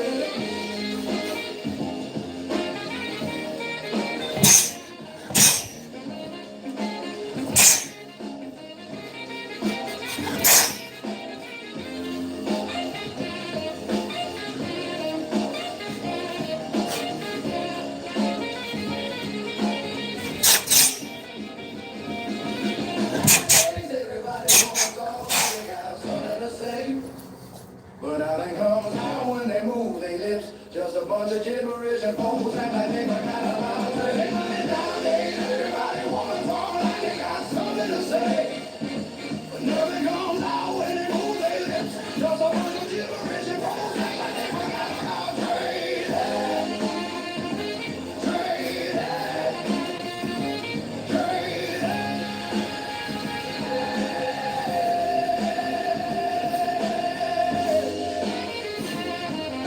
I'm on my whole foot now, bro. Whenever I set to throw a punch, I'm always on my whole foot. When I'm moving, I'm on my tiptoes. I throw that much velocity behind these punches, bro. If I don't go fully onto my feet and set my position before I throw, I will be off balance. 100%, because of how hard I throw. These motherfuckers are being thrown from the trenches, bro. These ain't no arm punches, mush. These ain't no fucking arm punches. These are as much torque as you can get behind a fucking punches. I need to set my feet before I punch, because otherwise I'll fucking throw myself that way. That's why my legs are so wide, because I throw so much power behind them. It's all about hip twist, right? Hip twist, hip twist, hip twist, obliques, abs, hip flexors. Strengthening them all and getting fit while I'm doing it. Because obviously, well, you all know, to go like this for the amount of time I've been going like it for is not easy, right? Because I'm just going. So yeah, it's not really about technique this for me, bro. It's about creating as much power and torque as I can with everything that I do for the golf course. Because that's what I want for the golf course. Power and torque. Power and torque. Power and torque. Power and torque. Which comes from, all from here. Which is why I transfer so much. Otherwise I wouldn't, would I? I've always worked for power and torque on this, so I do transfer a lot. But nowadays I transfer fucking so much. I'm always looking to go through my target, bro. Got to imagine a boxer would be in front of me, right? If I was boxing. This is just to give you an example. Hard for me to give you an example on the golf course for this, so I'll give you one in, say, the boxer ring. So a boxer would be in front of me, right? Yeah? So when I throw a right hook, look, in the middle of my screen is where the boxer would be, somewhere in the middle of my screen, right? Yeah? When I throw a right hook, I throw and I come all the way around here. Now his face is there. My hand is there. As you can tell, I'm not looking to hit him, I'm looking to go through it. With every punch that I throw, it's like my jab, right? Why do I jump into the jab? Because I'm always looking at forward momentum. So even when I throw a jab, say my opponent would be here, right? Or here, doesn't matter. My fist will not end there. My fist will not end there. There is no way. because of how far I jump. So I'm going to stay here, but I'm going to turn the camera. So get a good, you see the clock? Look at the clock to give you an idea of how far I'm going to move into this. Watch. Bam! I'm here. Do you understand? Through the fucker. Because that fucker's head would have been here. And I've now just gone to here. I'm going through the cunt. I'm not looking to hit him, bro. I'm a bollocks. But a lot of people would say that's wrong because you leave yourself open. Maybe you do. But I've got that fast with it that there isn't really much of an opening. Do you get what I mean? There's not much of an opening, is there, when you're that fast? Obviously, I do realise from when I was doing this when I was younger, which I did it for fighting, that if you're slow and you throw a right hook right out there, you're leaving yourself open here, right? I'm not daft. But you can't see my head in that position. You can never see my head here. Because I'm back to guard before you even see it move. Do you get what I mean? I can show you, look, watch. Watch. Good luck getting a punch through that. That's why I have so much speed with it. Yeah, I do sometimes leave myself open. Right? But there's a lot of speed there. So good luck having the timing to get a punch into there when I'm moving that fast. That's why the speed's important. Not just the power, also to make it harder for you to be hit. Do you get me? It's like when I throw a jab, I jump in and out. Unless I hit the punch. If I hit the fucker, I'm going to stay in there and just unleash. Yeah? But I jump in and out. You don't see it when I'm here. When I'm here, you don't see this movement. But don't think I'm just going forward. I'm coming backwards. Watch. Bang! I jump to there, and then I was back to there. I'm hitting, then I'm out of range. I am always thinking, bro. Do you know what I mean? But I'm very fast. So it's like with my jab, right? Bang! Good luck hitting me over that fist. Because by the time you've blocked or moved, I'm already out. Do you get what I mean? I'm not even there no more. I'm not in the pocket no more. I'm fucking out the pocket now. And now I'm going to attack from another angle. And then I'll be out the pocket. And I'll be back in the pocket. Do you get what I mean? That's how I've always designed what I do to be able to do. Years ago when I learned it for that purpose. Nowadays it's not even for that purpose. Nowadays it's just to stay fit, strong, with a lot of agility through here. My core is so strong. Yeah? And it's a lot of it is my hip flexors and stuff because I'm doing this all the time. This is all for golf now. But the reason I haven't stopped doing it, right, is for reasons because I've trained like this for years. As you can tell by how I move, I have trained like this for years, right? I've drilled this and drilled it and drilled it. I won't move this way, right? It has given me the attributes that I have. Speed. 0 to 60 speed is mental. Yeah, so, boom. Fast twitch muscle fiber speed is nuts. Right? For my age, especially for my age. It's made me stronger within my core. It's given me way more balance. It's given me footwork. It's given me hand-eye coordination. All these things, flexibility, golf, all perfect for golf. And because I've trained like this all my life, and that is the reason I can do this, because I've trained like this all my life, I'm not going to stop doing it just because I'm not training for this purpose anymore. Because it gives me, this is nothing to do with fighting. This gives me attributes that I want to keep as I get older. So I can still do all the things that I do in my life. Got nothing to do with fighting. Not anymore.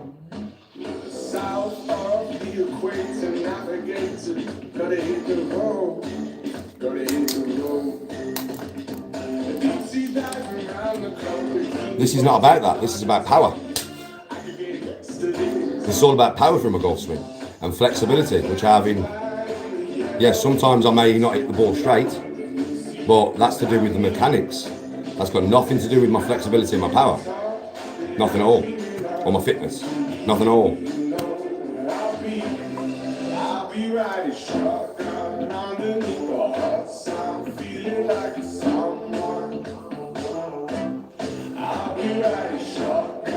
No, I'm not interested in fighting, bro. I'm a golfer. Golf and fighting don't mix. I'm just not interested, bro. I've been so past being interested in fighting for such a long time. It doesn't even enter my brain no more. Every day, I don't even think about it, bro. So far from my thought pattern, it's unreal.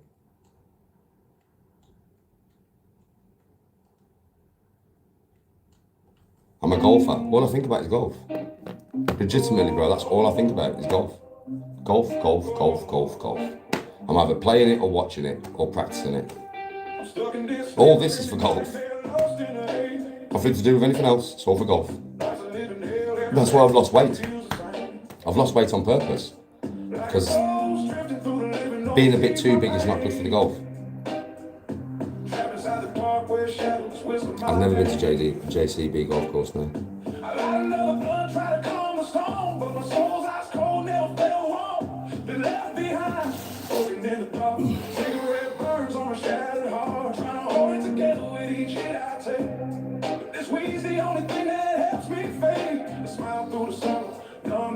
Still falling apart with every breath I fade. Broken and still smoking, just to hold my pieces tight. Twist the pain in the smoke, watch it fade into the night. I stay high, stay strong, cause the low cuts too deep. I get lost in the clouds just to find some sleep. The stress rips my chest, tears my mind apart. Every puff's a prayer from a beating heart. Suffocating on dreams, drowning in grief. Can't breathe in this life that's stolen my peace. I scream, but no one's hearing me. So I blaze up to fight this misery.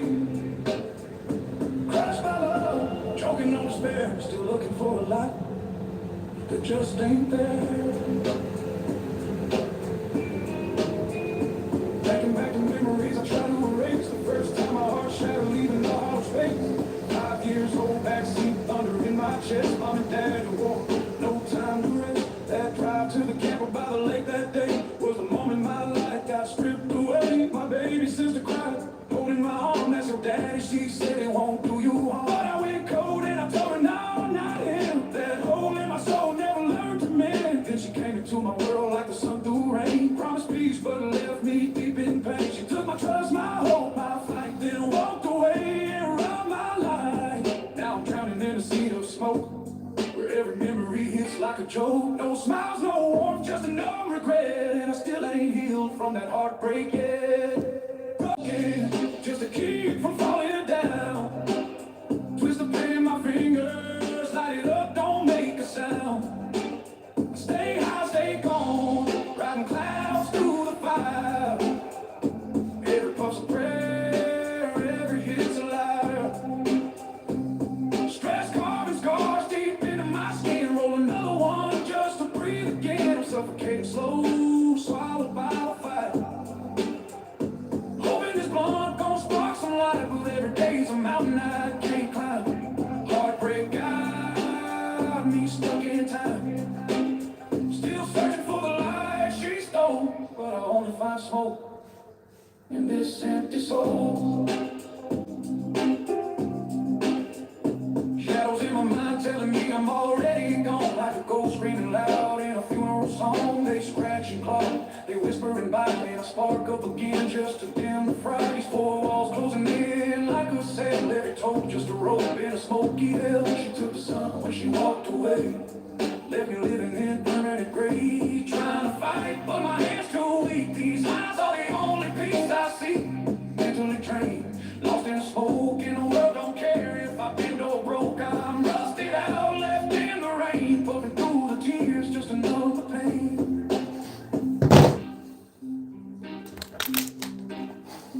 Lost in the dark, no exit sign. This world don't heal, just steals your shine. Would it matter if I disappeared? Will the smoke just clear? Stay right here, no light at the end, no angel's hand. Just ashes and roaches in no man's land. It's sad but it's real, this truth I breathe. Ain't nobody coming to rescue me. Shadows moan, call my name. I spark again, try to kill the flame. Scream to the sky, no reply, just me, this blunt and a bloodshot eye. Ain't no light breaking through, just smoke and pain and what I knew. Sad but it's true, this life I drag. Broken, still smoking.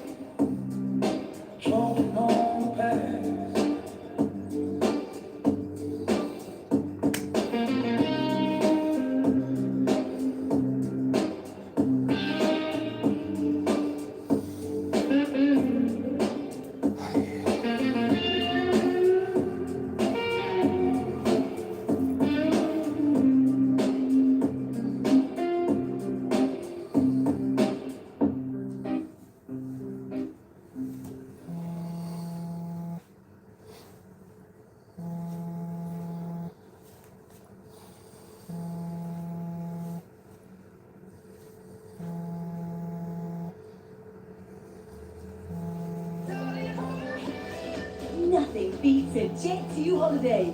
So book your family escape to one of over 65 stunning destinations, with millions of free child place holidays available and 22 kilograms of package included.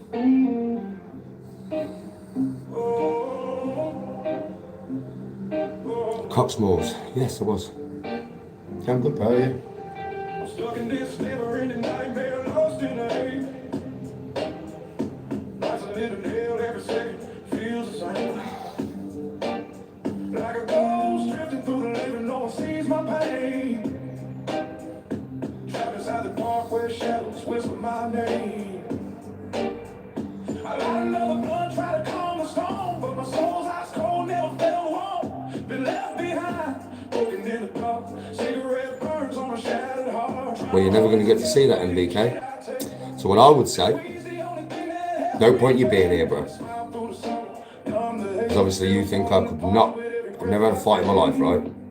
Can't look after myself, I'm a fucking pussy, right? But if you think that, fuck off. How about that? Didn't ask you to be here, did I? Did I ask you to be here, bro? It's that simple, bro. I'm training. You got a problem with me training? Fuck off. Easy, bro. Scroll on.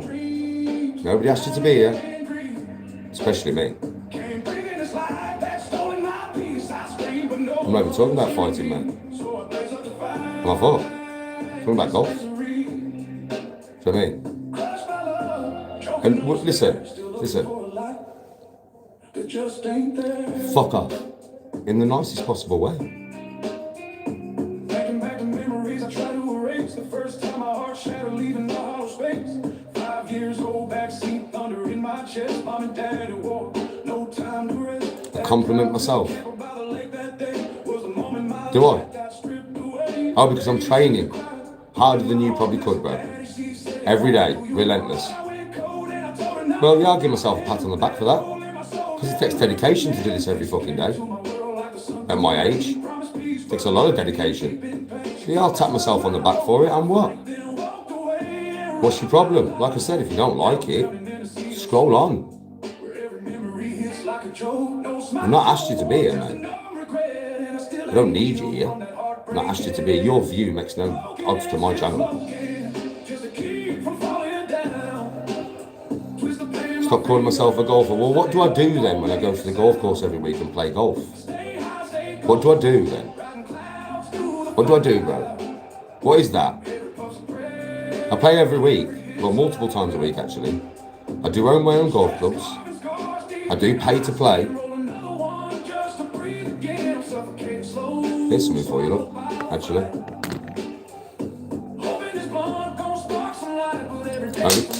My golf club keeps dropping out. I only came second, so I didn't get no big trophy. But, to be honest with you, considering I didn't play the last one, I've done well. I come second for the year. So I've got 4 trophies now. But them golf trophies there, they're not for golf. They're for rowing. The rowing trophies. I don't know why they bothered putting golfers on there. They should have put a man in a rowing boat on there or something. I don't know why I've got golf trophies, because I'm not a golfer. Fuck me.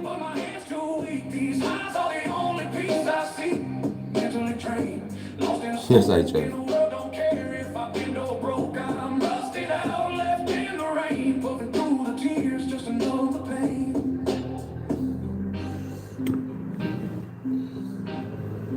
Lost in the dark, no exit sign.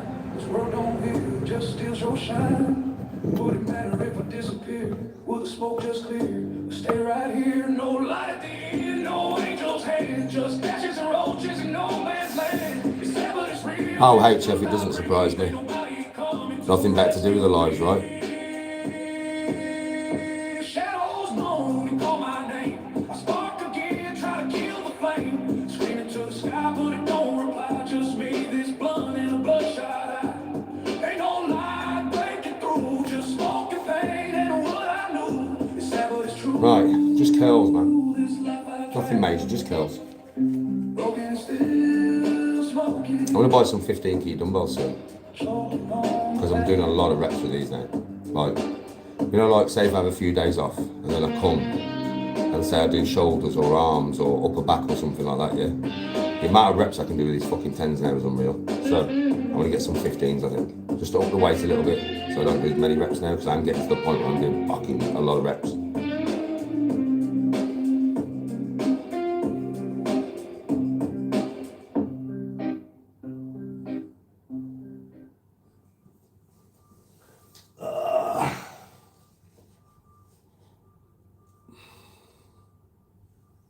We live in an age of paradox. The world tells us we've never been more connected. Good for them. Friends on your phone, Clementine. 100 colleagues. I do know you're a troll, by the way. You're on very thin ice, but you managed to survive so far. Well done. In therapy, I do know you're a troll, by the way, I can tell. Boardrooms, in bedrooms. Seriously? I hear the truth. We have never been so disconnected. I think everybody else can as well. Disconnected from ourselves. You're not like doing a very good job Our hiding it own there. feelings Just saying. are static. We can't quite tune in. Disconnected from those closest to us, where the distance between two people in bed feels like a continent. Disconnected from life itself, as if meaning has slipped quietly out of reach. Connection is not optional. It is not a luxury you add when everything else is in place. It is the beating heart of psychological vitality. Without it, symptoms multiply: anxiety, loneliness, conflict, exhaustion. With it, life flows, relationships deepen, and a sense of belonging grows. I know this because I have listened for more than 20,000 hours to people's lives, their pain, their hopes, their failures, their recoveries. I'm Dr. Tony Weston, psychotherapist, executive coach, clinical supervisor, award-winning researcher, and the creator of the Lifelong Capacities Map. What I want to share with you today is simple and profound. Connection is not an accident. It is a set of skills, and like any skill, it can be built. Let me tell you about a couple I'll call Layla and Amia. They came to me after betrayal had ruptured the bond between them. Sitting together, they were polite, distant, more like housemates than lovers. The air was thick with disconnection, unspoken hurts, unshed tears, years of words not truly heard. At first, they wanted techniques, communication strategies, tools to fix the mess. But what they discovered was deeper. Connection had to be rebuilt at its foundations. Layla learned the skill of emotional processing, the courage to sit with her feelings rather than numb them, to let grief and anger find words without drowning in them. Amia began to practice empathic attunement, the discipline of listening, not to respond, but to feel what another is carrying.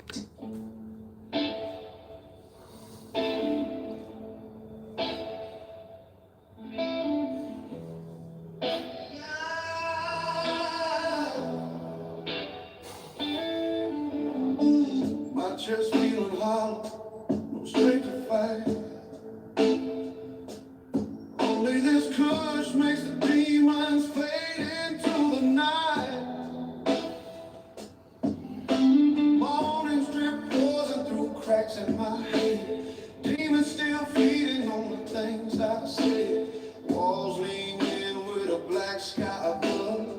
No trust in people, no faith in love. I crumble up my misery, grind it fine. Roll it up slow, make the hurt unwind. The green flame's the only place I breathe. The only gate the shadows leave. Hold on, squeeze like fuck. Let the ember I'm glow. gonna come to here, bro, and I'll stop. That's what I'm doing, squeezing. The pain lets go. That's why I stop at the top for a split second. 2. Yeah, I do get the most out of these reps, man, trust me. From my mind, storm in the storm, watch the smoke I could do more of them. shadows isometric hold at the top. Could do more of one.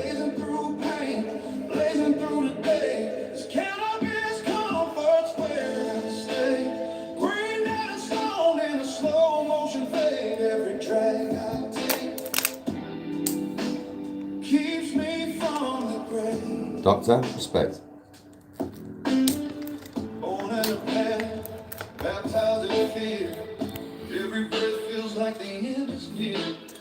I do this every day, buddy. I train every day, you know. Very rare I have a day off. A lot of people would say it's overtraining, but it's not. I can handle it.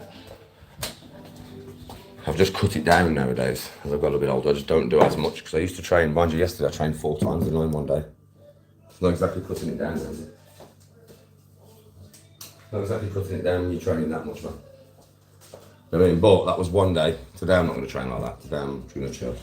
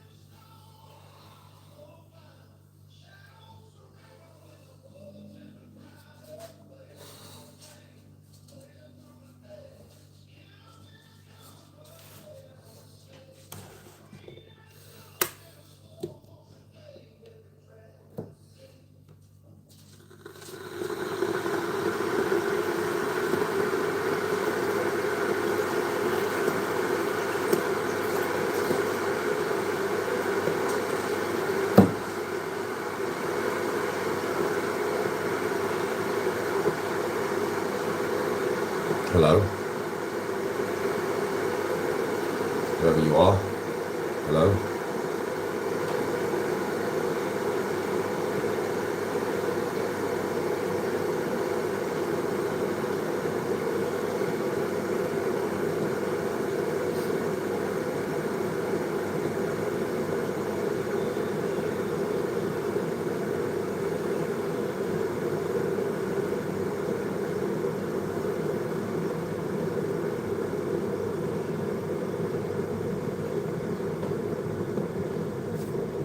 Hi.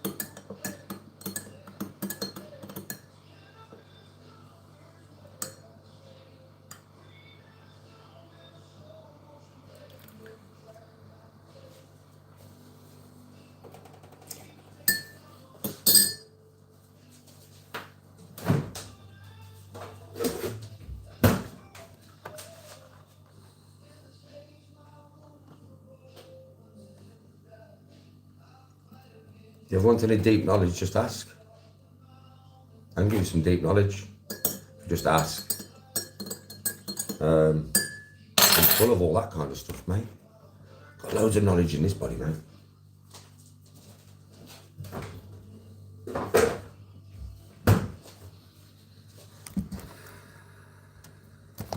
Better move it up a bit or people will be moaning. They're always moaning at me if you can see too much of my body. I go, oh, put a top on, fucking hell, I've just finished training. I'm hot.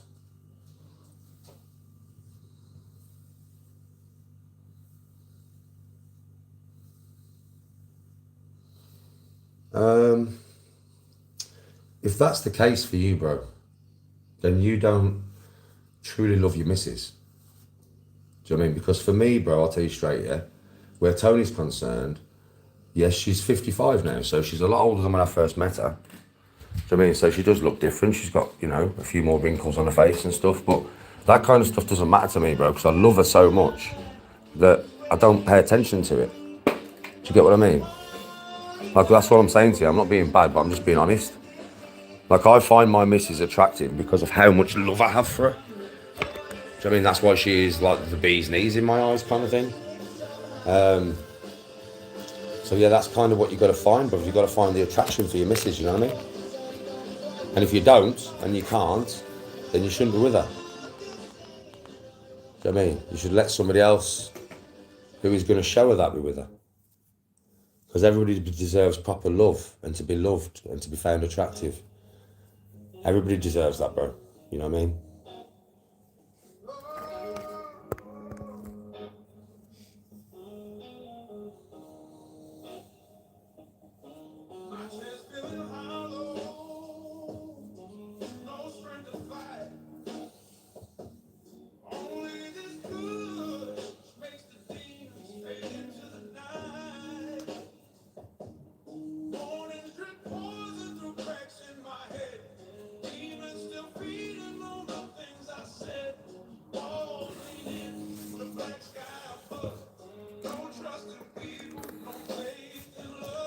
If you bird had my nips, would you like to give my nips a kiss, would you, lad?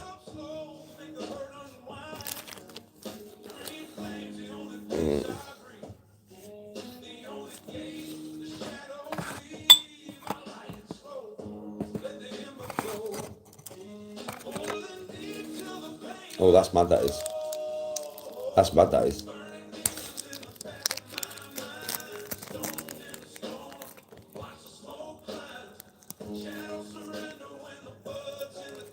Good idea, Ruth. Good advice.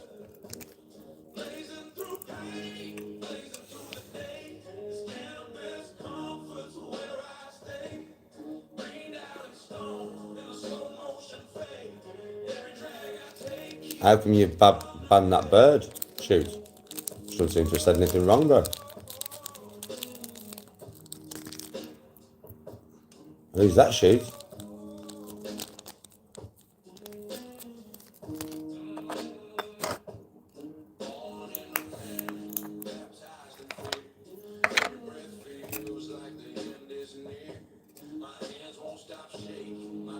You like my hairstyle?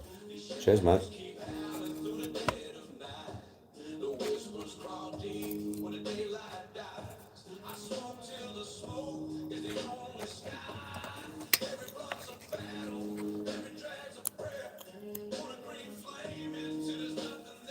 It takes a while to grow it, bro. To get it like this. It takes some dedication, bro, to get it like this. It wasn't happening anyway, bro. Didn't even have the money for it. And plus, I wouldn't be interested now anyway. I'm not interested in that shit now. I'm a golfer. That's all I think about, bro, is golf now, you know.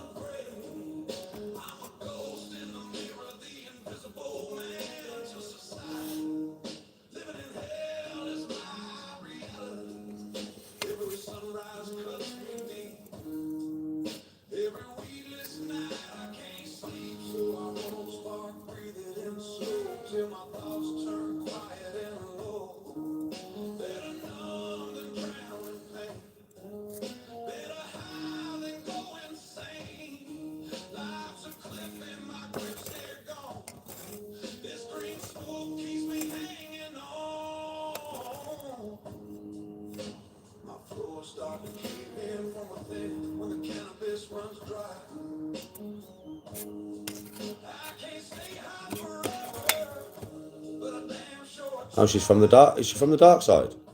Talk shit about me all the time and that. I wonder why she'd be in here then, shoot. That's mad. I wonder why she would be in here, man. It's a mad one. a mad one, that. What the fuck you in here, man? Well, I'm glad you know these people, Shooter, because I don't.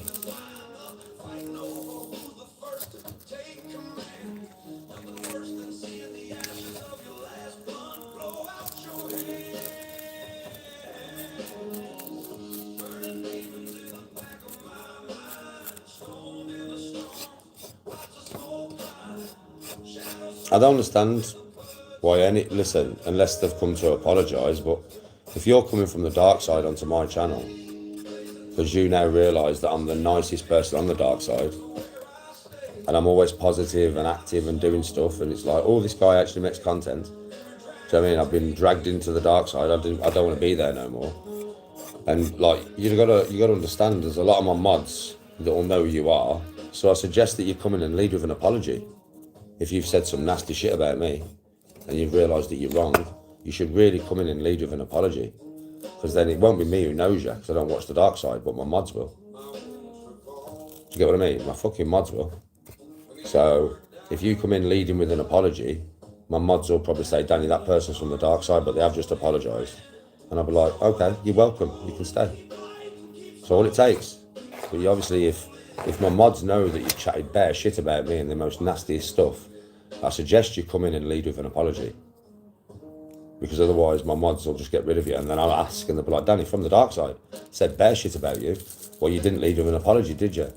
So if you said bare shit about me and you're in here without leading with an apology, then you're in here for the reasons that I don't want you here.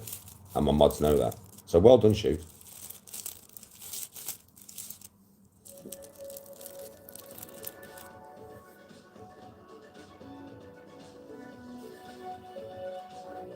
A bit smelly looking, bro. I smell good.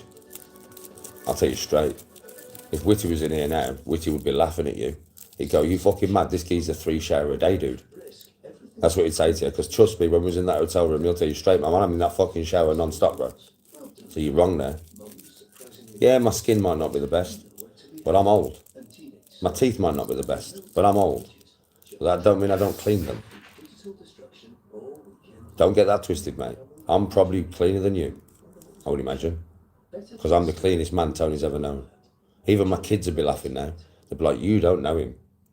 Motherfucker's in the bath twice a day, man.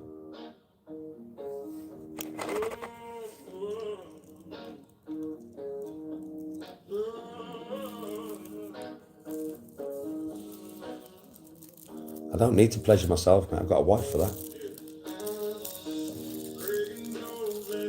I can just say, Bab, you want to come in here and help me have a bath, like? You want to come in?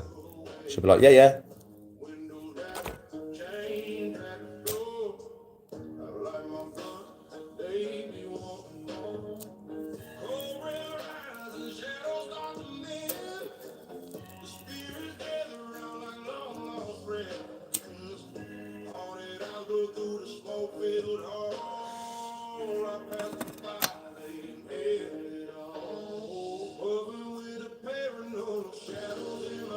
Luke Dent, how you doing?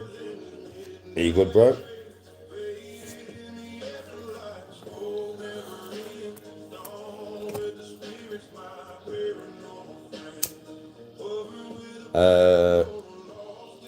Girl Scout cookies, bro.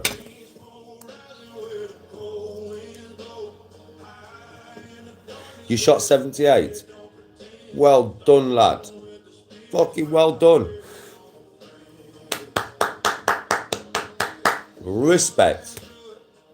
Respect, bro. Come on. Just keep it there now, as much as you can. Don't worry about the odd game where it's not there, but now you've gone under 80. Is that the first time you've gone under 80? Is that the first time? Yeah. Bro, welcome to the fucking 70s club. That's where I am now, bro. We're in the same club. Come on. Come on, my fucking 70s brother. Come on.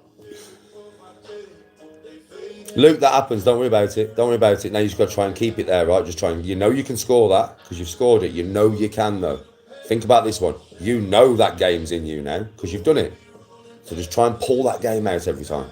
Well done, bro. Congratulations. That's a good score, man. I'm fucking happy for you. Well, you know I am. You know what I'm like. Come on.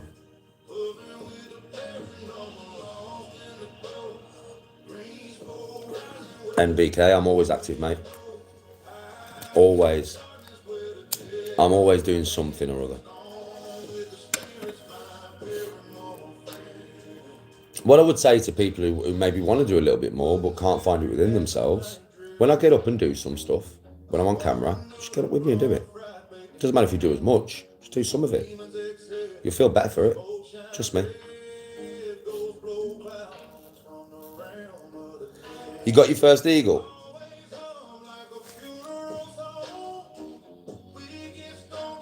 Tweet, tweet. Well, it's not even tweet, tweet. That's a birdie. For an eagle, we've got to go. Oh! Oh! Oh! I don't even know what that noise is. That's the new eagle noise. Well, I've just invented my new eagle noise, bruv.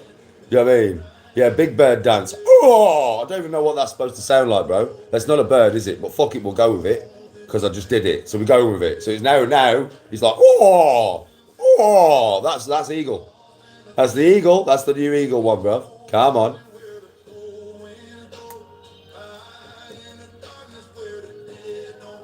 No, I have 2 baths a day, or if I don't have a shower, so I have 2 baths a day in my house, a bath, yeah? If I'm away though in a hotel, I'm like showering 3 times a day, bro. I shower in the morning when I get up, then I usually go out for the day, I come back in the afternoon, I shower again, then I go out, and then I come back off at a night out, and I usually shower again before I go to bed. Just how I am, bro.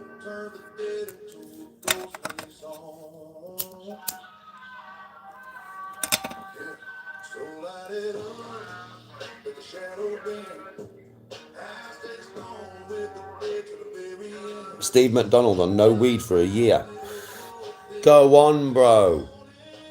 Go on, brother. Go on, brother. Well done, man. That's an achievement and a half. You should be proud of yourself. I wish I could do that.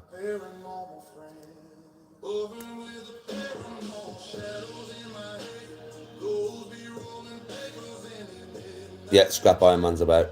I ain't gonna scrap iron for him. If I have given him loads in the past, like. If got any scrap iron, I'll give it to him. It's the same bloke who's been driving around here for years.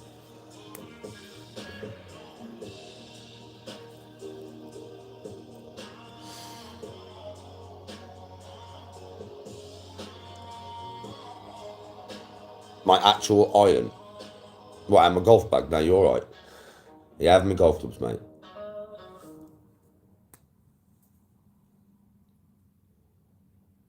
How much 35? Let me come sort some. What do you mean? Well, I don't deal. I just buy for myself. I just buy for myself, bro. Every day is an adventure. Mix, match, and style their dreamy furniture and accessories, so your dolls can live in a world that's uniquely yours. Distance on your driver, bro. It's body weight transfer. You know when I'm always punching and stuff. Yeah, for that hip transfer. You know, constantly transferring my hips. That's all it is, bro. You're not transferring good enough. You're not getting enough compression through the club head. That's all it is, bro. It's just your hip transfer. It's just your body weight transfer. So if you rewind this live, I explain it, you know, probably about an hour ago or something, when I started training, I explained why I still do this shadow boxing and stuff for golf. And it was a legitimate explanation. A lot of people are like, no, legitimately. I do it for body weight transfer and balance. And if you start doing that kind of stuff, you'll learn what your hips are for. And once you get your body weight into it, bro, you'll hit the ball way further. You'll get an extra 40 yards at least, bro. You might get more. How tall are you? What's your body weight? How tall are you and what's your body weight? And I'll tell you roughly what you'll hit that. You should hit that driver with good body weight transfer. And obviously good posture and tempo and that. But with your body weight transfer, you're 6'2", and how heavy are you? 17 stone, fucking hell, bro. You should be clonking 300 yards, bro. You should be getting 300 yard drives, bro. At least 270. At least. Do you know what I mean? So you're doing something very wrong. Something very, very wrong. Without seeing your swing, it'd be hard for me to correct it. You can't stop slicing off the tee. Well, slicing can come from many reasons, bro. You could be coming over the top. It could be your grip. It could be something as simple as your grip, bro. What I always say to people is grip's very important, right? So get your grip right first, yeah? So with your left hand, when you grip the club, it always wants to lay across your fingers like that, yeah? Never wants to be in your palm, and it don't want to be in your fingers. It wants to be where your pads are. But the way the club sits, it always sits on these 3 pads and then comes up that finger a little bit. Literally, like that. That is literally what your club should look like in your hand. Then grip it, and then wrap your thumb round. So it's always your fingers first, yeah? And then your thumb goes over. Now with your left hand, you should be able to see 2 or 3 knuckles when you look down at it. You should be able to see 2 or 3 knuckles, yeah? Your right hand is the opposite. So with your right hand, your hand wants to go under, and then your thumb comes over. And when you look at your right hand, you want to see that part of your hand there. You don't want to see no knuckles. No knuckles. If you can see knuckles on your right hand, it's in the wrong position. So first try that, yeah? Right, first try and get your grip perfect, okay? Remember what I said to you, with your left hand, you want to see 2 or 3 knuckles, depends on you, yeah? I have 2 knuckles showing, I can see 2. On your right hand though, you don't want to see no knuckles. Your hand wants to be under the club, and you want to see that part of your hand. You don't want to see no knuckles. If your hand's too far over, you'll see knuckles. Now your hand wants to be there. It doesn't want to be there, it wants to be there with your right hand. Now that could solve your slice. Because if your forearm, see me when I had the hand operation, I actually had to put my hand over to be able to grip the club. It fucked me. I knew it was going to fuck my swing up. I knew it, because it'll put my forearm here, and my forearm will be facing that way, right? Which will incorporate me to come across the ball. It will make me want to do it because of my right hand, right? I had to do it until my hand got strong enough to be able to move it back under. Yeah, but obviously I know this. So if you move your hand under, it will shallow out your swing. A shallower swing will take you from fade to draw. If you go too shallow, you'll fucking draw it left. But you're in the right direction. So if you go too shallow and you now start drawing the ball left, you know you're in the right direction because you've gone from fade to draw. Do you get me? And then you just got to get it in the middle. You've got to play with it then.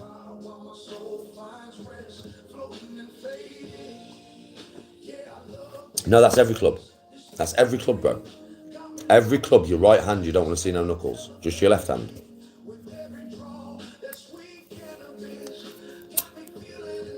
That should help you if you put it into practice. That should help you.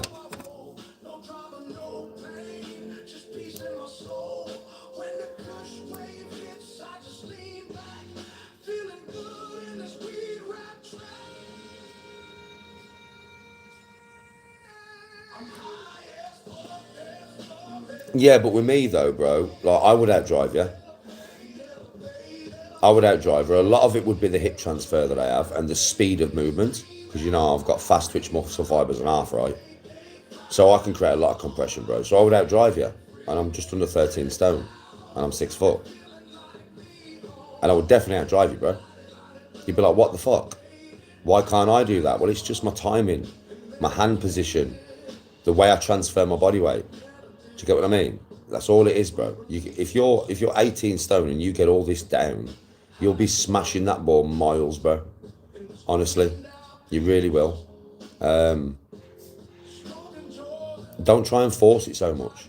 I have this problem. My problem is I come over the top if I try and force the shot, yeah? If I try and force the power.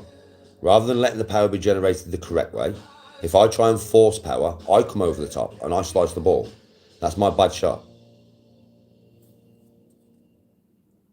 Your timing, yeah, like your backswing wants to be slow. Slow, bruv.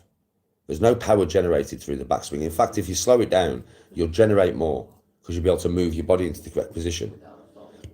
So slow your backswing down. It's the whip on the front swing that provides the power, not your backswing. So slow your backswing down by about a second, get your grip right, and see what that does. See if that helps you. If it doesn't, come back to me and I'll give you some more stuff to try. SOS on your wrist. Phoenix 8 Pro from Garmin.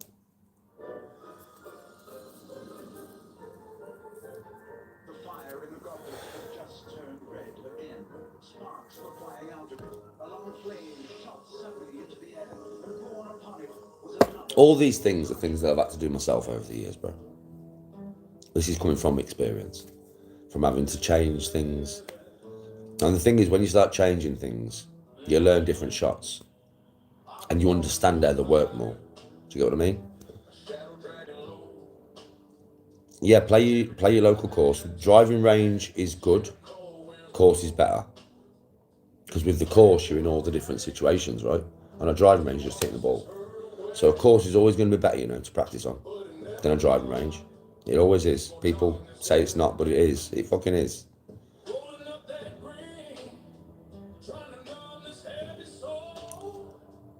With me, well, at the moment, it's very tight to my backswing. A lot tighter than it normally is. But that's because I've tightened up my swing. I've lost distance, but I'm not bothered, like. Do you know what I mean? I'm still hitting the ball 270, and I've took so much power out of it. It's enough. I'll add power as I get more comfortable with the new dynamics of what I've done. I'm not really comfortable with it yet. So at the moment, I'm just swinging 80%, 80%, 80%. Just trying to keep that tempo and that arm locked and that body dropping before, like, rather than coming over the top. I've took all the power out so I can be more lazy with it. Not too lazy. If I get too lazy with it, it goes wrong. So it's a fine line there between being too aggressive and coming over the top and being too unaggressive and then not transferring enough. Not getting my hips clear. Yeah? It's a very fine line there, bro. And the difference between the two of them is one's a fade, one's a hook. It's a bit of a bitch, bro. Honestly. Do you know what I mean? You've got to get it, slot it right in the middle. And that's feeling. And that's coming the more that I play. Do you know what I mean? The more that I play, I'm getting the feeling of what I need to do. But sometimes I'm still, coming over the top or something and fucking a shot up really bad. And that shot's costing me 2 shots. Do you get what I mean? That's what's fucking my game up right now. That's what's fucking my score up. That's why I'm staying on about a 10. With my game, to be honest, I should be about a 6 or 7. But it's that odd shot, bro. It's that odd fucking shot, bro, that I try and force. And I feel myself do it, and I know what I've done. Yeah, but I've already done it. The fucking ball's in the air, right? I can't do anything about it now. Do you know what I'm saying? And I keep doing it, man. I've got to get it out of my game. It's really hard, though, to just stop doing something. It's, what golf's like, man. It's fucking hard, isn't it? Yes, resin, respect. It's really hard, golf, man.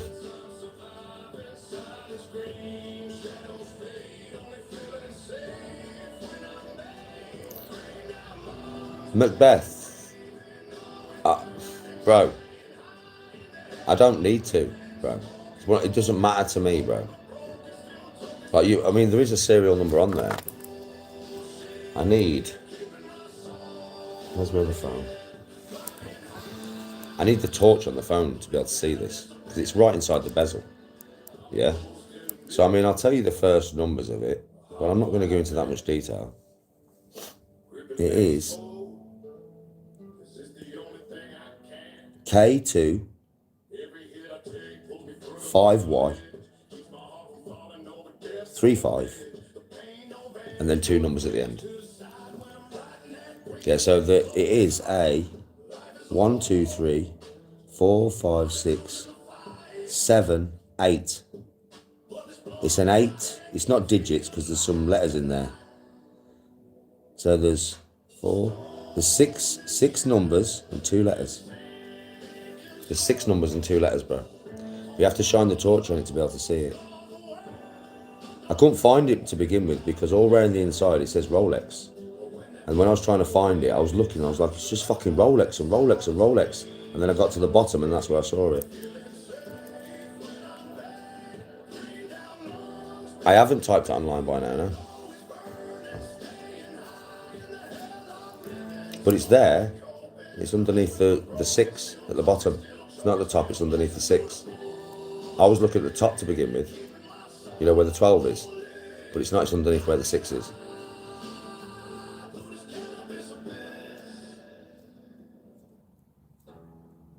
When am I playing golf again? Sunday, buddy. Sunday I'm playing. I'll be live on this channel. Yeah, so Sunday I'm playing again. I ain't played properly for a couple of weeks, like. We'll see how I do. You know me, bro. My official handicap's a 12. I'll probably play off a 10. So for me, to be honest, 82 or under now. It was 85, wasn't it? Do you remember when it was like 85 or under and I'll be happy? Not now. Now it should be 82 or under every time I play, really. And if I'm hitting 82 or under, I'm happy. Do you know what I'm saying? So we'll see what I score, man. We'll see what I score. Yes, you. Welcome to your escape.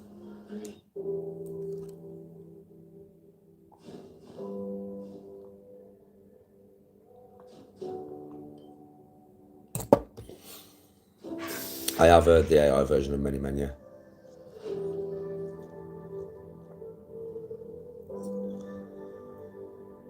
I'm not going to type it in for all the clip channels to be amazed when they find out it's real, bro. I don't need to prove stuff like that. You should know me better than that, brother. You should know me better than that, brother. Come on. You should know me better than that. If they want to think that that's fake, fine. I don't care. It doesn't matter to me, bro. Like I said, it's not about the monetary value of the watch. It's about the fact that it was a gift and it comes with an extremely good memory. Do you get what I mean? That's what's important to me. The price of that watch is more important to everybody else than it is to me. It's nice to have an expensive watch. It's the most expensive watch that I own. I have got some nice watches, but not like that. Yeah, but it's not about that for me. I wouldn't even be interested in how much it's worth, because I'm never going to sell it. That's going to go to my kids, that. I'll die, my kids will have it. With all my other watches, whatever watches I've got to my collection by then, because I always buy watches occasionally, I do anyway. Why would I want to take the pleasure of showing the trolls wrong, bro? Do you know what I mean? Why? Why, bro? That's something that is, in my opinion, egotistical.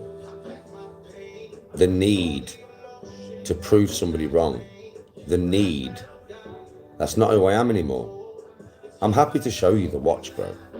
I'm happy to show you everything about the watch. I don't mind showing people the watch. But that's just so you can have a look at the watch. It doesn't matter to me, bro. To me, listen, it looks real, it feels real, and it was a lovely present. And it comes with some good memories. Do you get what I mean? That's all that matters, bro.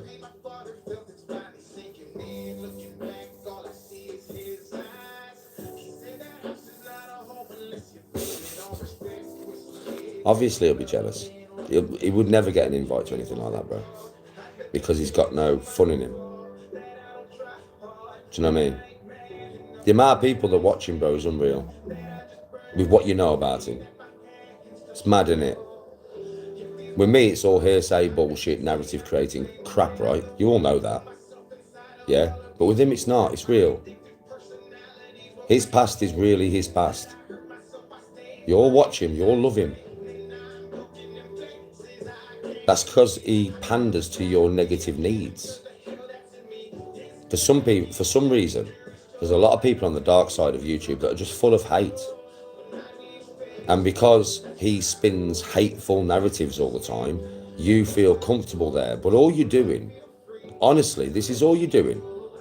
You are being in a hate-filled environment, which will blacken your own soul.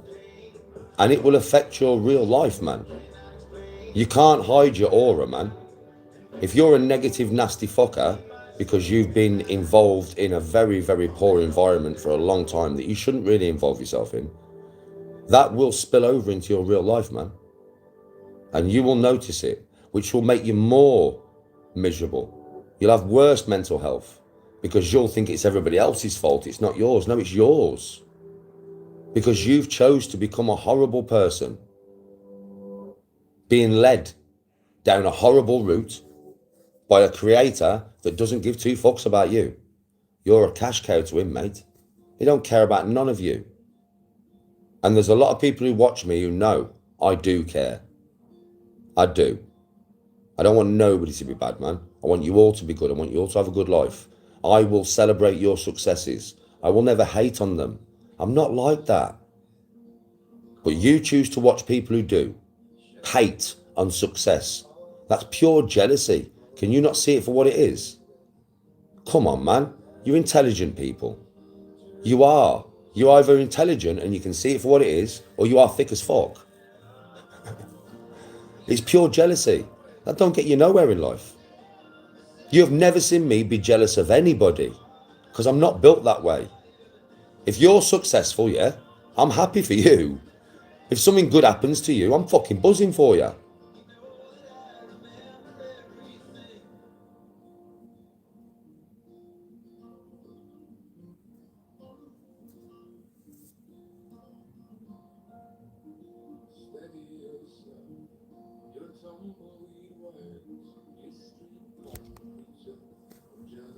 Jealous, mate.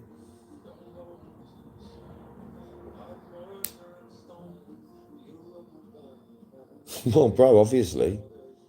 I've just been invited to fucking Dublin and been given a watch. And rather than just say, that's a lovely fucking watch, well done, Danny, look what he's on. Pure jealousy, mate. Pure. Or he wouldn't feel the need to, would he? I've heard Craig's got a Rolex. Good for him. I'm sure it's a nice watch. Have I tried to get fucking pictures of his Rolex to go online to see if it's fake? No, I couldn't give a toss. If he has got a Rolex, fucking fair play to him. They're nice watches. Big difference there, mate. I'm good, Resin, how are you?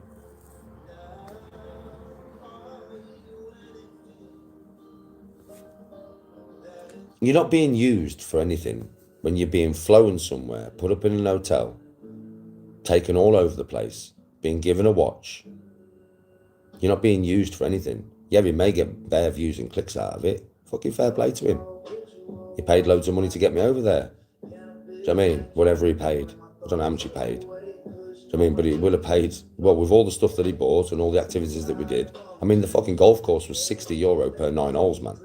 And then all the buggies and everything, man. Do you know what I mean? So, at the end of the day, fucking fair play to him. If he gets loads of views and loads of clicks and it gets him loads of money from having me in his videos, fucking fair play to him. Go on, lad. All power to him, like. Why am I going to be bothered?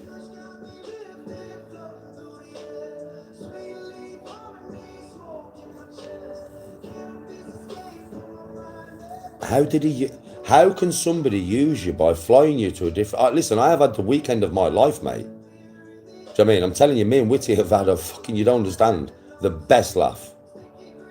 We've got to make his own content. And he flew us out there and put us up in the hotel. Took us to the Guinness factory. Took us to a professional golf course. How is that him using me? That might be him wanting content out of me, but he fucking certainly paid for it. How does your brain even work that way? How does your brain even work that way? If anything, we probably used each other. Because at the end of the day, yeah, when his content comes out, loads of people will know that I have a channel. And I'll get more subs from it, however many I get. And because the content will be banging, you never know. I'll probably get invited other places with other people in the future. You don't know what will come off the back of this. Neither do I, neither does Witty. We don't know.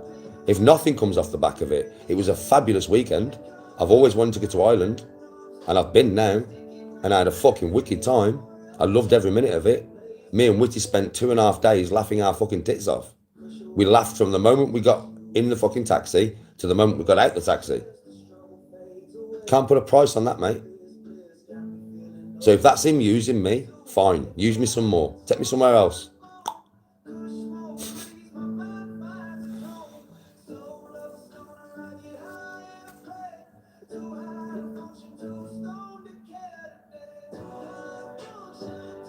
I know it's ridiculous, Kingy. People are so bothered. Jealous, that's why. Because they've never been invited to anything like that. Because they're jealous people. I'm just a good vibe guy. I mean, I'm polite, courteous, I'm a gentleman. I've got a personality. I've got a vibe going about me, mate. Wait till you see the footage of me out and about in Dublin. You'll certainly understand the vibe that I bring to the situation. Pure positivity, bro. Yeah? Like I said to me, Kingy, if somebody else online had done this sort of stuff, I'd just be applauding them, saying, well done, man. Congratulations. I hope you had a fucking banging time. Well done on the Rolex, by the way, mate. One of over 65 stunning destinations, with millions of free Fucking hell, King. You know this. and 22 kilograms of baggage included. Jet2 Holidays. It's holidays you can trust. He hasn't taken me for a mug at all. If you think me having the time of my life and laughing my tits off for 2.5 days is somebody taking me from a mug, okay, that's you. That ain't me. I enjoyed it. It was fucking great fun. And 500 quid ain't that much to have a really banging weekend, is it?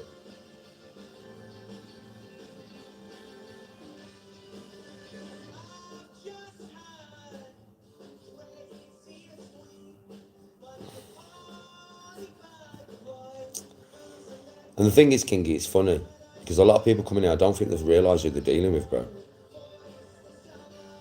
They're dealing with somebody who will never do what they want him to do. You know that yourself, Kingy. Everybody watching me knows that. You push Danny, Danny will just go, fuck off. Can't peer pressure me, mate. I'm not a sheep. You're dealing with the wrong person here, mush. Nice will get you everywhere with me. Peer pressure will get you nowhere, because that don't exist to me, son. I'm a grown man. We're not in the playground here, boys. I know you're used to being in the playground on social media, but this channel is not a playground. At all. You'll learn.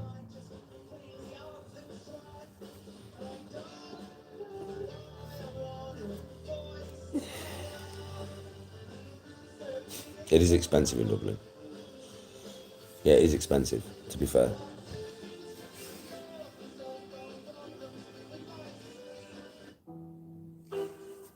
I will give it that, mate. It's quite expensive over there. It's more expensive than here.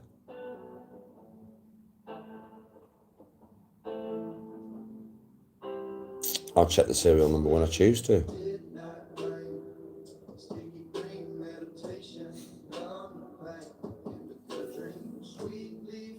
Obviously, I know where the serial number is. I know what it is, but I can see it. But I'll check it when I want to check it, not when you want me to check it.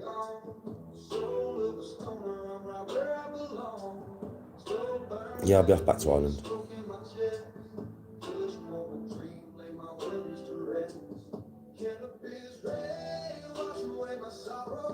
You feel, listen, that will be left with them with one of my other watches.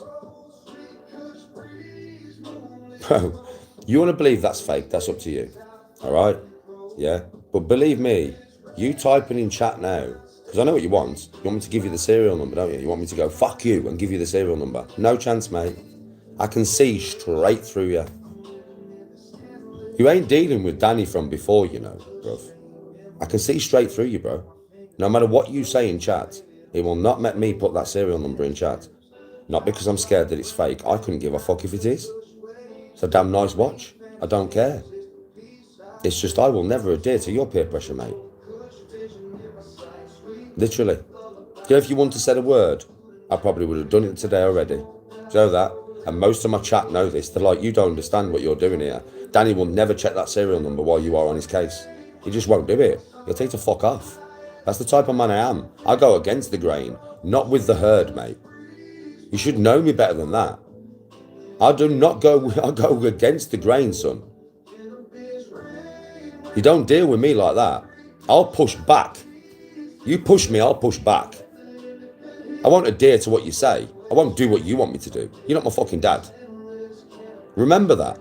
You need to remember who you're dealing with here. You're not dealing with anybody else off social media, mate. You're dealing with me.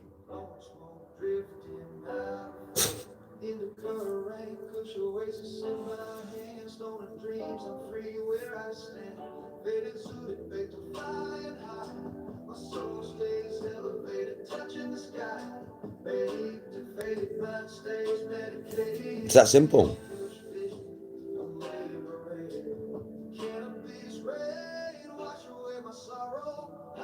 Exactly, Kingy.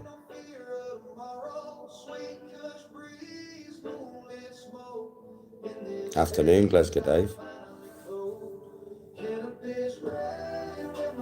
Jammy.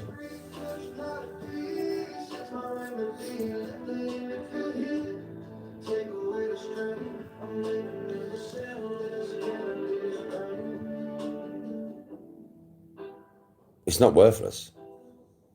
That's your materialistic mind. What did you get banned for?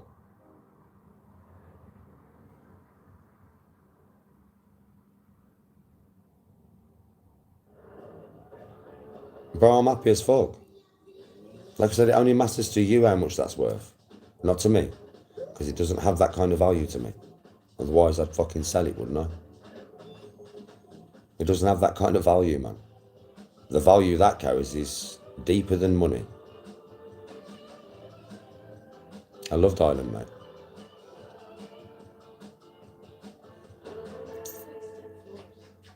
Because I'm not a bully and it wouldn't be a fight. And I'm not interested. Do you not know where I come from? Do you not know my background? Have you not seen the clips of me losing my mind? Have you not seen the clips, bro? Do you think that person's gone? I control him every day to be a better person. Do you think that I am going to go back into that person for you lot? No. I'm the best man I've ever been right now. And I'm not going to give that up to satisfy your curiosity by punching somebody's fucking head in. Because that's ultimately what it would be. Just me punching somebody's fucking head in. I'm not going to do that, bro. It's that simple. I'm a changed man. And you don't entertain negativity and darkness if you're a changed man. And if you're going to have a fight, you've got to access the dark sides of your psyche.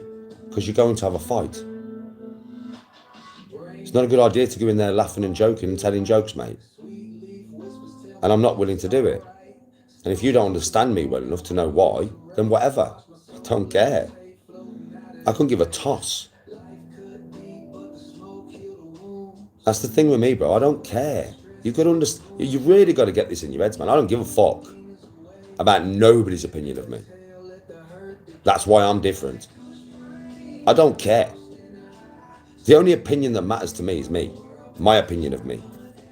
And I'm a good man. I'm not the best, not perfect, but I'm a good fucking man. I can look in that mirror right there, and now all I see is a good man. And that's all that matters.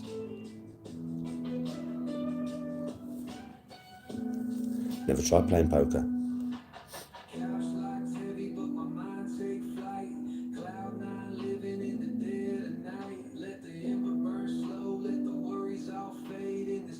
Ah, Glasgow Dave. It's because of the dickheads.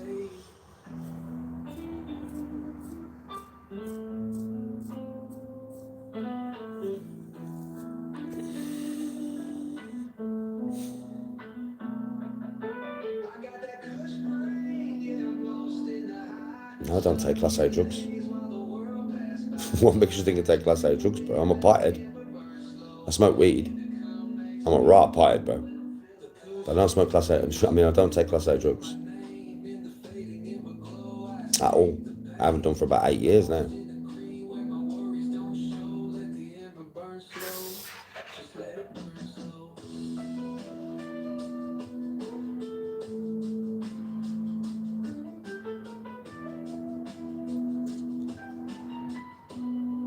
Bro, I'll have a look to see if I can see you. But usually, the person who bans you, you're on their banned list on TikTok. I don't know why it's like that. It's pretty much the same on YouTube though as well, you know.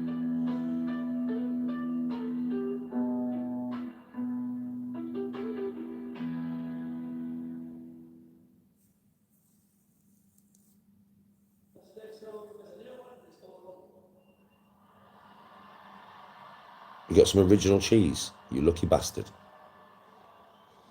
Lucky fucker. That's all I'll say, you lucky fucker.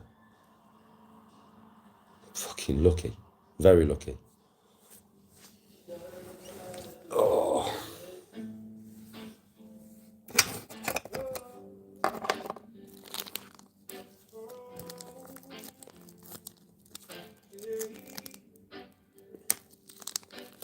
Hold it up, fired up, it's 4th of July. Sticky green sunset paint in the sky.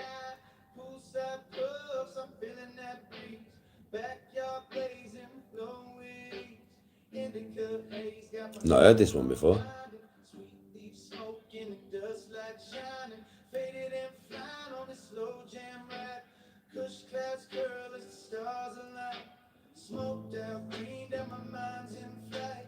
Feeling that peace in this freedom night. From dusk till dawn, I'm vibing high. Stick your fingers in bloodshot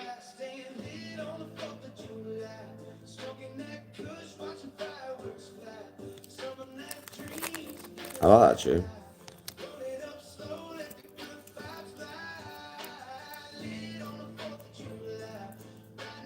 180 on the zip. Fucking hell, bro. Mind you, if it's original cheese, bro, like blue cheese, like that stinky cheese, come on. That's a pleasure to smoke, isn't it, that?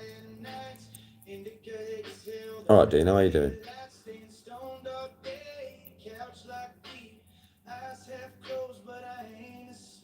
No, Walk with Christ is not banned on TikTok.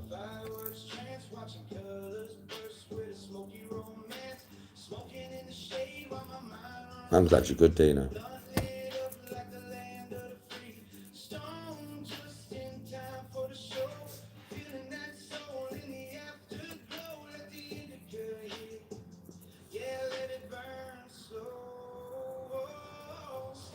Nah, is it fuck Glasgow, Dave?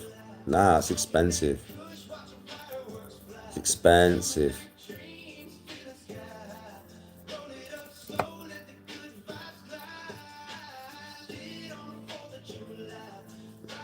Yeah, Ryan J, I'll have a look. I will have a look. But like I said, sometimes it's the mod who bans you, you're on their list. I don't know why it's like that. It's a bit like that on YouTube as well. Or it was on the old channel. I don't know if it's going to be like this in this channel.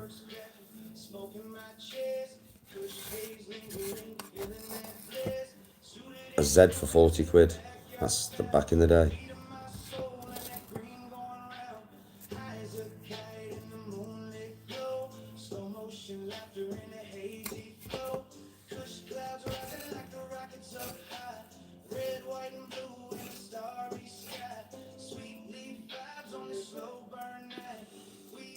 Yeah, Walk, I'll show you tomorrow. Do you know when you come? I'll show you my band list. And the thing is, right, is, like, you go on my band list, bro, and there's people missing off there. Do you know a lot of people have said the band? They're like missing off there, bro. I haven't checked for no recent ones that have said the band, but I've done it before. You know what I mean? Somebody's come in, they've gone, Danny, it's so-and-so. I'm banned, man. Can you unban me? And because it's a certain person who's always in there, I'm like, yeah, all right. Yeah, so I've gone off the live. I've gone into my band, my block list. They're not there, bro. I can't see them fucking nowhere. I'm like, what the fuck are you? I'm going back 16 weeks. They got banned yesterday. Do you know what I mean? I'm like, well, what the fuck? They're not even there. I don't know what it is. I don't know why it does that. I ain't got a clue, Walk. I'll show you tomorrow. If you remind me, I'll forget. But if you remind me, I'll show you. Do you know what I mean? Like, there's some people who you probably know is banned, and they might not be on my list, bro. Like I said, I haven't tried it for a couple of months. Do you know what I mean? I'm probably going to have to go on now and have a look, because there's a few people that I need to have a look at, yeah? But, bro, it's one of them ones. Unless I can do it by... I'm sure before, do you know something? I'm sure I had this problem before with somebody. And what I had to do was I had to type in their name on TikTok and go to their channel and unblock them that way, I think. I'm sure that's how I did it. Or was it on YouTube? I can't remember, bro.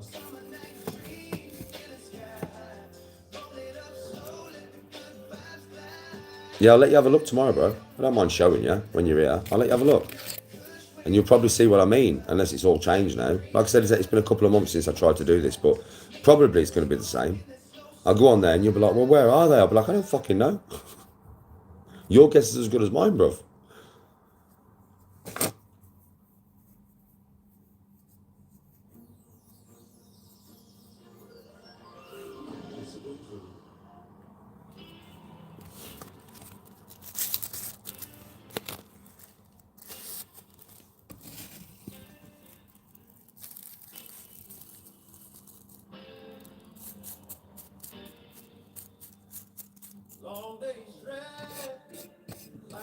There's a bit nuts in it, that.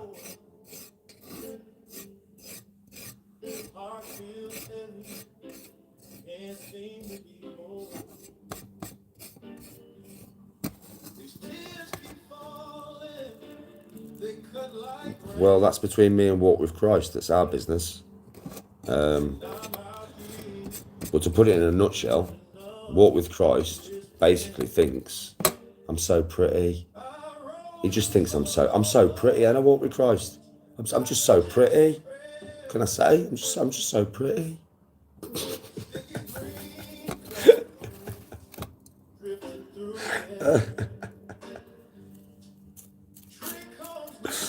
Oh, fucking hell.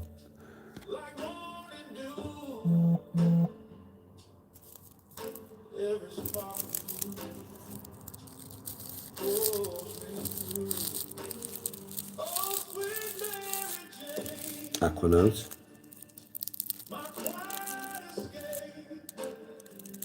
California, USA. Well, I hope you're good. Hope you're having a good day.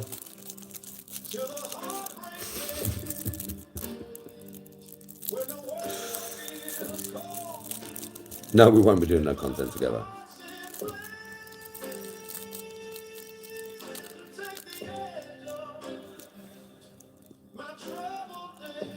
Well, that would be up to Walk with Christ.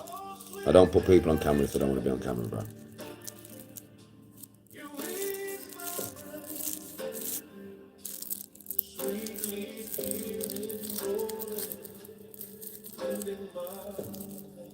You'll just be here, we'll watch some films, we'll play some computer, we'll have a chat, we'll chill, eat some food.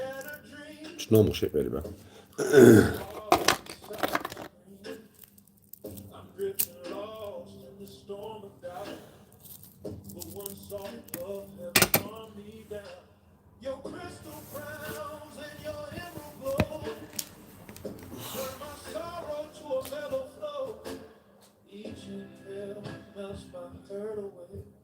Each exhale whispers you'll be okay. Oh, sweet Mary Jane, my quiet escape. Wrap me in your arms till the heartbreak fades. When the world feels cold and my heart's in flames. Take the edge off my troubled day. Oh, sweet Mary Jane, you ease my pain.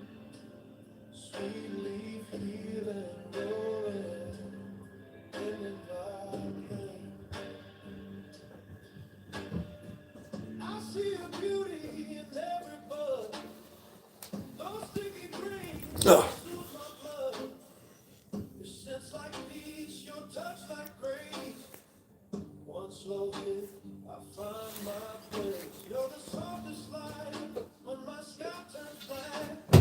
A slow warm road always leads me back. You lift my pain, you clear my mind. In your hazy warmth, I breathe in time. Oh, sweet Mary Jane, my quiet escape. Wrap me in your arms till the heartbreak. Yes, I will be coming to Scotland, bro, at some point. I really want to come. When the world feels cold and my heart's in flames. No worries, Aquanaut. No worries at all, mate. My troubled Yeah, no worries at all, bud. I don't mind reading people's messages, bro. As long as you're polite and courteous, you'll always get a response from me. Unless I'm talking, I'm deep in conversation, and I'm not really looking at messages. Very rare you see me drink fizzy pop, right? Very rare. Do you know something? I don't even like it. But fuck it. rolling blunts when I'm feeling low. Your smoky kiss is soft and If I stay, I'll be getting like a. When I do come to Scotland, we'll get like an apartment, bro. You know, like a Airbnb or something. We always do. So we've got like his own house kind of thing. We like to have that. You know what I mean? So, yeah, that's the way we'll do it. I'll be driving up to Scotland because I like to have my own car as well. save my soul. Sweet Mary Jane.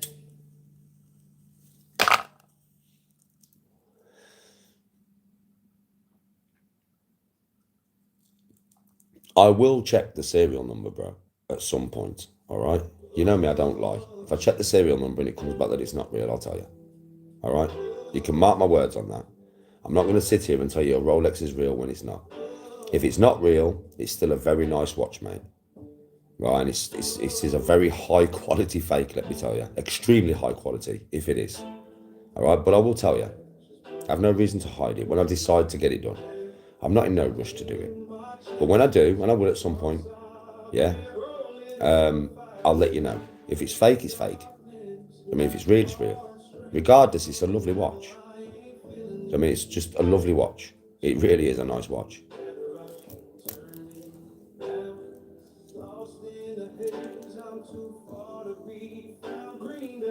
She has a lift to work with one of her workmates. One of her workmates, she goes with her, gives some petrol money every week.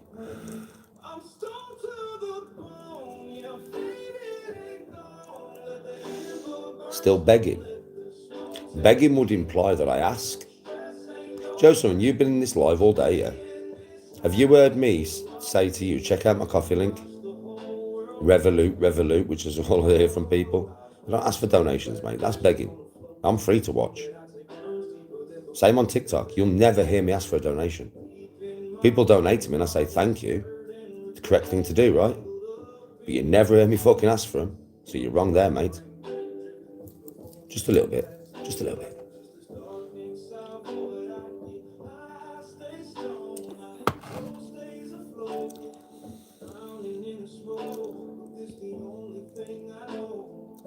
Yeah, washing machine, fridge, your whole house basically, and it's like having a home from home, bro. Do you get what I mean? That's why we like it, because it's literally like having a home from home.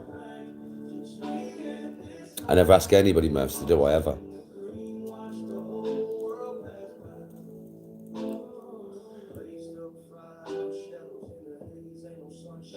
Witty's 28 years of age, bro. He's hardly a kid, you weirdo. Witty's nearly 30 years of age, bro. He's hardly a kid. And he's part of Tea Time Trio, bro. He's one of my golf partners. So why wouldn't I go with one of my mates? Oh, you got no mates. So you don't go on holiday with none of your mates, no? Okay. I understand, mate.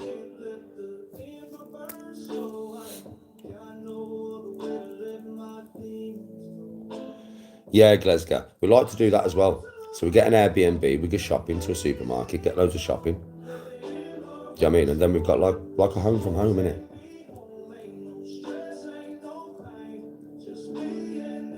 Mark, he's got a different name. And sometimes Mark doesn't show my chat for whatever reason. He's modded now. He's just not in, he'll be at work. But yeah, Mark's fine. He's just had to change his name. He's had to change to a different name. I can't remember what it is, but I modded him. So when there's a mod that comes in with a weird name, that's Mark. They are what we Christ. But obviously the year after next, when I go to Newquay for a month, you and your missus are welcome to come for a week, bro. Because I'll get a big place. I always do. 2-3 bedrooms minimum. So yeah, you're more than welcome to come down for a week, bro. Who, Mark? Oh, Mark's lovely, bro. Mark's ace. Mark does not have a bad bone in his body. That geezer is fucking whole as fuck, mate. I swear, he's a lovely man, Mark is. A proper lovely geezer, mate. That's why we're so close and we're friends. Because he's one of them dudes who does not have a bad bone in his body. Do you understand what I mean? You know, like one of them guys. There's not one bad bone in all of the bones that exist. Just a lovely man, mate. Nice to be around, and he's funny. He is funny, man. A kebab, tenner. Yeah, Merster, I will get to Belfast at some. I'm going to take Tony to Dublin first, so she can experience what I experienced, because I did love it, you know, bro. So me and Tony are going to go to Dublin next year. I'm going to take Tony to and experience that, because she'll love it. And then after that, I might go somewhere else in Ireland, maybe Belfast. All right, Danny Hayes King, how you doing? Yes, Merster. Well, yeah, if I come to Dublin, you can come and meet me, bro. Come out and have a beer with me and that. Yeah, boy. You'll fucking love that, mate. Let's get drunk. You won't drown. You won't drown. I'll look after you, bro. Do you know something, Watery Christ? I'll tell you straight. When you see me in the water, when you actually see me in the water, as soon as you see me in the water, you'll be sound. You won't even be scared no more, because you'll know. If anything happens, that man will have me in seconds. I'm fucking strong, bro. In the ocean. I am. I've been doing this all my life. Right, so you'll be fine. And I won't take you into anything that you're not ready for. I'll take you slightly out your depth of comfort. I'll take you slightly out your comfort zone all the time, because that's how you learn. But not enough out your comfort zone where anything could happen to you. I don't want to kill you, bro. I want you to have the time of your life. I don't want to kill you.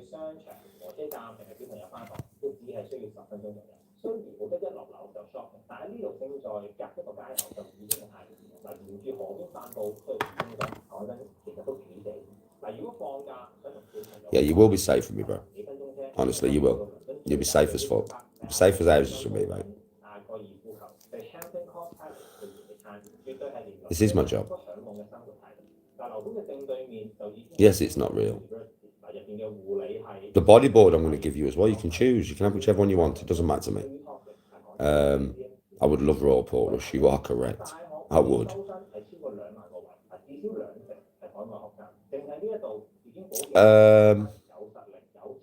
Yeah, well said, Plesker Dave. Yes, you have to feel comfortable in the uncomfortable. Like, I'll get you jumping off a certain rock at Fistral Beach, yeah? It's not that big of a jump, but when you stood on top of it, because you've never, and you can, bro, it's clear, the water. It's very clear. So you can see the rocks, bro. And you will have a little mini panic attack, because you'll think, everybody does, you know.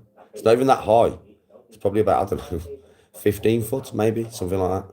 Do you know what I mean, bro? But you can see the rocks underneath the water, bro. You'll have a mini panic attack, bro. I'll jump in first. Yeah, I'll just jump in, because I've done it hundreds of times, that, man. I'll just jump in. But for you, you'll be stood, and I'll be in the water, and I'll be like, come on, bro. And you'll be like, yeah, but I'll be like, bro, I've just jumped in. Do you know what I mean? And as soon as I say that to you, you'll jump in. It's an exhilarating feeling. It's just a little exhilaration.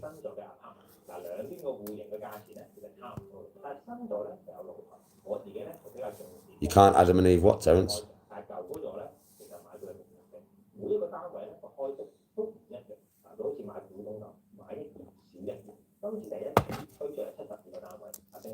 Yeah, buckets. Everybody does. It's not like a panic attack. It's just everybody gets it. Every adult that I've took there. Because it's a decent little jump. It's only 15 foot, but it's the way that it looks, bro. Trust me, it's the way it looks. It looks dodgy, but it's not.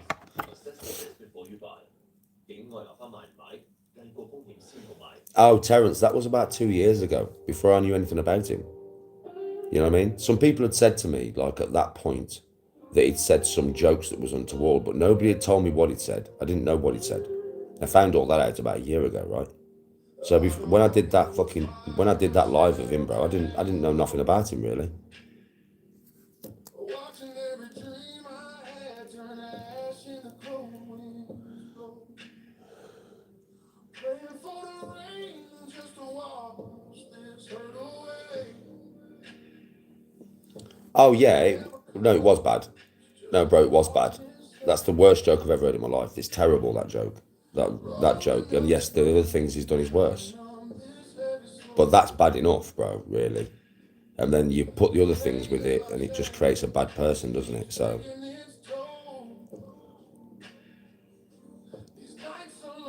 Terence, I didn't really pay attention, did I?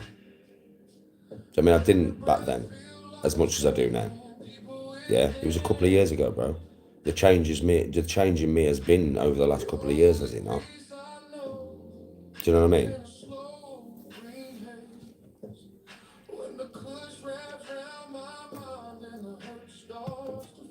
No, my thought pattern on what he said is this. If I was going to go on a stage show and I was going to make up any jokes, no matter how dark they would never go to that.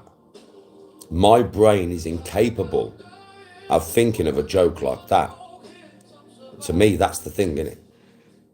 If you look at it deeper into the brain that can create that joke, then you understand where my problem lies. Do you understand what I mean? Think about it. You would never come up with that joke. None of you would. None of us would ever think of that joke. It would never, ever even come into our minds, bro. Now do you understand what I'm saying?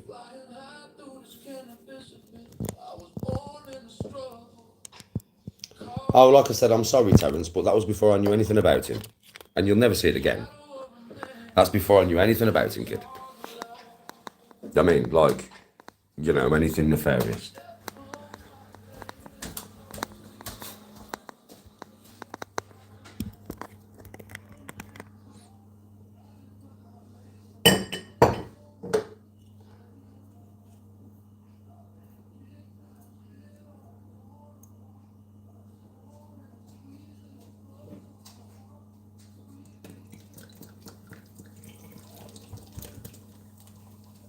Who the fuck has been drinking that? What is that? Non-alcoholic malt beverage with vitamins. Super malt. Never even heard of that. What the fuck is that?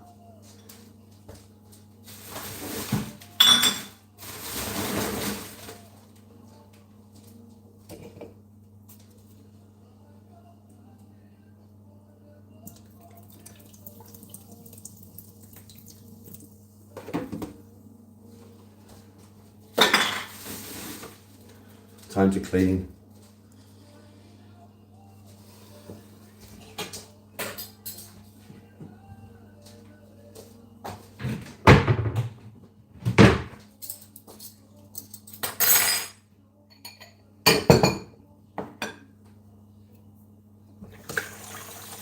Oh, it's fucking cold, man. What time is it now? Yo, can anybody tell me the time? What time is it now, please? I should have my watch on, shouldn't I?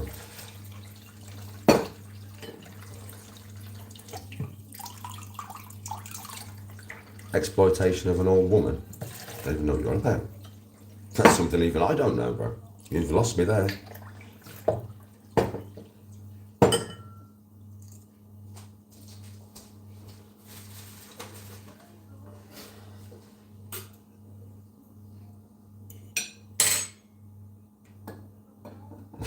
Cheeks the 9th.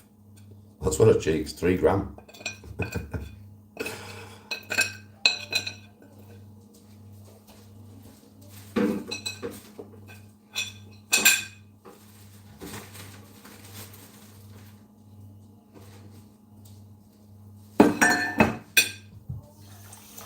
$110. Yeah. Should be home soon.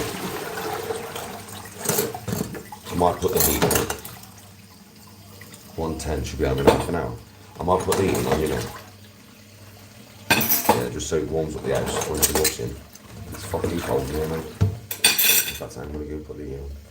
I just deal with the cold in it because I don't give a shit.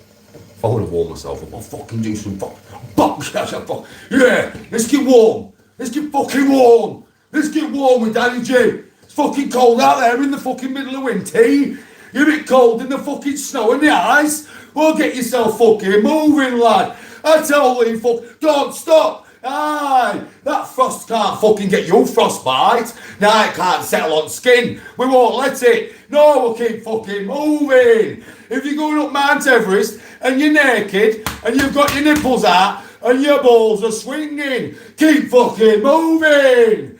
And you won't get frostbite on the nutsack and you'll get to keep them for another year. Mark my fucking words. Listen to me, lad. Aye. Aye. Fucking aye. Sorry. Better wear that very far. Heating.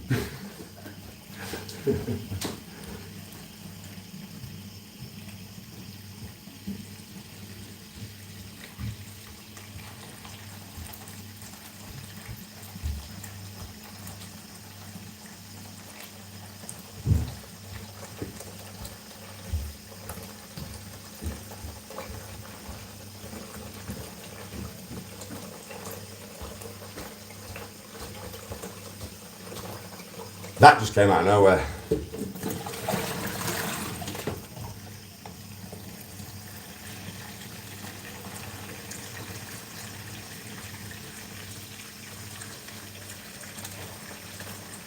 No, I'll tell you something, people have heard me say this many, many times. I don't like that man. Yeah, I don't. For reasons. Don't like him. But how many times have I said this, chat? I don't hate on success, mate. I might not like the dude, but I have said fair play for his industriousness, even though I think it's regurgitated content and he couldn't do none of his own because he ain't got a life. That's beside the point. Fair play to his industriousness, to earn money out of clipping me. I have never hated on anybody's monetary success, because that's now not you get your fucking own, mate. It's not that it's not nothing to do with that fucking that joke. That joke is the tip of the iceberg. Bro, he battered a bird in a party. Battered the fuck out of her, fractured her eye socket and shit, right? Walked out the party, went back in, bit it to the bone. These are the reasons I don't like him. The song that he sung, yeah, was the words. What was the words? What was the words of that song he sung? He used to get his ex to pretend to be 12 and piss on him. I don't really, and then he makes that stage joke. And this is just what we know, right? Put all that together. What kind of person does that create? That's my problem with him. Not that he earns money out of my name. I don't give a shit about that. I don't care about that. There's loads of people earn money out of my name. Loads. I don't hate them. JDP does videos with my name in it and gets more views than he does of any other video. Right? I don't hate him for it. I don't hate Dr. Rackpool when he puts my name in a video. I don't hate nobody for using my content. And good luck to you. I'm not that type of person, mate. I don't hate on people's fucking success when it comes to monetary success, because that's not how you get your own. You don't get your own by hating on what somebody else has got. It's not the way it works.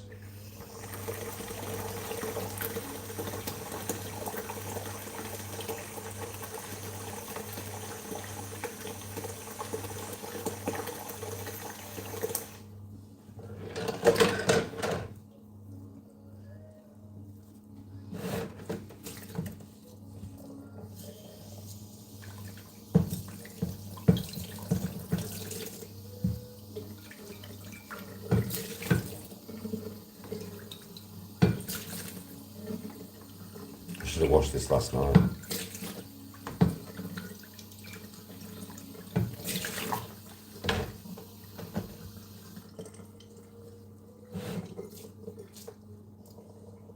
He didn't fight in Vietnam. What? He definitely didn't fight in Vietnam. I think that was before even my dad's time.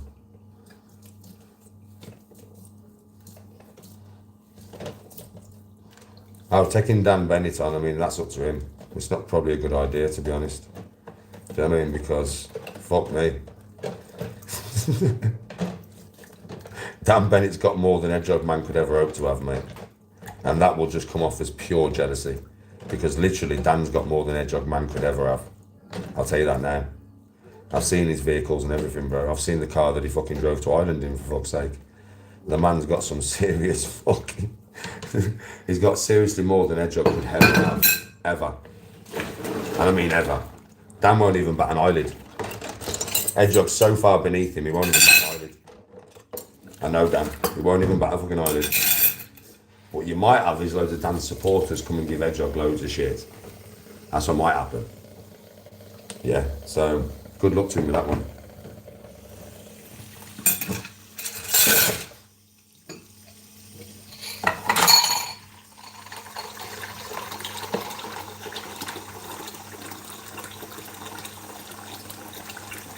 Would I ever go on Big Brother?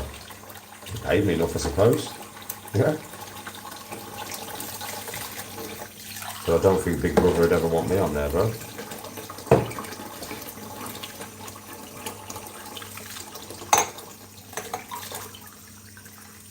Hedgehog has a bigger following than him. Fuck me, Dan had a couple of million on TikTok till he got banned. He's got 1 million on fucking Instagram still. Go and check his Instagram out. He's only just started on fucking YouTube. He's only got about 4 videos on it. Give him 1 year, he'll be where Hedgehog Man could never be. I know that for a fact myself. Are you mad? Bro.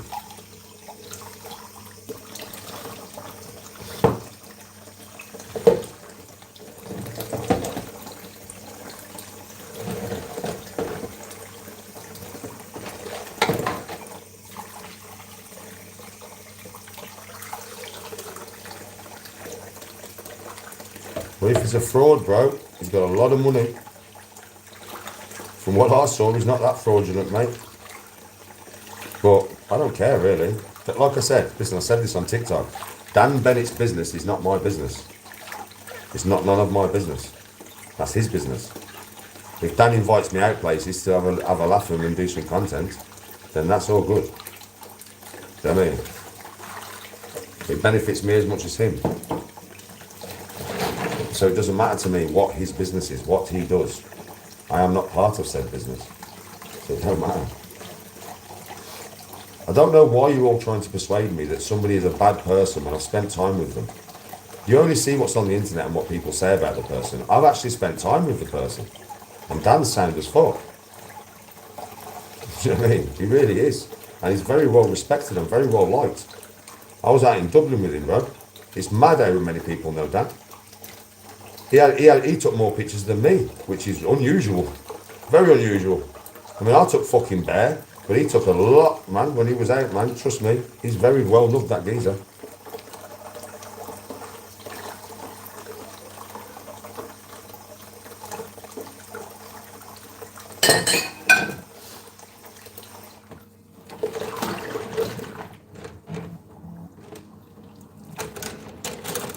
Thank you, Carl. Respect.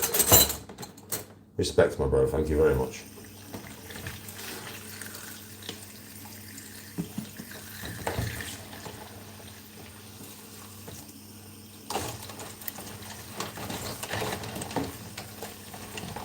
Bro, but the thing is, that only matters to you.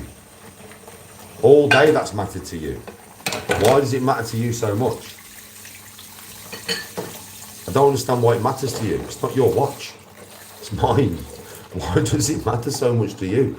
Do you think if you made a video and somebody had given you a Rolex, I would do anything but just say, well done, bro? Do you think I'd be hounding you in your chat all day, bro? No, would I fuck? I don't understand why it matters so much to you. Why does it matter so much to you?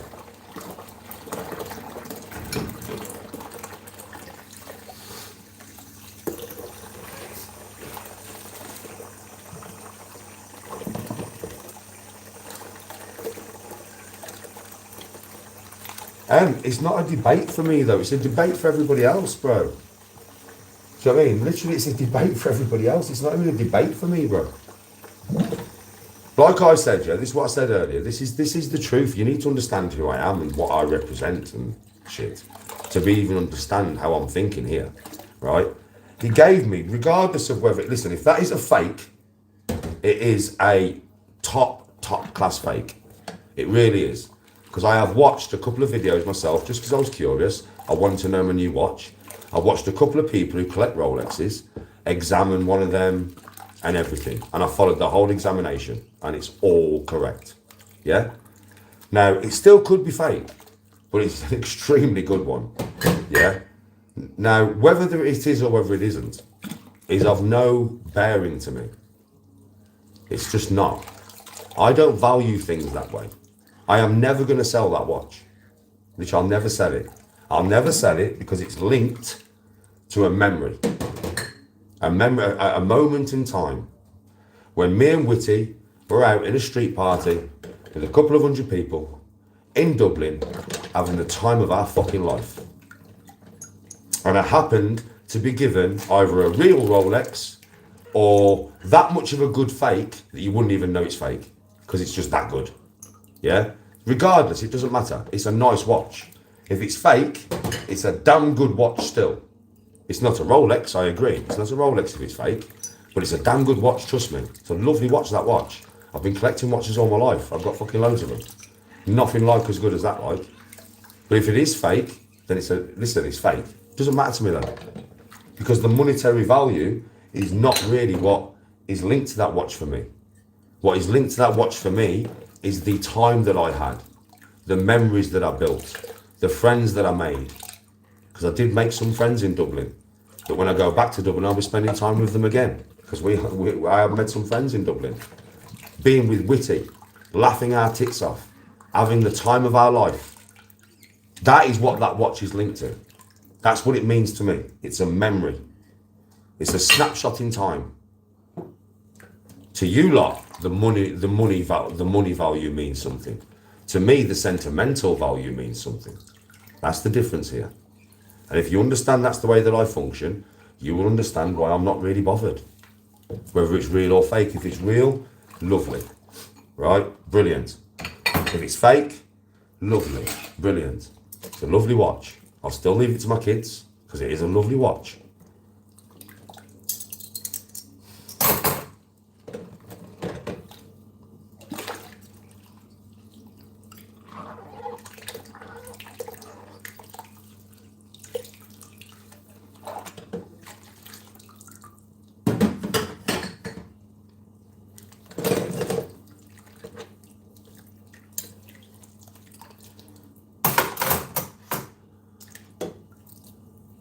You're not banned, or I won't be able to see your comments.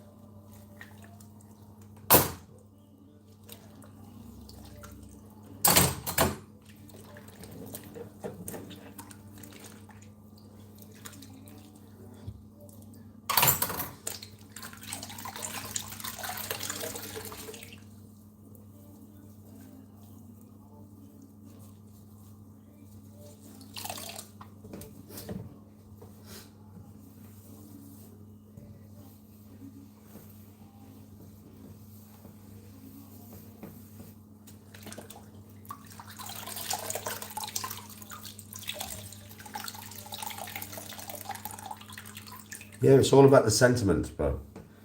So, I mean, it's all about the fact that the guy gave it me. Yeah? On a night out when I was having the time of my life. I shaved an eyebrow off it for everything. It was a laugh, bro. It was a proper laugh. So that's where the value of that watch comes in. Do you know what I mean? In the time that I had while I was getting it, right?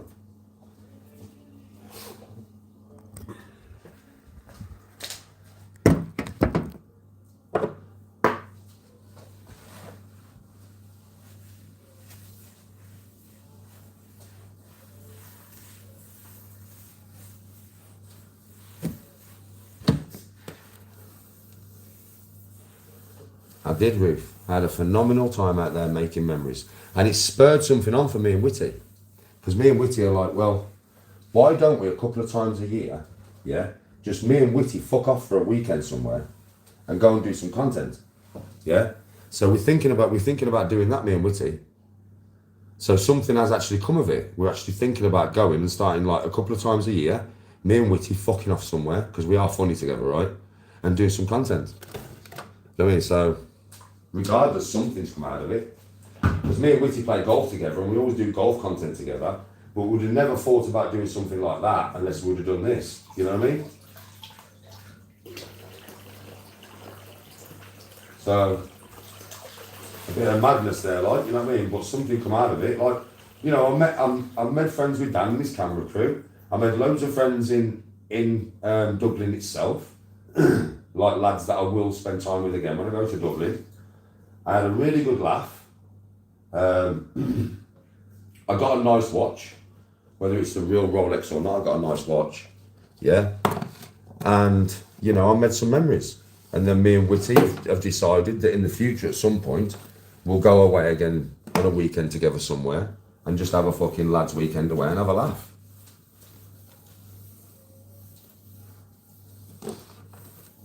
Because we genuinely did have a right fucking laugh, mate.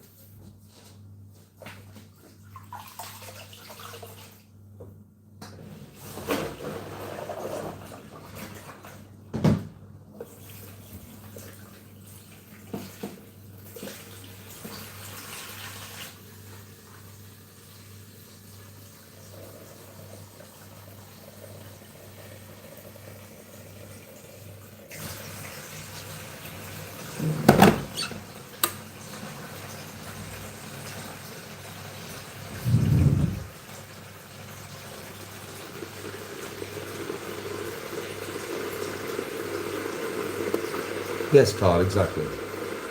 Dublin's amazing, yeah. Dublin's amazing, though. Brilliant, Dublin is.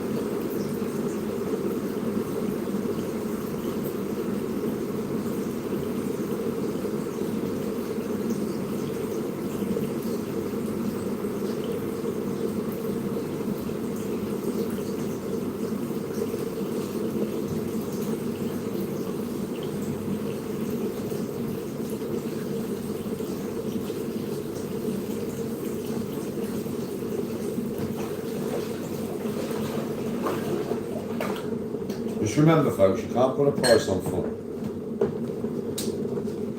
I mean, it's something you can't put a price on, man. I mean, you just can't put a price on fun. And we had lots of fun, man. Like, fucking loads, man. Me and Witty were just laughing all weekend, man. Do you know what I mean? So, it was worth every penny and the travelling. It was all worth it, bro. It was just brilliant. It was good fun.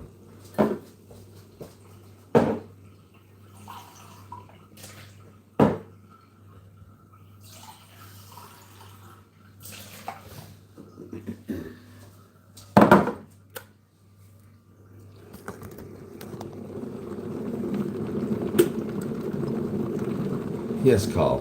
Respect. Yeah, they do take the piss, bro, but it's just trying to drag me back down, innit? Can't do that, brother. Trust me, they can't.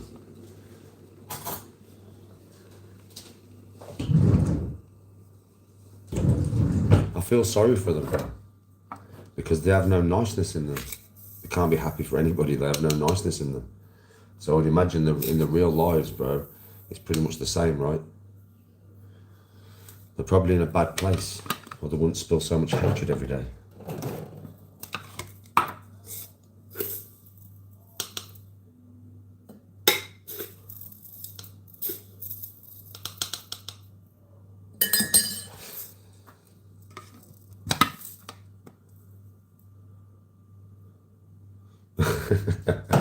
Show them how to wash and dry the dishes.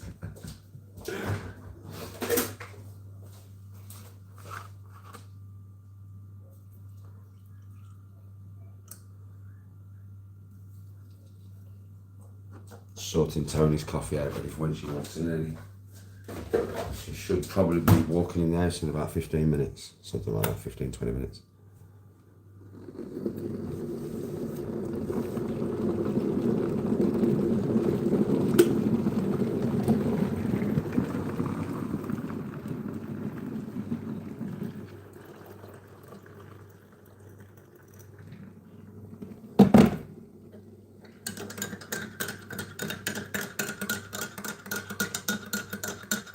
I don't think there'll be civil war now.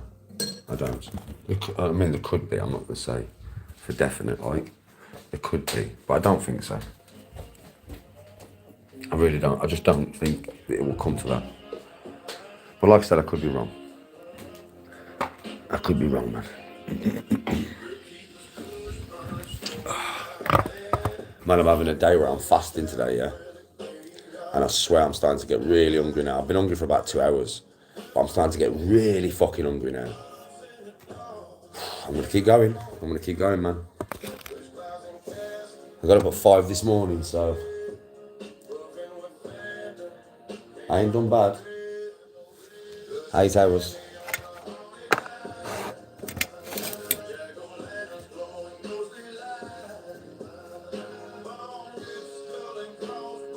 Yes, Glasgow Dave.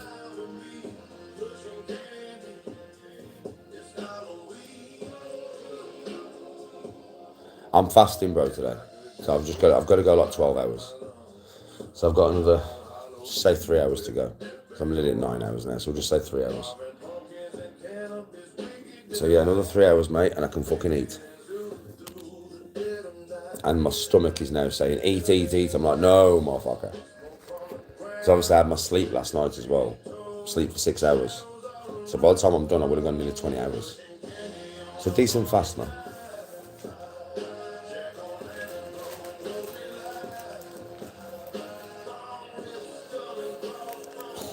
Put it down to experience. Bro, fucking hell. I'm not even going to explain this to you. All I'm saying to you is somebody flies you out, puts you up in an hotel, takes you to fucking Conor McGregor's pub, fucking takes you to the Guinness factory, all paid for, takes you to a professional golf course and gives you a watch. I really don't understand how that's having my pants down. But if you think that's having my pants down, then that's you, to you, innit?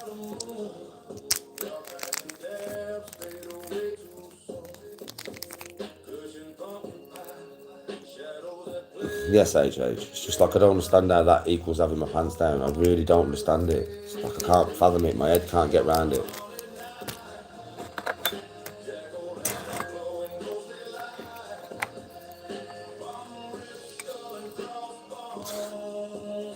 I'm only being honest.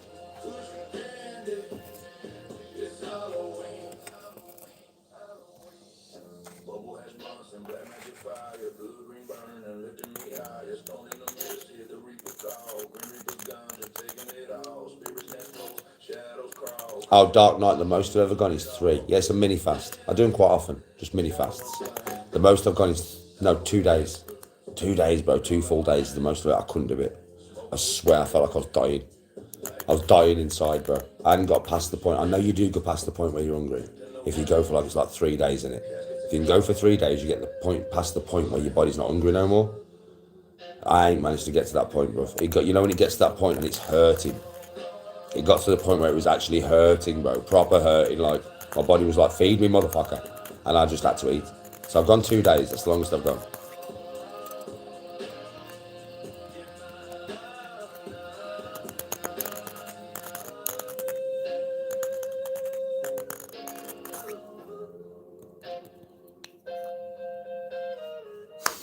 Yes, Carl.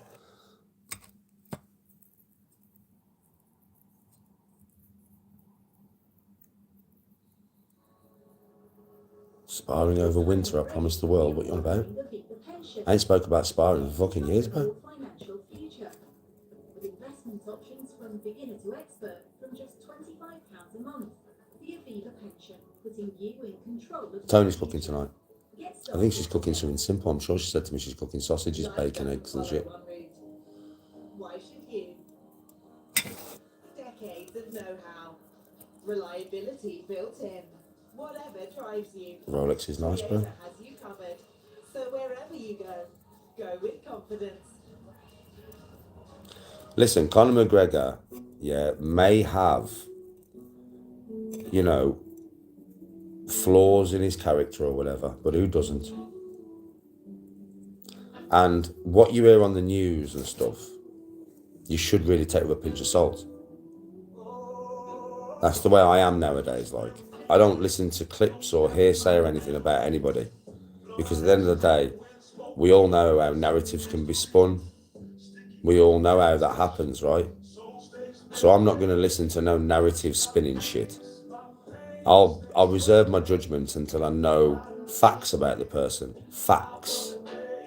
Or I meet them myself and they're a fucking arsehole. You can't believe everything you hear on the news and social media. You just can't. Because everybody's out there for controversy. Everyone. Nobody really wants to put the truth out there about anything. There is a few of us, me, a few other people, but most people lean into the controversy and make it much worse than what it was in the first place. Now, I'm not saying Conor's innocent. I don't know the man. But there's no way I'm believing everything that I hear on the news about him, neither. There's no fucking way in a million years. Now, I didn't get to meet Conor. If I would have got to meet Conor, I would have given you a breakdown on the man. If I would have got to actually meet him, looked him in the eyes when I spoke to him, just have a chat with him and stuff. You know what I mean? I would have got a sense of what kind of man Conor was. Not by bearing my opinions on Conor off hearsay. No, meeting the bloke.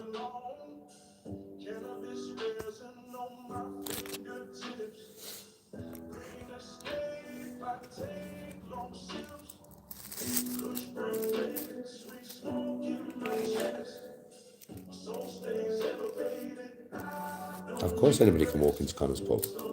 What's your point?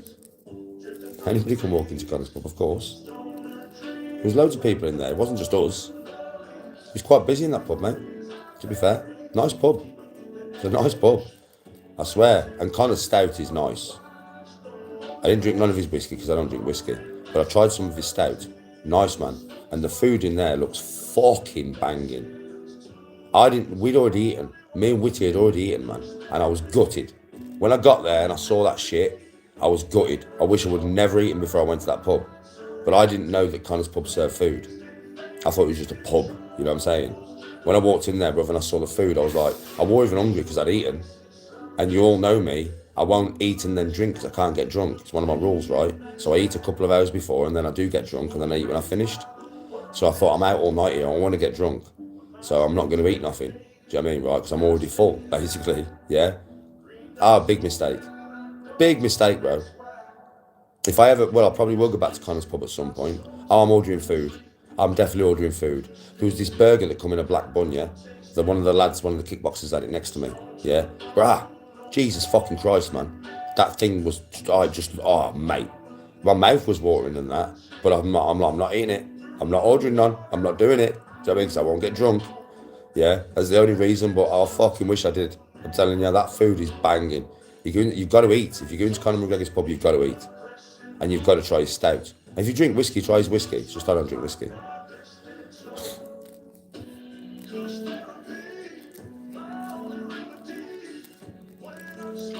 Non-Charlie's Toes. He was with his missus, bro.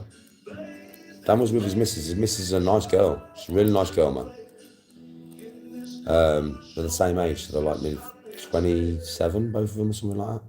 Yeah, but she's nice, man.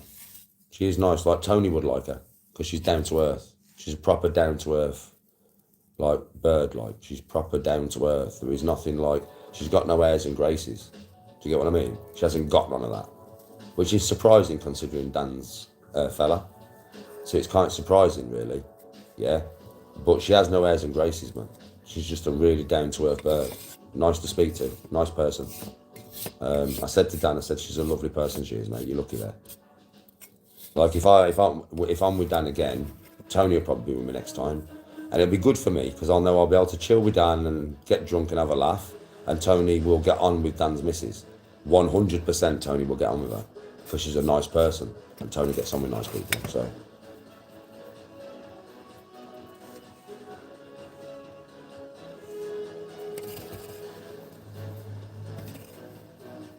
Well, he's got a missus now. I don't know how long they've been together, but I don't really know that much about Dan's life. I didn't prod into his private life too much, you know what I mean? Because we're there to have a laugh and party and do content. But yeah, he's definitely got a missus now because I was with him and his missus, and she's a nice person. I mean, proper nice person, like.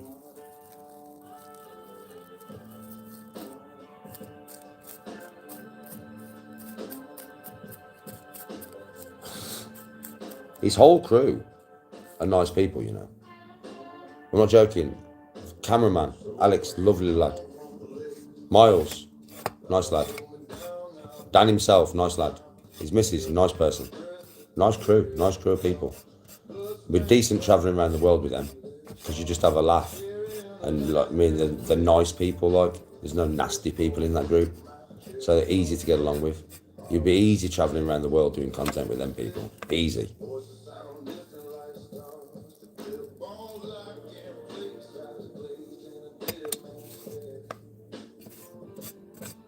Dan's a good lad, mate. I can only go off face value. Like, a lot of people can go off clips and what people say, but I've actually met the bloke. Like, I've spent time with him. Do you know what I mean? I've spoke to him. I've spent time with him. You know what I mean? Right, off camera, not just on camera. Obviously, I was there all weekend with him. So the camera wasn't rolling all the time. So I've spent time with Dan. We've spoke, you know what I mean, right? I kind of get a sense of who he is. He's a nice bloke, just trying to make it in life. And he's doing well for himself. So all I can say is all hats off to him. Do you know what I mean? He's doing well for himself, man. Yeah? And I hope he continues to do well for himself. I wish him the best of luck, mate. I really, really do.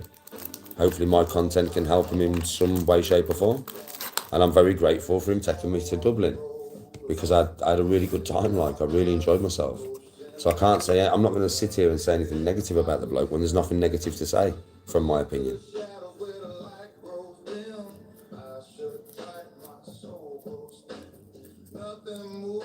Tony, how you doing, mate? Are you good, son? Cheer up, son. Frown. Turn it upside down. Come on. Come on, Tony. None of that, right? Come on. Yeah, let's put a different kind of vibe tune on for you, son. Let's put a different kind of vibe tune on for you, son. Yeah, have a listen to this. You'll recognise this. Yeah, but this is quite cool if you've not heard it. Yeah, you'll recognise the tune. Let's put a bit of this on for our lad here. Come on, let's cheer him up. Come on. Come on, Tony. Have a little bit of a fucking jiggle to this, bro. Listen to this, bro. You'll recognise the tune. Some mad 1950s remix there, bro. Come on. Come on, Tony.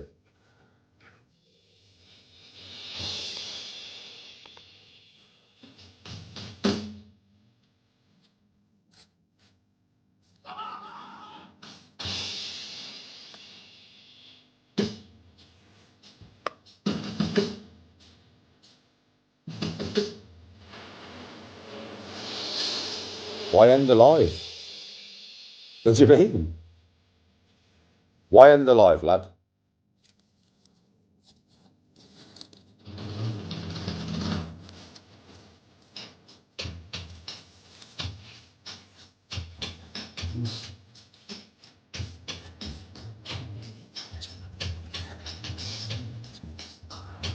Come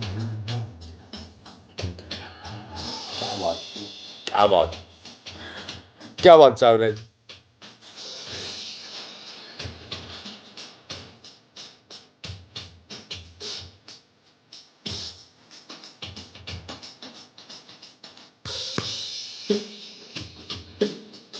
Come on, Tony, lad.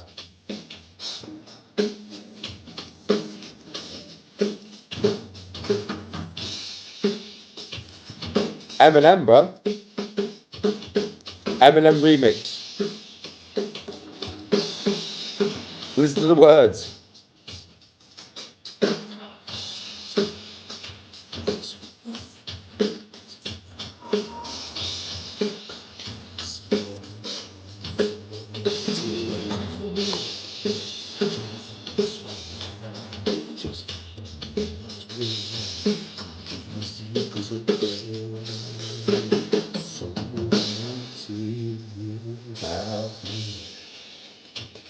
Come on.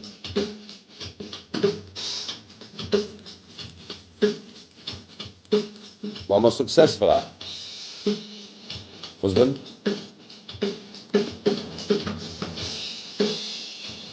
Being a nice guy, finally.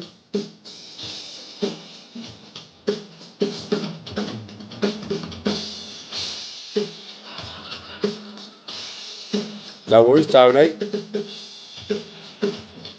That's what I'm here for, brother. Come on. Come on.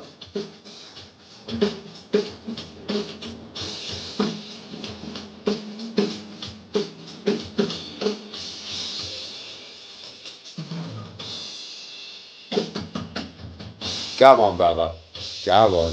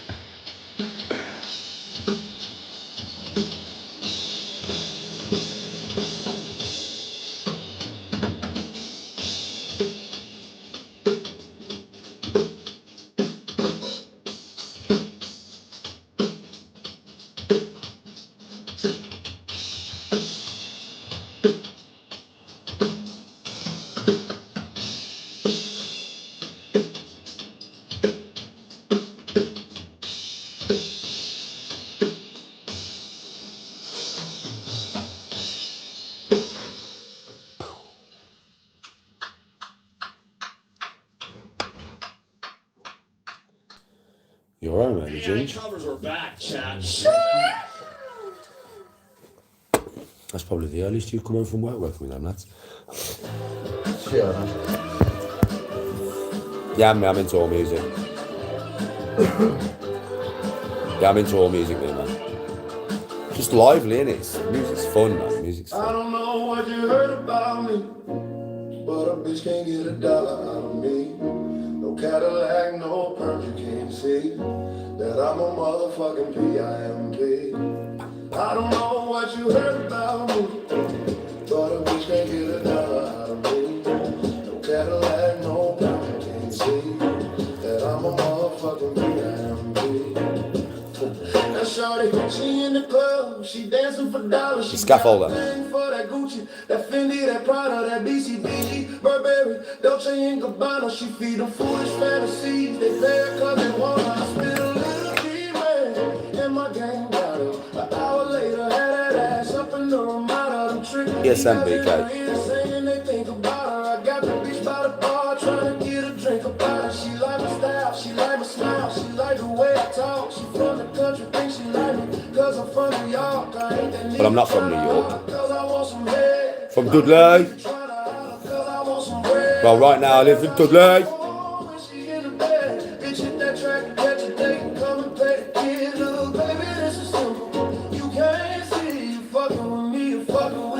I don't know what you heard about me, but a bitch can't get a dollar out of me. No Cadillac, no perms, you can't see that I'm a motherfucking P.I.M.P. I don't know what you heard about me, but a bitch can't get a dollar out of me. No Cadillac, no perms, you can't see that I'm a motherfucking P.I.M.P. I'm about my money, you see, girl, you can holler at me. If you're fucking with me, I'm a P.I.M.P. Now what you see on TV, no Cadillac, no greasy, head full of hair, bitch, I'm a P.I.M.P. Come get money with me, if you're curious to see how it feels to be with a P.I.M.P. Rolling a Benz with me, you can watch TV from the backseat of my V, I'm a P.I.M.P. Girl, we can pop some champagne, man, we could have a ball, we could toast to the good life, girl, we could have it all, we could really splurge, girl, and tear up the mall. If ever you needed someone, I'm the one you should call. I'll be there to pick you up if ever you should fall. If you got problems, I can solve them. They big or they small. That other nigga you be with ain't about shit. I'm your friend, your father, and confidant. I don't know what you heard about me, but a bitch can't get a dollar out of me. No Cadillac, no perms, you can't see that I'm a motherfucking P.I.M.P. I don't know what you heard about me, but a bitch can't get a dollar out of me. No Cadillac, no perms, you can't see that I'm a motherfucking P.I.M.P. I told you fools before, I stay with. Let me ask you a question, J-Mac. Right, I do cameos every day, yeah? Right? They pay for them. I'm not going to tell you what, it's none of your business. I do TikTok live nearly every day. I get paid for that.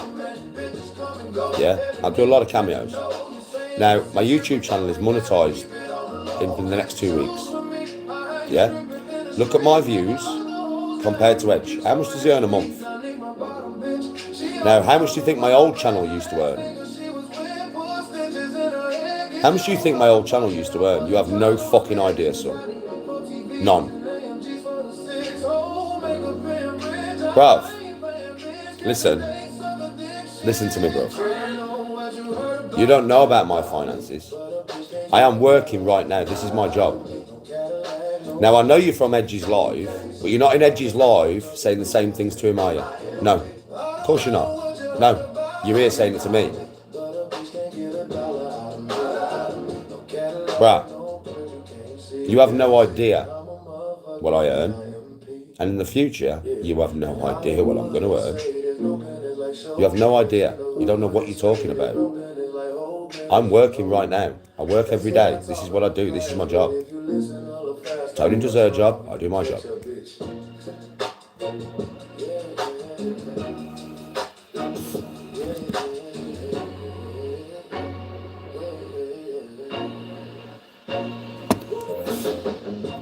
I earn fuck all, it's on Social Blade. Okay, bro. Okay. Because my cameos are on Social Blade, bro. Of course they are. 5 cameos a day earns a day's wage. I'll tell you that, that's all I'll say to you. It's only 5. 5 cameos a day to earn a day's wage, babe. Bring cinema home with the Sony Bravia 8 Mark II. You have no idea. You're in here pissed off because your life, my life is only going to expand, you know. What I earn is only going to get more. It's a guarantee, bro. Jealousy does not become you. Just say, fair play, Danny, for your journey. You're doing well, yeah, and it's going to keep growing. Fair play to you. That's the correct thing to say.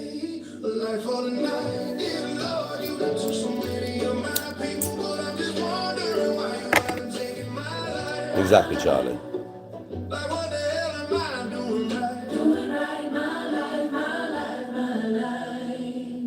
Do you know this channel is 2 weeks old? I've monetized it in 2 weeks. That's how long I've had this channel. I've had it for about what? Well, probably nearly 3 weeks now. But it took me 2 weeks to monetize it. Do you know anybody on social media will tell you to monetize a YouTube channel in 2 fucking weeks is rapid. It's 4,000 watch hours, mate, in 2 weeks. 4,000 in 2 weeks, bro. Get off me. That's all I'll say. Get off me.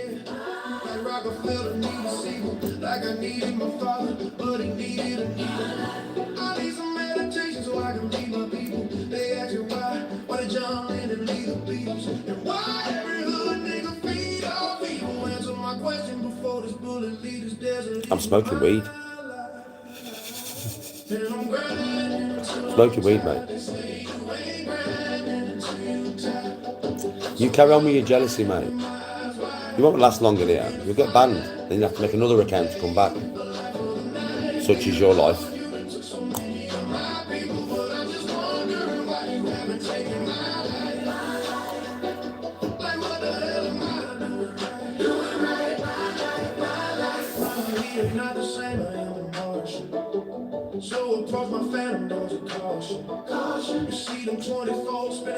This, if you put in Broken and Still Smoking and just let it play, you'll get to all this mix.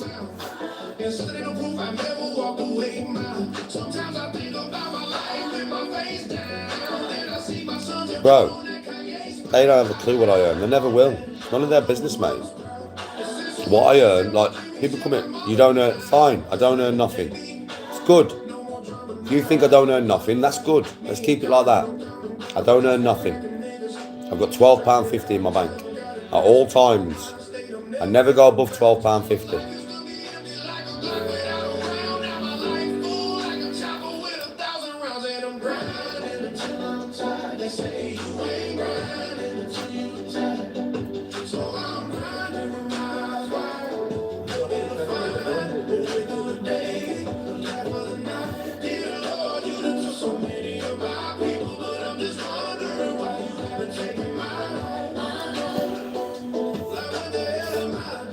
You got 587. Well, fuck, I've got £12.50, bro. Smashing it. There's no point asking me if it ever increases, because it never increases. I've always got £12.50 in my bank. That's what I've got. That's all I've got ever. Never goes above, never goes below. It's always £12.50. Always. Hello to Australia. Alright. Helmet on.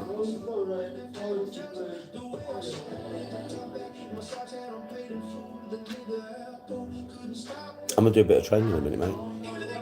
I've already trained. I've done a bit of movement today. It's just movement training for me at the moment, really. I'm gonna do a bit of training, bro.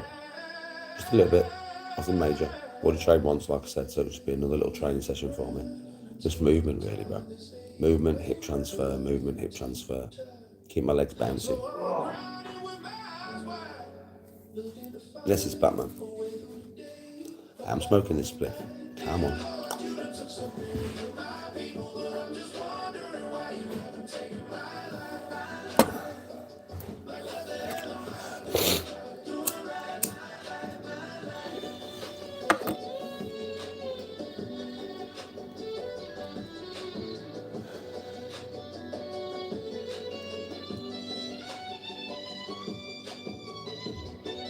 Yes, Ron. There is no charges getting settled in court. You weirdo. You absolute fucking weirdo. I'm not in court for nothing, mate. Fuck me, I haven't been to court for many, many years. But never for nothing like that. What a weird guy. What a weird guy. Who the fuck is that guy?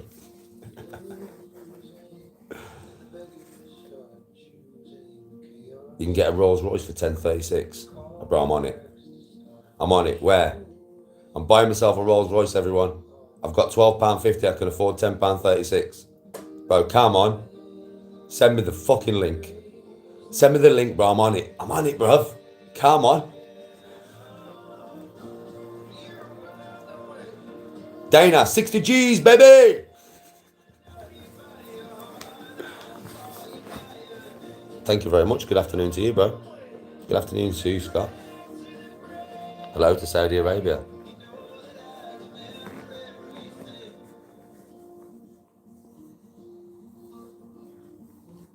Dark Knight, I smoke weed. I don't take drugs, bro. I smoke weed. I suppose it is a drug, if you want to look at it that way. But to me, it's not. I mean, it's medication, really. Yeah. I do have a very unhealthy relationship, though, I will say that. I could do with getting hold of the relationship that I have with weed. So I have an unhealthy one with it. I could do with getting a healthy one with it. It's all right if you smoke a spliff a day, but I fucking don't, right? So my relationship with it is unhealthy. I will say that. But it's the only thing that I do.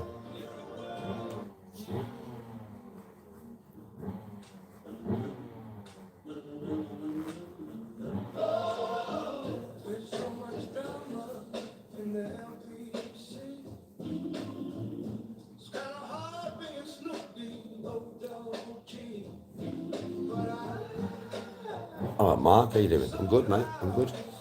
I'm just some weirdo.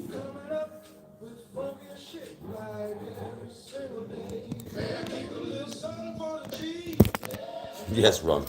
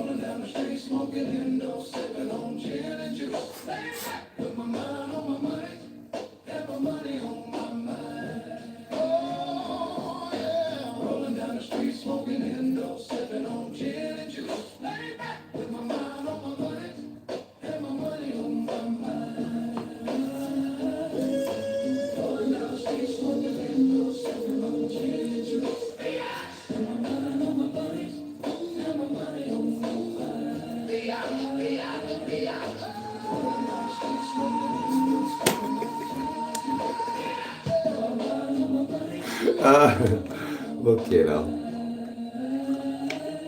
You can't laugh at yourself. Yeah. Who the fuck can you laugh at, mate?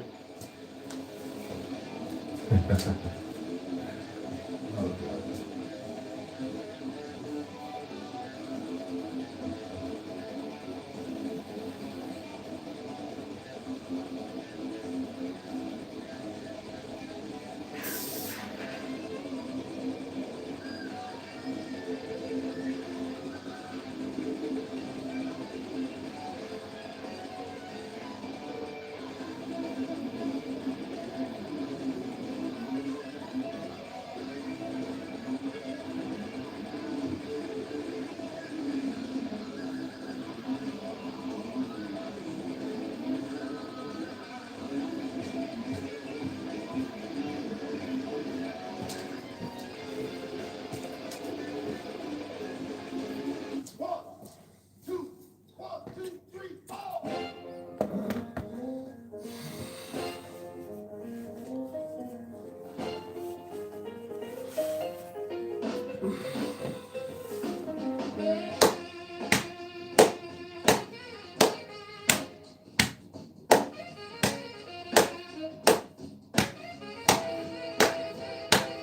Y'all know me. Still the same OG, but I've been low key. Low key, yeah. Hated on by most of these cats with no cheese, no dance, and no G. No G. No wheels and no keys, no boats, no snowmobiles, and no skis. No skis. Mad at me 'cause I can finally feed the fam with groceries. Got a crib with a studio, it's all full of trash. Added to the wall, full of plaques. Office in the house like trophies. And y'all think I'ma let my dough freeze? Hold please, better bow down on both knees. Breathing, touching the smoke trees. Who brought you the ODs, Eazy-E's, Ice Cubes, and DOCs? Come on, Snoop D-O, double G's, and the crew that said fuck the police. If you would take one of the dopies to bump in the streets. When you LP, who's the doctor y'all go see? Listen up, no sleep. Said Drake turn pop, the firm flop, no sleep. So get y'all if you don't like me, blow sting. Keep on pushing, turn me back to the old me.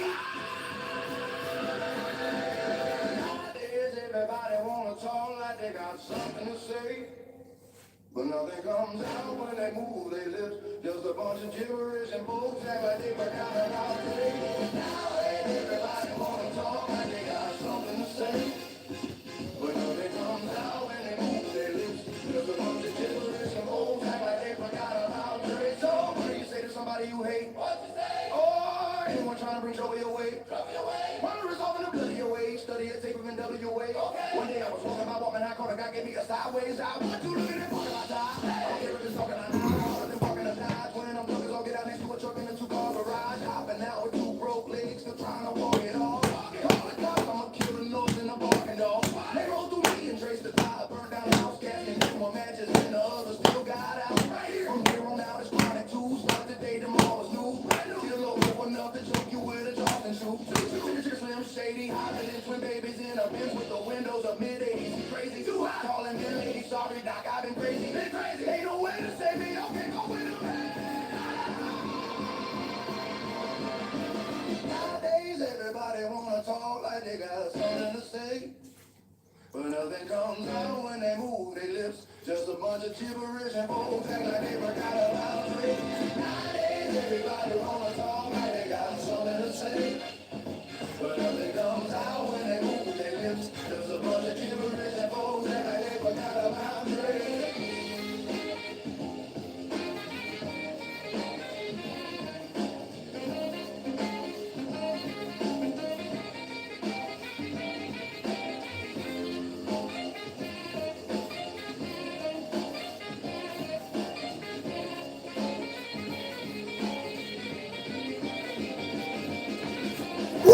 Everybody wanna talk like they got something to say. But nothing comes out when they move their lips. Just a bunch Balance of drills. gibberish and folks act like they forgot about it. Everybody wanna talk like they got something to say. But nothing comes out when they move their lips. Just a bunch of gibberish and folks act like they forgot about trading.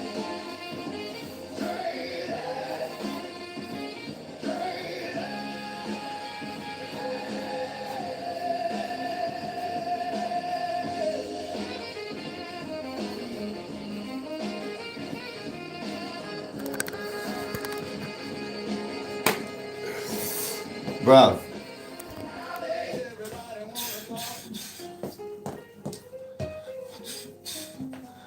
When it's time to speak to, remember the guy.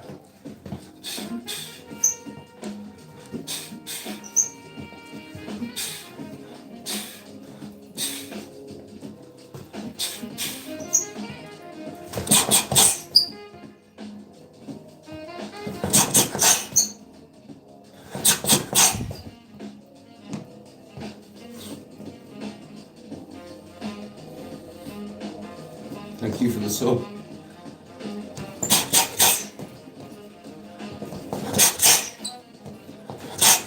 Oi.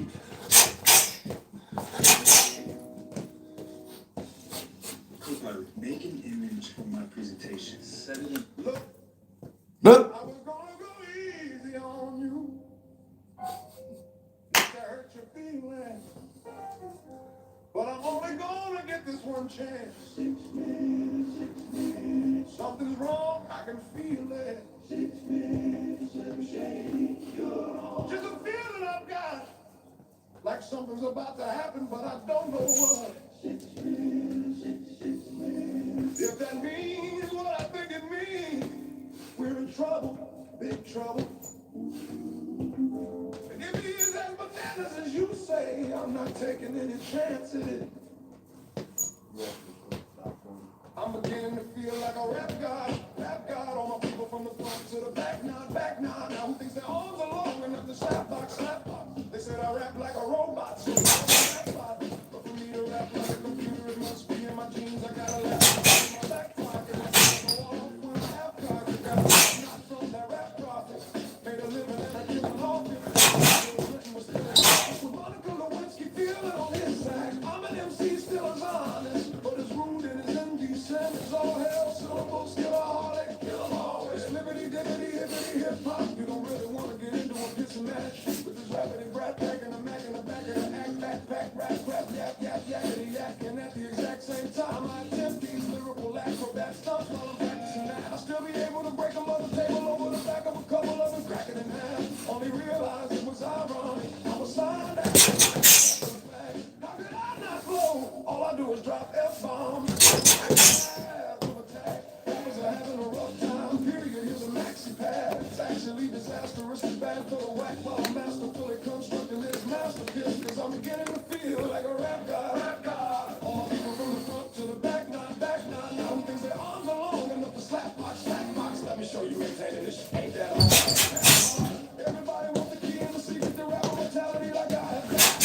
Well, to be truthful, blueprint simply raised and youthful exuberance. Everybody ready for root for a nuisance. Hit the earth like an asteroid. Did nothing but shoot for the moon since. MC get taken to school with this music cause I use it as a vehicle to bust the rhyme. Now I lead a new school full of students.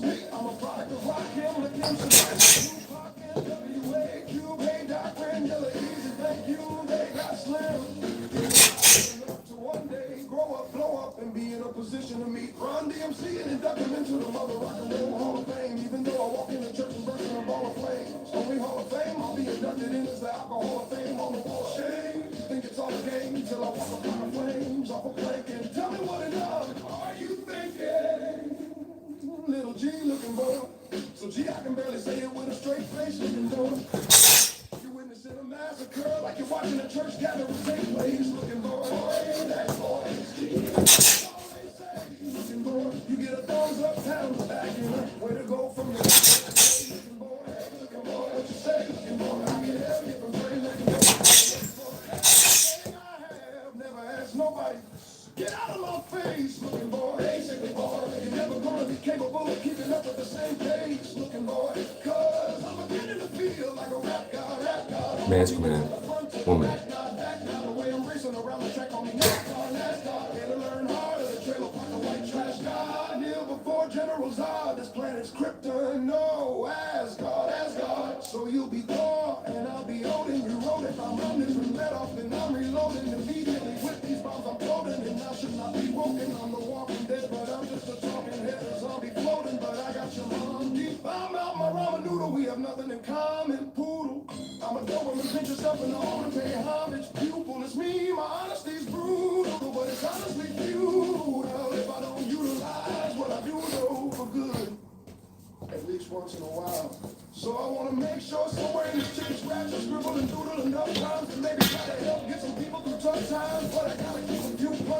just in case, cause even you unsigned rappers are hungry looking at you like it's lunchtime. I know there was a time when once I was king of the underground, but I still rap like I'm on my devil my grind. So I crunch rhymes, but sometimes when you combine, I feel with the skin color of mine. You get too big and here they come trying to censor you like that one line. I tell them I'm back from the Malice LP1 when I tried to say I took 7K from Columbine. Put them all in a line.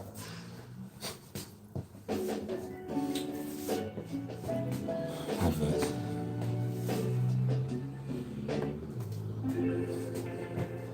Oh, this is a bit nice. While training. Need someone with a bit more of a beat. Trust me.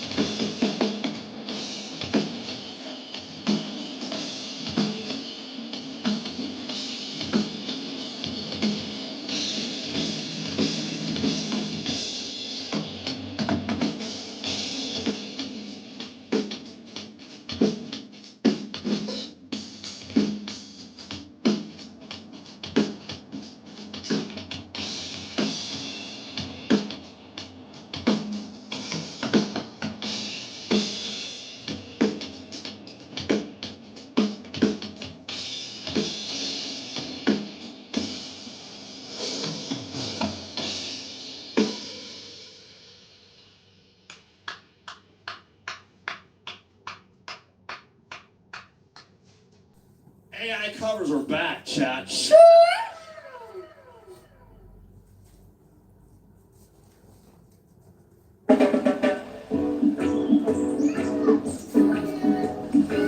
I wanna diamond with you.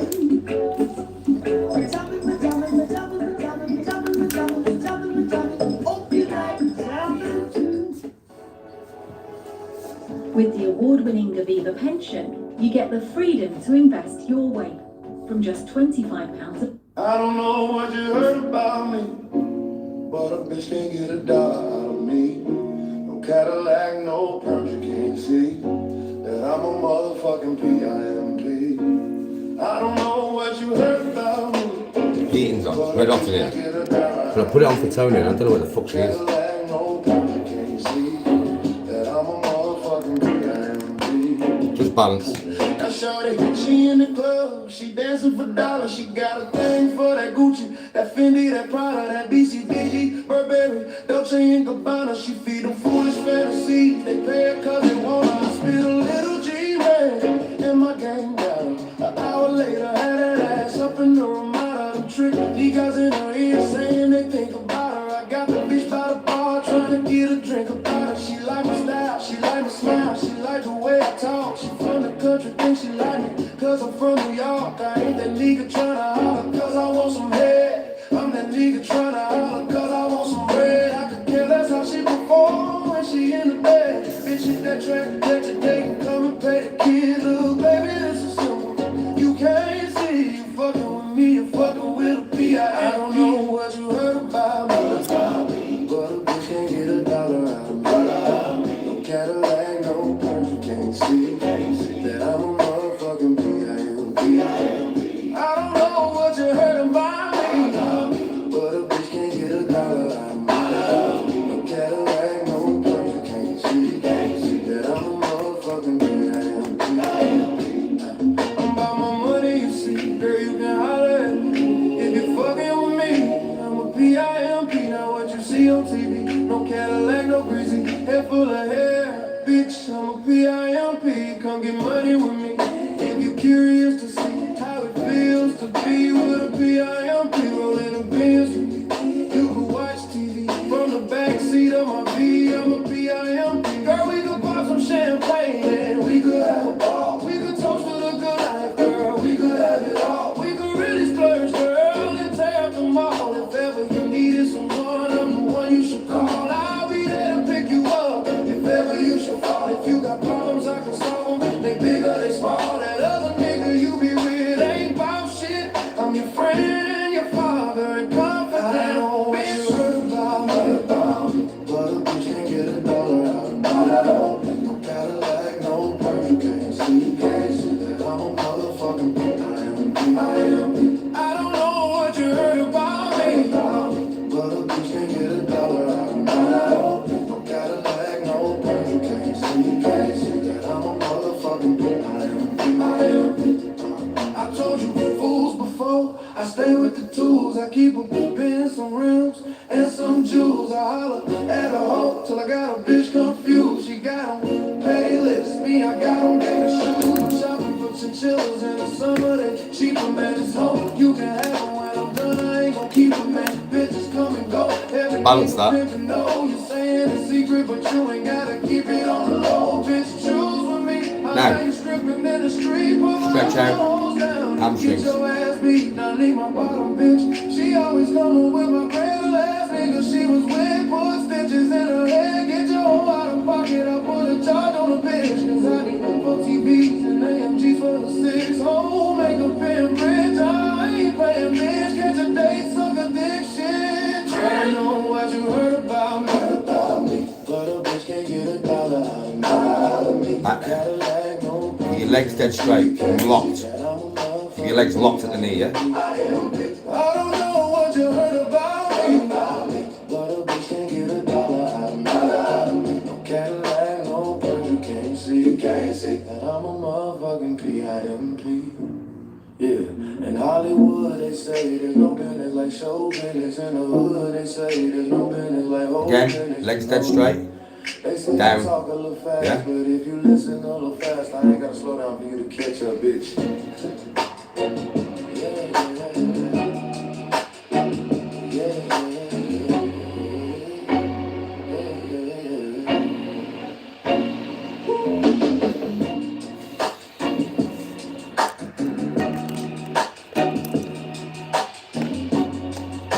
Oh, night talk. I've been training quite a bit, but I've got the heating on, so the house is hot. What about an LG OLED TV? And yeah, I'm putting my body through some isometric holds. I'm going on a Madden with my fists for 10 minutes at a time. Makes even faster pace. Getting a sweat on, mate. It's good. That's what you want, bruv. You want a nice little sweat on when you're training, son. Get a nice little sweat on. Come on. Come on. Come on. I've always got a lot of fucking more. You know this, son. I haven't even eaten today. Not at fuck all. Up since 5 o'clock this morning, mush. Come on.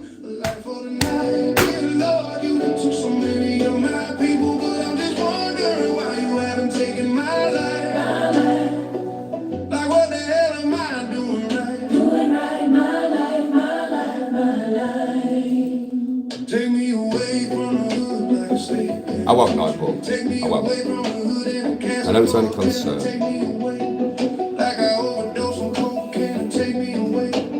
Just a few curls, mate. Just a few curls. Just a few curls. It's only really about the movement, really, that was. About the movement.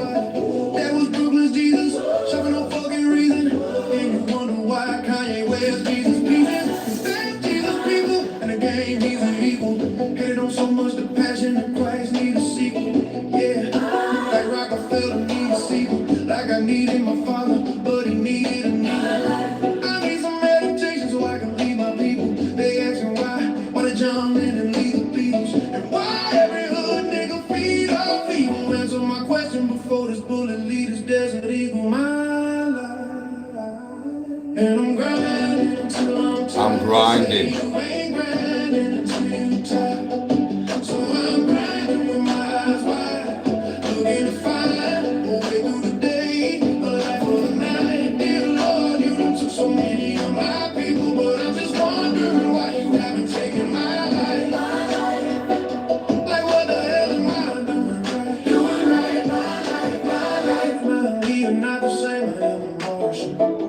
So approach my family, doors of caution. You see them 24 spinning, I earned them. And all the pictures of me and them, I burned them. So there ain't no proof that I ever walked away now. And so there ain't no proof I never walked away now. Sometimes I think about my life with my face down. And I see my sons and put on that Kanye smile. Then I know his mama's proud. And since whoever can sell my dream, we can sell my mama now. We're like MJB. No more drama now, living a good life. Me and Common on common ground. Got some crackin' niggas. Driving out of town, got a Chris Paul mind state. I'm never out of bounds. My life used to be empty like a Glock without a round. Now my life full like a chopper with 1,000 rounds. And I'm grinding until I'm tired. They say you ain't grinding until you tired. So I'm grinding with my eyes wide, looking to find a way through the day. Dear Lord, you done took so many of my people, but I'm just wondering why you haven't taken my life. Like what the hell am I doing right? Walk through the gates of hell, see my Impala parked in front of high beams on me and the devil share chronic blunts, listening to the Chronic album, playing back and shooting at pictures of down. I missed my target practice. My mind fucked up, so I go to Raider Hood. I'm from the city that made you motherfuckers afraid of should. Made my grandma pray for good and never made her happy when I bet that no Mercedes could. Ain't no bars, but niggas can't escape the hood. They took so many of my niggas that I should hate the hood. But it's real niggas like me that make the hood ride slow in that phantom just the way I should. Top back, my socks had on painted food. The nigga out couldn't stop that. 10. Nasty ones. Danny G presents, mate. Come on. Come on. Danny G ones, mate.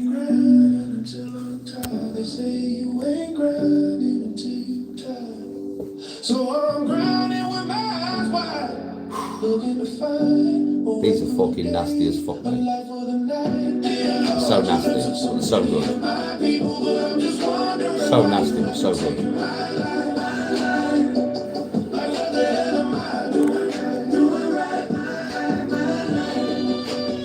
These are Try them. If you've never done these, try them. They are, they're just a bit,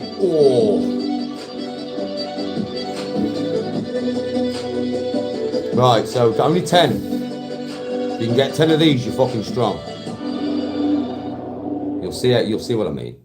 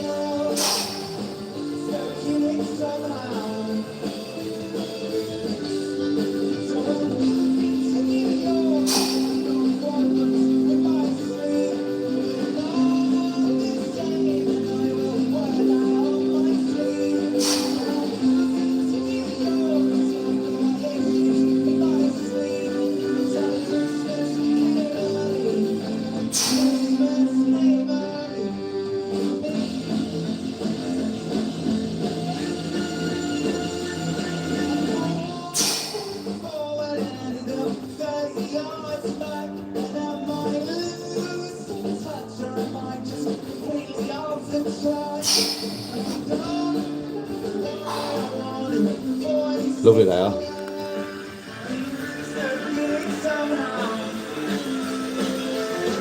Yeah, they're lovely they are.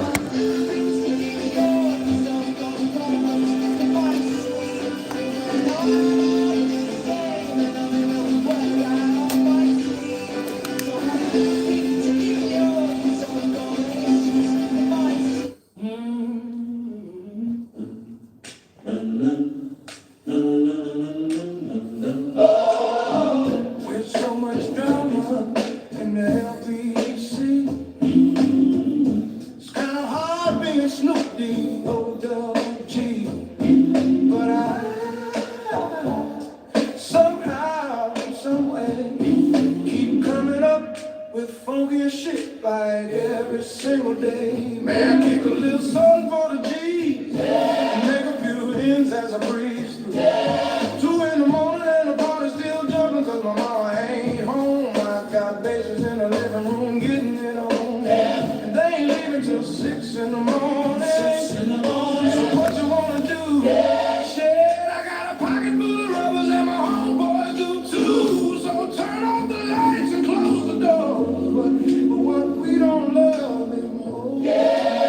So we gon' smoke a house to this. Jesus. Hold down while your motherfuckers bounce to the rolling down the street, smoking indoors, sipping on gin and juice. Lay back with my mind on my money and my money on my mind.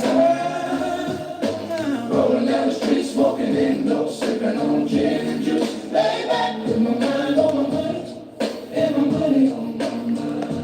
Now that I got me some Seagram's gin, everybody got their cups, but they ain't chipped in. Now this type of shit happens all the time. You got to get yours, but fool, I gotta get mine. Everything is fine when you listen to the D.O.G. I got to cultivate the music that be captivating. He who listens to the words that I speak as I take me a drink to the middle of the street and get to back into this bitch named Sadie. She used to be the homeboy's lady. 80 degrees when I tell that bitch, please raise up all these NUTs, cause you get none of these Eddies. Tell them up with the dog pound, feel the breeze. Be high times, rolling down the street, smoking indoors, sipping on gin and juice. Lay back with my mind on my money, and my money on my mind. Oh, Come on. yeah. Rolling down the street, smoking indoors, sipping on gin and juice. Lay back with my mind on my money, and my money on my mind.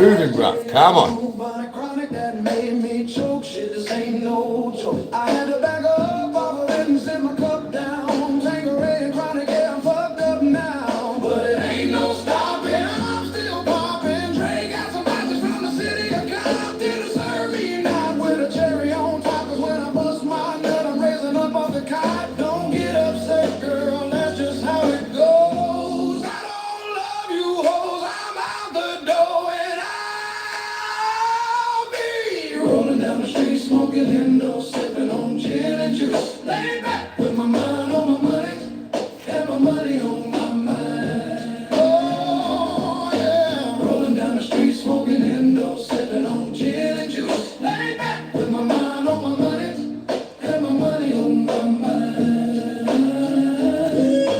Rolling down the street, smoking Indo, sipping on gin and juice. Yeah, with my mind on my money and my money on my mind. Yeah, yeah, yeah. Rolling down the street, smoking Indo, sipping on gin and juice. Yeah, with my mind on my money and my money on my mind.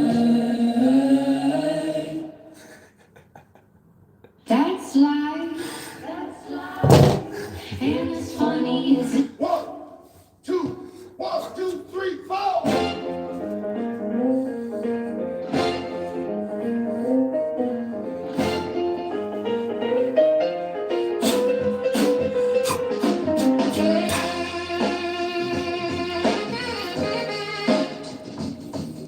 Can you talk to me? Can you chat, yeah? Y'all know me. Still the same OG, but I've been low-key. Low-key, yeah. Hated on by most of these cats with no cheese, no deals, and no G. No G. No wheels and no keys, no boats, no snowmobiles, and no skis. No skis. Mad at me cause I can finally feed the fam with groceries. Feed 'em. Got a crib with a studio, it's all full of tracks. Added to the wall full of plaques. Office in the house like trophies. And y'all think I'ma let my dough freeze? Hold please, better bow down on both knees. Anything touching the smoke trees. Who brought you the OBGZEs? Ice cubes and DOCs. You're not blocked. Snoop D-O double G's. You're blocked, I won't be able to see you writing. If you would take one of the dopies to bumping the streets. When you LPs tank, who's the doctor y'all go see? Listen up closely, said Drake turn pop, the firm pop, no sleep. So get y'all if you don't like me, blow steam. Keep on pushing, turn me back to the old me. Nowadays everybody wanna talk like they got something to say. But nothing comes out when they move their lips. Just a bunch of gibberish and folks act like they forgot about it. Nowadays everybody wanna talk like they got something to say. But nothing comes out when they move their lips. Just a bunch of gibberish and folks act like they forgot about it. So when you say to somebody you hate, what you say? Oh, you were trying to bring trouble your way. Trouble your way. Wanna resolve it up your way. Study Hello. One day I was walking my walk and I called a guy gave me a sideways out. Hello.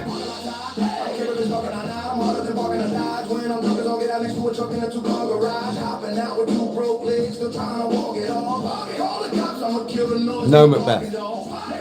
I was too young to really hear about all them stories.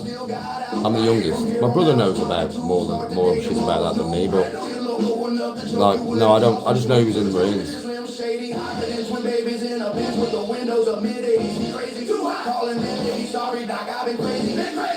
These are horrible, but they're good for you. Remember that when you're doing these, yeah? They're horrible, but they're good for you. Come on.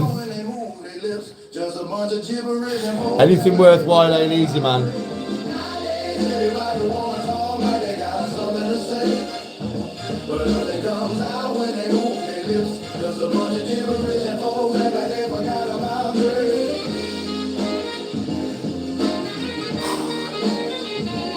Here we go.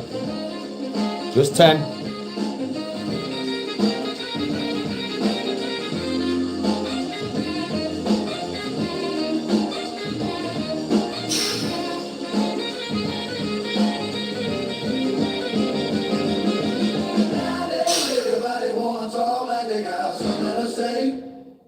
But out it comes out when they move their lips. Just a bunch of gibberish and fools act like they forgot about it. Everybody nowadays, everybody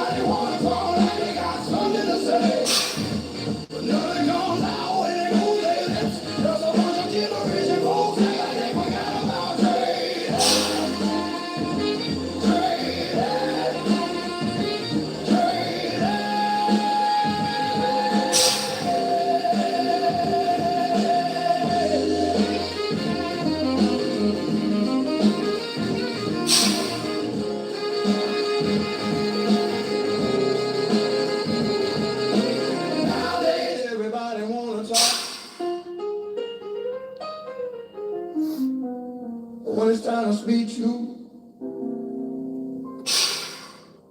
remember the guy.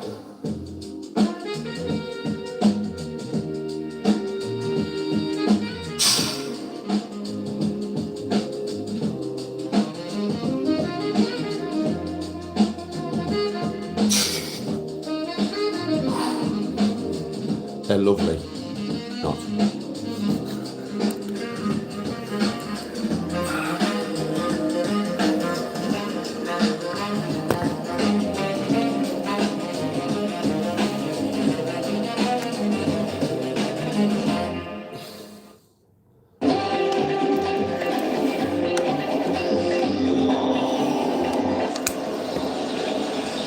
Look, I was gonna go easy on you, not to hurt your feelings, but I'm only gonna get this one chance. 6 minutes, something's wrong, I can feel it. 6 minutes, Slim Shady, you're wrong. Just a feeling I've got, like something's about to happen, but I don't know what. 6 minutes, six minutes. If that means what I think it means, we're in trouble, big trouble. And if he is as bananas as you say, I'm not 50 taking sit-ups. any chances. 50 sit-ups now. You are just what the doc ordered. I'm beginning to feel like a rap god, rap god. All my people from the front to the back nod, back nod. Now who thinks their arms are long enough to slap box, slap box? They said I rap like a robot, so call me rap bot. But for me to rap like a computer, it must be in my jeans. I got a laptop in my back pocket, my pen will go off when I have caught it. Got a fat knot from that rap profit. Made a living and a killing off it. Ever since Bill Clinton was still in office, with Monica Lewinsky feeling on his side. I'm an MC still as honest. Right, 50 sit-ups.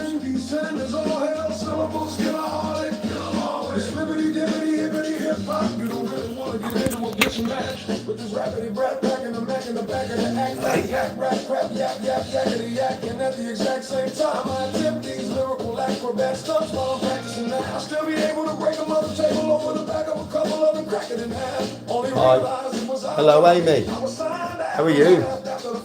How are you, Amy? Hope you're good, chick. Much love, man. Much love from me and Tony, Amy. Nothing but love, man. Yeah, I hope you're good. I hope you're good. You're not good. Message me on Instagram, and later when Tony gets back, she's on her phone, she'll roll the phone she's got. We'll have a look, and I'll message her. Stay strong, I know it's hard. Stay strong, man. But yeah, Instagram me and I'll message you back.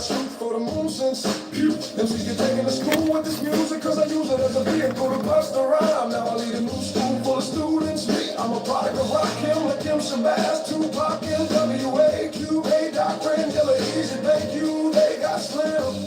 Inspired enough to one day grow up, blow up, and be in a position to meet Ron DMC and induct him into the Mother Rock and Roll Hall of Fame. Even though I walk in the church and burst in a ball of flames, the only Hall of Fame I'll be inducted in is the Alcohol of Fame on the Wall of Shame. You think it's all a game until I walk a flock of flames off a break and tell me what it does. Right. If you can't do 50, do me in sets until you get to 50. For me, it's just 50. I'll be very surprised if I don't get to 50. That's all they say, looking boy. You get a thumbs up, pat on the back, and a way to go from your label every day, looking boy. Hey, looking boy, what you say, looking boy? I get everything from Dre, looking boy. I'ma work for everything I have, never ask nobody. Get out of my face, looking boy, basically boy. You're never gonna be capable of keeping up with the same pace, looking boy. Cause I'm beginning to feel like a rap god, rap god. All my people from the front to the back, not back, not the way I'm racing around the track, call me NASCAR, NASCAR. Here to learn hard of the trailer park, the white trash. God, deal before General Zod, this planet's Krypton, no, Asgard, Asgard. So you'll be Thor, and I'll be Odin, you wrote it. I'm running from let off, and I'm reloading immediately with these bombs I'm floating. And I should not be woken, I'm the walking dead, but I'm just a talking head, a zombie floating, but I got your mom deep. I'm out my ramen noodle, we have nothing in common, poodle. I'm a Doberman, pinch yourself when I wanna pay homage, pupil. It's me, my honesty's brutal, but it's honestly futile if I don't utilize what I do though for good. at least once in a while.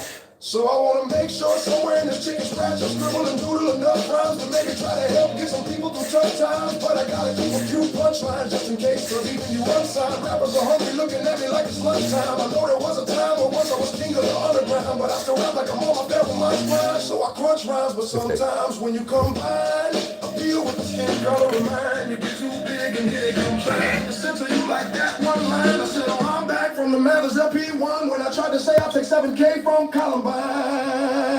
Put them all in a line.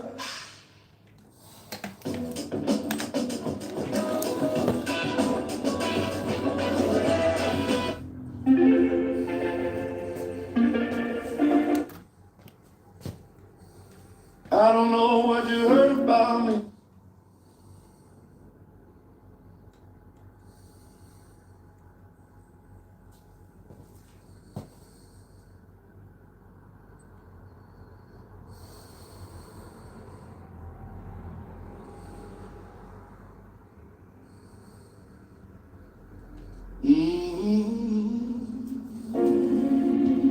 Paradise. Paradise.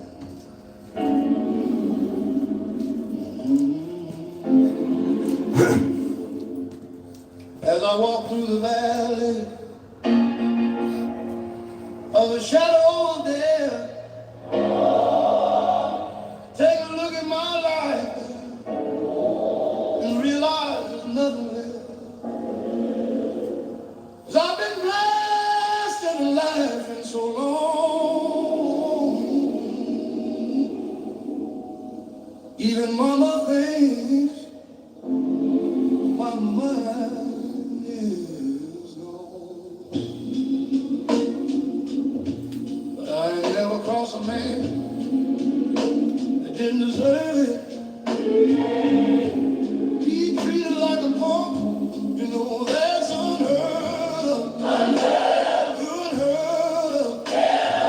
Better watch how you talking, where you walking. You and your homies might be lying chalk. I really hate the trip, but I got a load. As they broke, I see myself in the pistol smoke. Ooh. I'm the kind of G the little homies wanna be like. On my knees in the night, saying prayers in the street light. David spending most their lives living in a Dixie paradise. Paradise, paradise, paradise. Spending most their lives living in a Dixie paradise. Holy Keystone, paradise.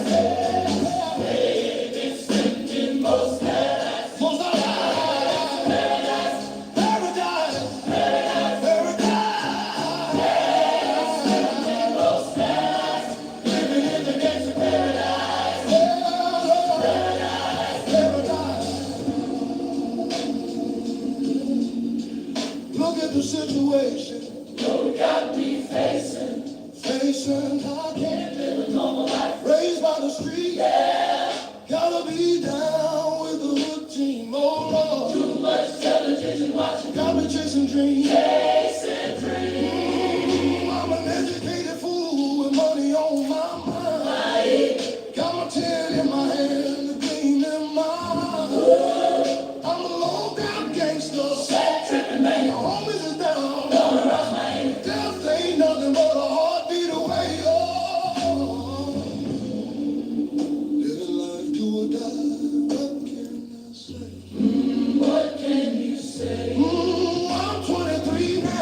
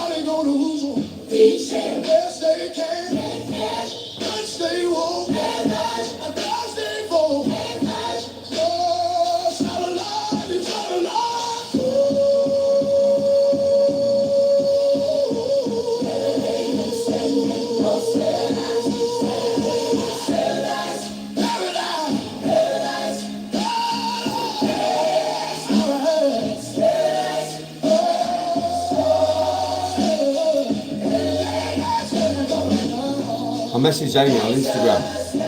I'm not going to talk to Amy in here for any vultures to latch onto a conversation. Are you mad?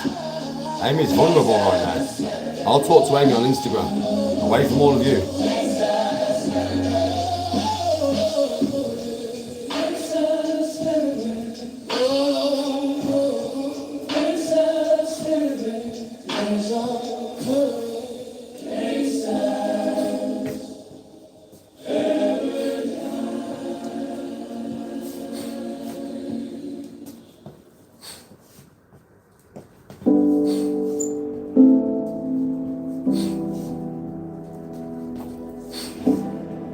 This is a Bring Ideas to Life button, a time to transform this business button. I partner with every client to understand what they're imagining. I adjust, test, and revise. But it's always a magic moment when I press this button. Pressing can turn a plain old ship into a vessel for creativity. A kid's hospital into a place where hope takes flight. Launch a rocket that inspires us to venture into the unknown. If my customer can dream it, I can print it. And when an idea is ready to take flight, I'm ready to make that possible. Because with the right tools, work doesn't have to feel like work.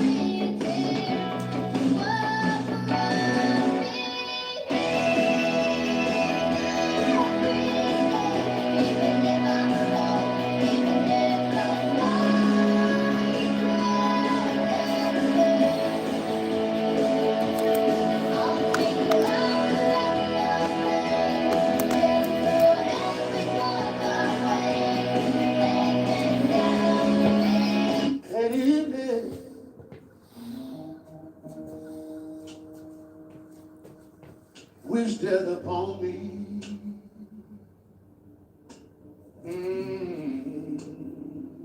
Lord have mercy. Blood in my door,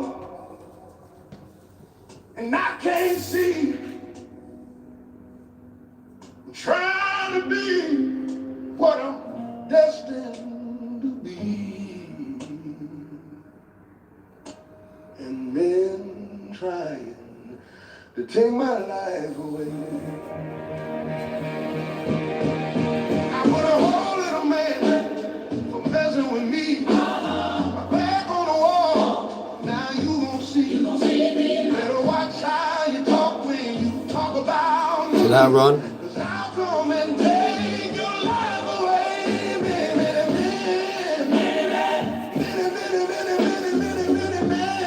I didn't shout at you. That's definitely not me shouting, mate. Don't cry no more. Don't look to the sky no more. Have mercy on me.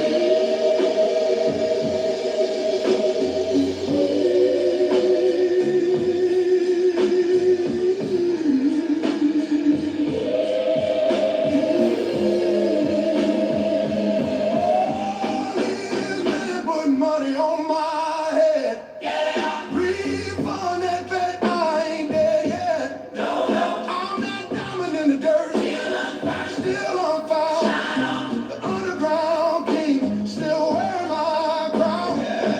When I rise, greatness rise like a lead in his prime. I walk a block with a bundle and a prayer. Temper burning high, trouble in the head. Trouble's always there. You come for mine, I come for yours. That's the rule. Many men, many men wish death upon me. Lord, I don't cry no more. Don't look to the sky no more. Have mercy on me.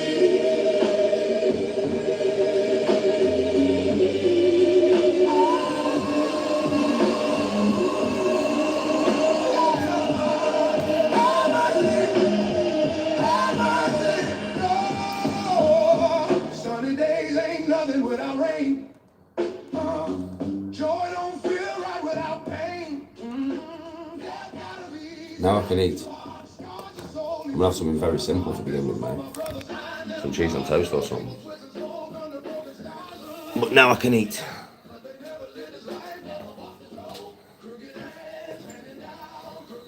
You don't understand, to do all this with no food. Takes some doing, man. Now I can eat. Fucking buzzing, man. Because I am starving. Beyond belief right now. I'm fucking starving.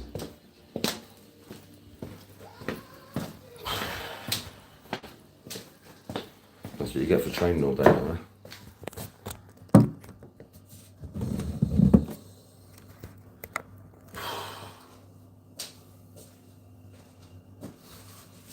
Oh.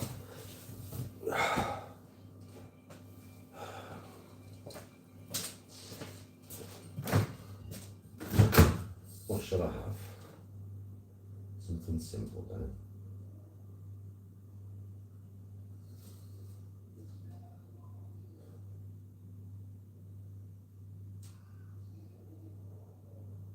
Fuck yeah, that's some cheese and toast. What do I have? Cheese and toast. So I just feel like it.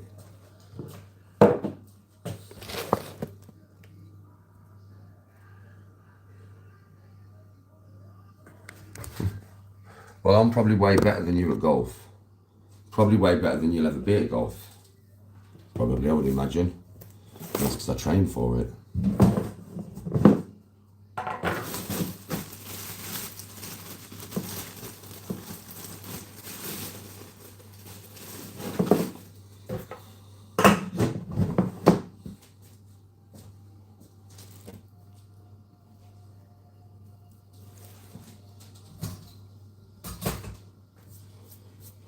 Macbeth, you've been in here all day.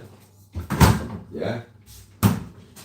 Trying to cause a ruckus in some way without being nasty. You think you're really clever with it, but you're not. I've been on to you for 3 hours, bro. And then you want to get me involved in a conversation with Amy so the clip channels can start clipping it. Yeah? I'm not daft. Get me to commit to something that I don't probably think is Amy's best Amy's best interests. Yeah? I'm not daft, bro. You must think you're dealing with the other channels. Do you know what I mean? You're not. And I won't mind, but walk with Christ. And everybody else can see exactly what's going on and what's been going on all day with you. We're not daft, mate. I know you might think we are, but we're not. But sometimes on this channel, we will play along. I'm not a nasty guy, so I don't need to be nasty to you, even though I know you're here all day trying to cause controversy. That's what you've been doing all day. All day.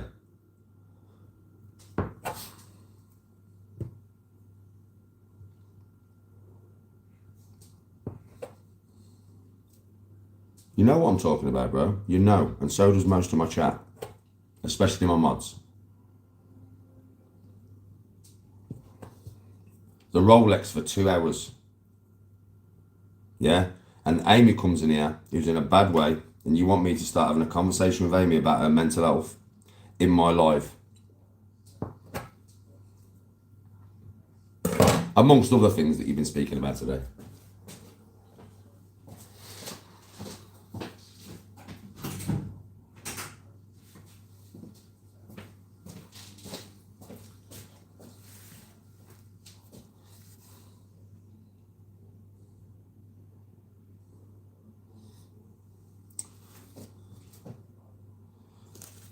And you'd already heard me say to Amy that I'll speak to her on Instagram. I said that to her at the beginning of the conversation. You was watching.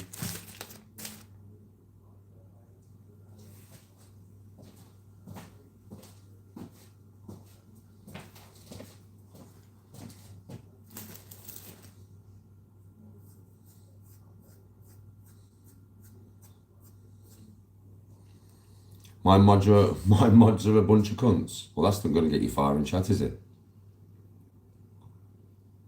I'm not paranoid at all, mate. I know what social media is like.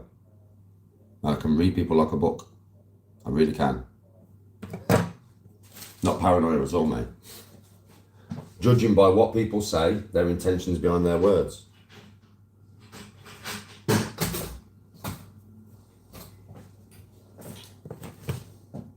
I have nothing against you, Macbeth.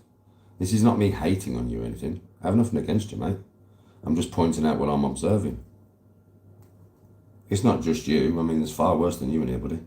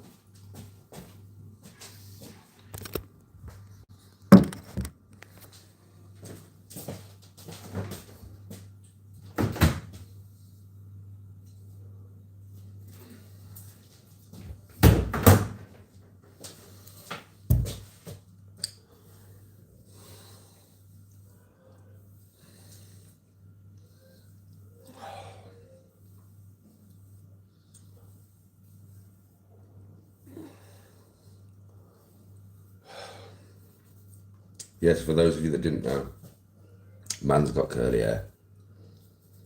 Very curly hair. Very curly hair. As it gets longer, it gets curlier. It's very thick and very curly.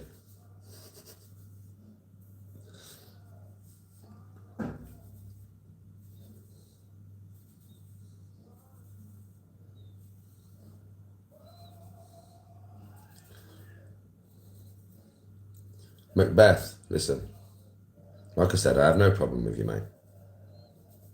Do you know what I mean? So less of the arsehole, because I've not called you any names.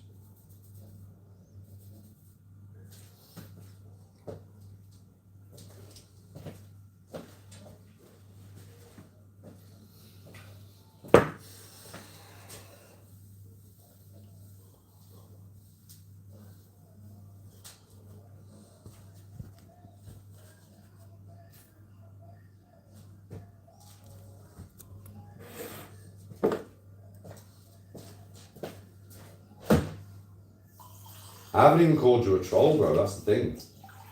I have not called you a troll. You're reacting like one. Bro, I haven't called you anything. All I said is I can see straight through you.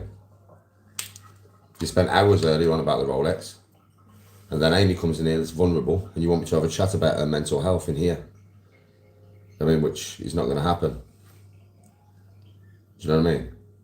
So, mate, I haven't said nothing nasty to you, have I?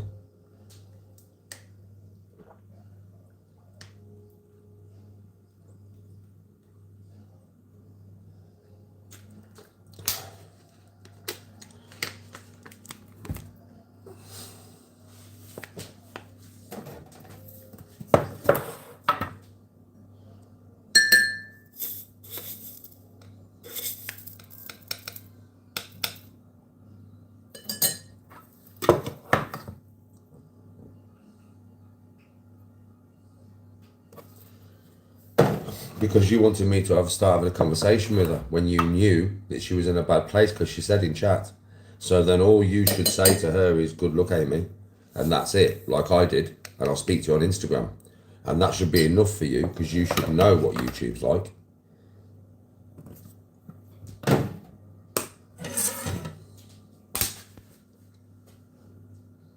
You know what I mean? And you're basically saying to Amy, you should go and stop with Danny Antonio. She doesn't even know us, bro. She should go and stop with some fucking strangers when she's vulnerable, right? That's a real good idea, isn't it? Bro, like I said, see straight through you.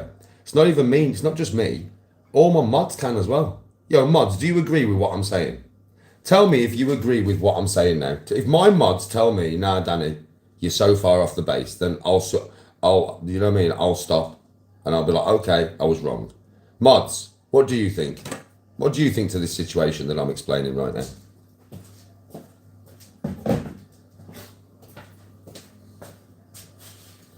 Yes, see Ruth, she agrees. Pete agrees.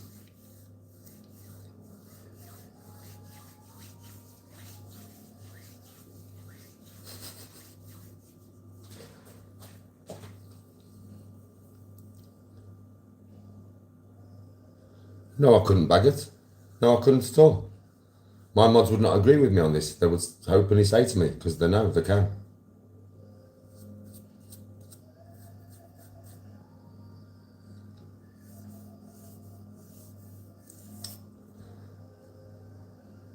No, bro, I'm laughing at you thinking that I don't know what you're doing, bro. That's what I'm laughing at. You thinking that I'm daft enough, that I don't know what you've been up to all day. That's what I'm laughing at. I'm not laughing at Amy's mental health, mate. Because if I was laughing at Amy's mental health, I wouldn't be speaking to her later on Instagram, but I will be. You're there in the background, you won't be helping her out, you won't be speaking to her at all, but I will be. Don't try and run that one on me, bud, because that one won't work out very well for you.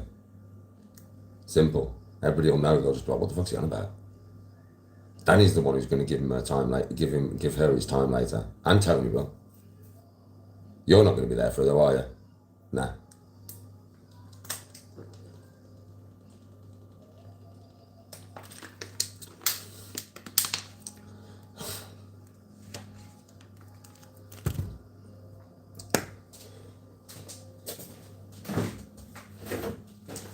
So So you're putting words into your own mouth there.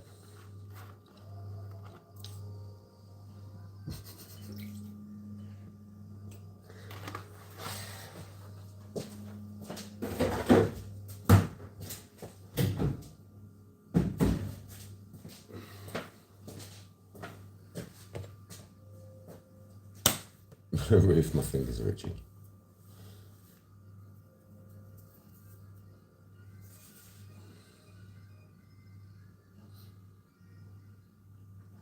Well, I can have a conversation with Macbeth. I haven't said anything nasty to him whatsoever. Just explain my point of view. If my point of view has hurt you, then if the shoe fits, bro. I always say that nowadays. Do you know what I mean? That's all I'll say to you.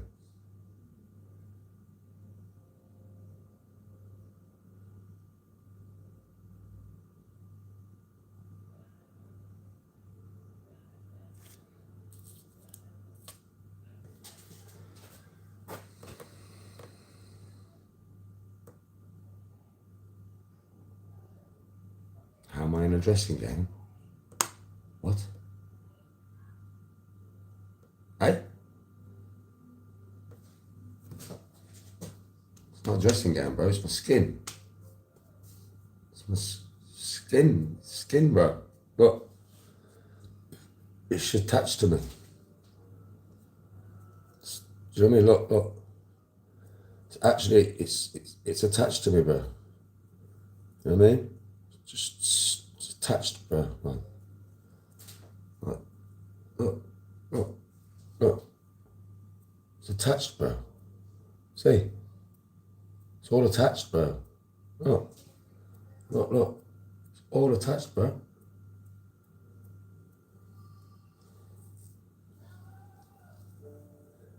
I was like, what's the other about?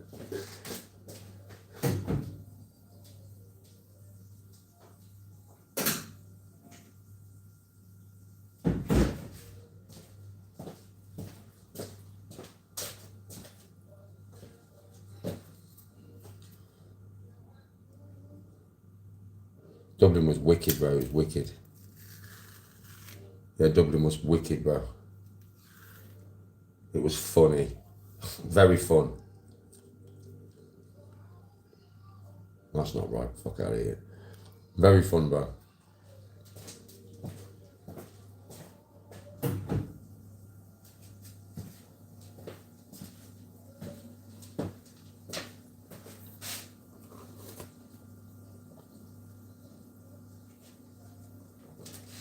No, bro. Bodybuilding's not my thing, buddy.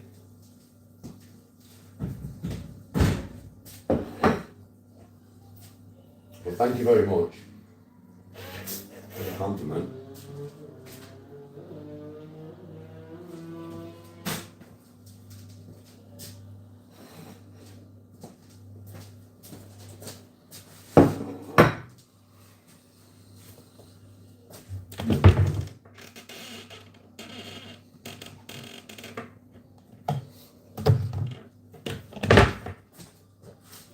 Notice how much of a live I'll give you today. It's because you ain't had one for ages. So I thought I'd give them an all day live. Train, listen to some music, talk about all sorts of stuff. And that was my aim, and that's what I've give you.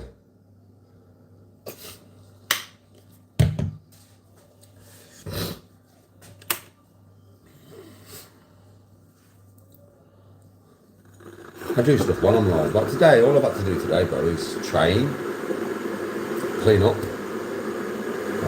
train some more. And that's all I've had to do today, so, you know, I play golf a lot, don't forget, bro. I play a lot of sports as well, but it's not really the weather for outside sports at the moment.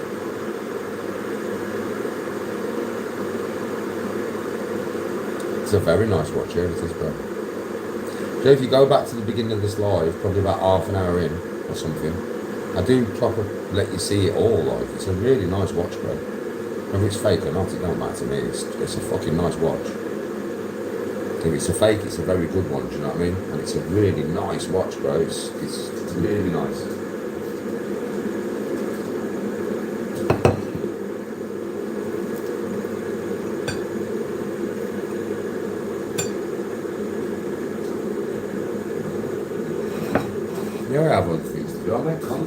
So content is what I do. Do you know what I mean? Content is, listen, bro, this is what I do, innit?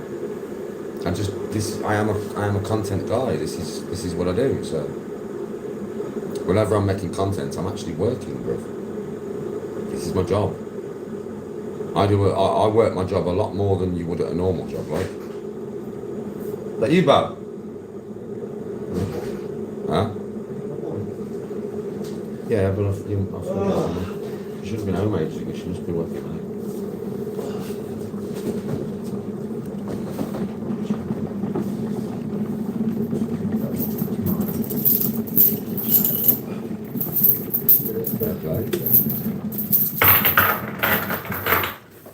See, I'm actually always working when I'm live, folks. This is what I do.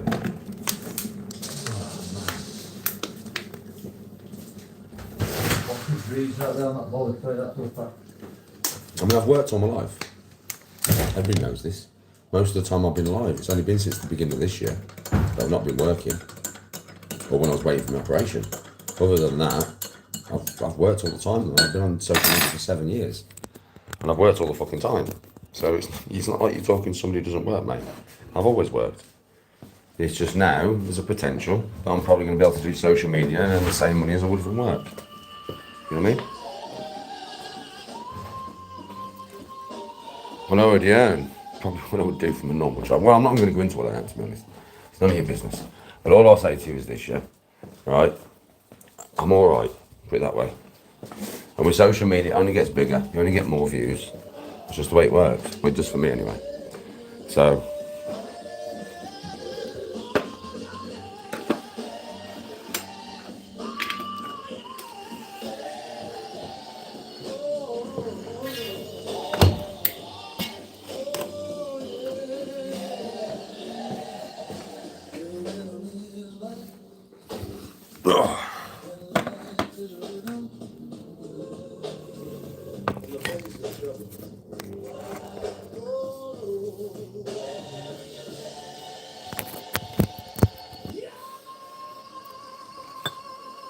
yeah, and I am providing for my family.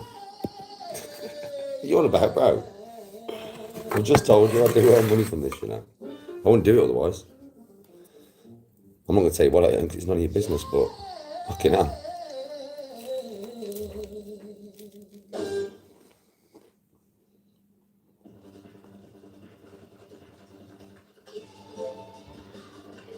With Snapdragon, get a PC No, but TikTok and cameos do. faster than others when unplugged. I do cameos every day, mate. Honey ready? Always. I deeply whiten my smile for 10 times whiter teeth in just 3 days with Colgate Max White Ultimate. No filters needed. If I earn no money, how do you think we go on holiday 4 times a year? My missus does 30 hours a week, bro. Are you dumb? Are you daft? Let's work. Every day I'm hustling, hustling, hustling.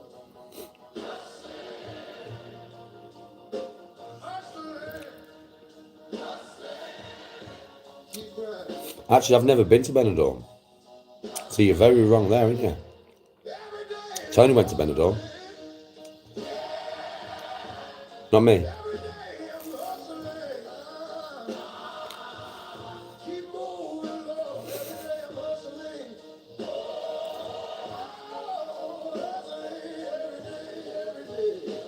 I do cameos. I do them every day.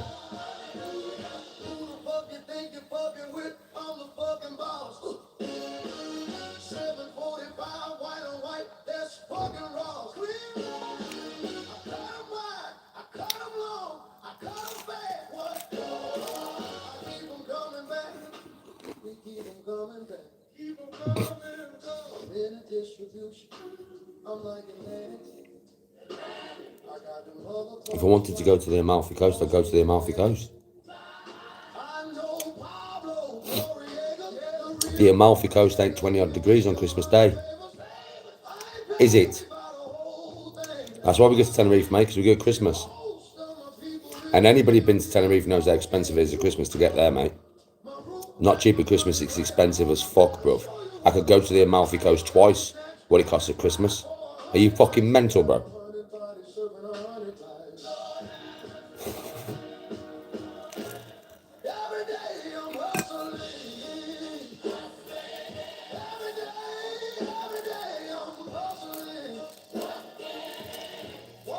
Yeah, Steve, I'm doing all right, mate.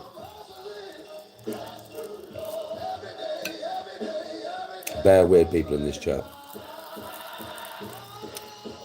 It's a £30 Ryanair flight to Tenerife at Christmas. Are you fucking mad? Are you mad? You type in to fly out from Birmingham to Tenerife on the 22nd of December.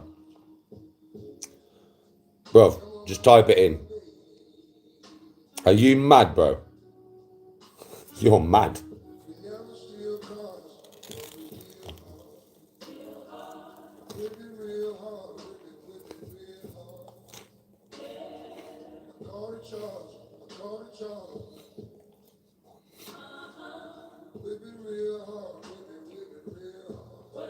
Whatever.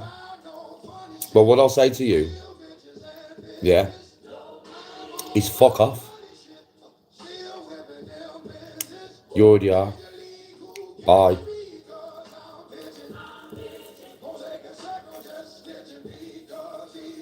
I know, Joe.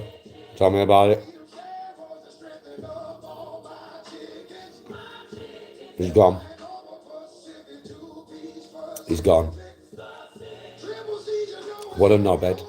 I had a feeling he was a troll earlier though. Remember what he said earlier? Danny, I'm cheating on my missus. I need some advice. I thought that's a troll, but I'll give him the benefit of the doubt.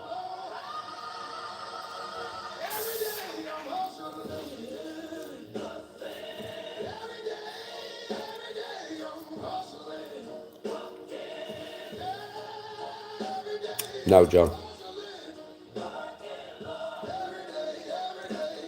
Did you think the same thing earlier? I mean, that was about 6 hours ago, bro. But I thought then, I thought that's a troll. But let's just keep an eye on him.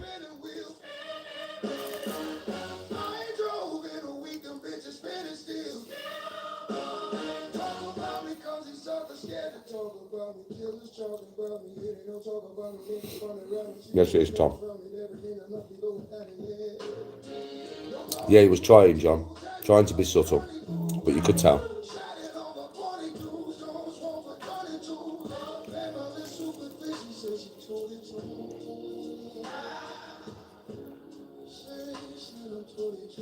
Was it Ruth? No way.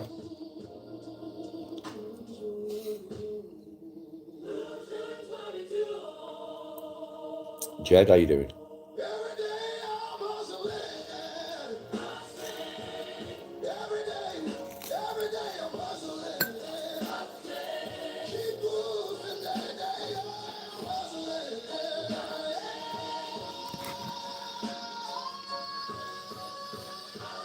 I'll have to give that a try, Tom, because I love Ransom pickle.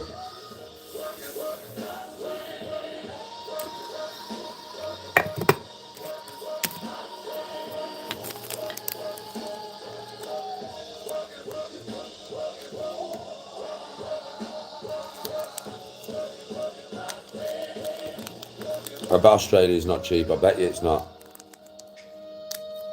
December. Yeah, December, bro, we'll go away.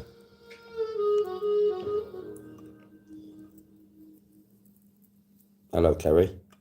Skirting, trunking, molding, thresholds, cover screws, How are you? adhesives, laminates, vapor barriers, ground papers, loss heads, B5, nailers, tapping box, steel rolls, mallets, toolbars, cutters, cable ties. No, Tony hasn't paid.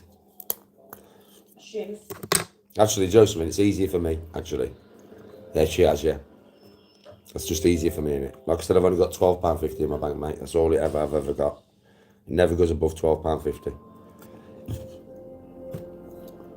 I've never paid for anything in my life. I've got no money.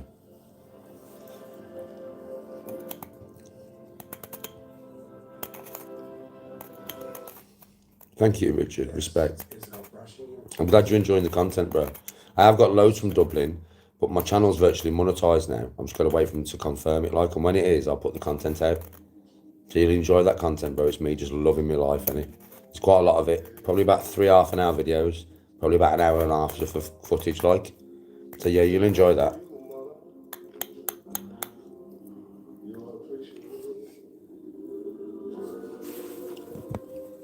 Yes, Mark. Gary, how you doing? Yes, Mark. It's the bomb diggity, bro. Is that you, Bob? Bob, where you been? Kitchen's all clean, but where you been? Why are you back so late?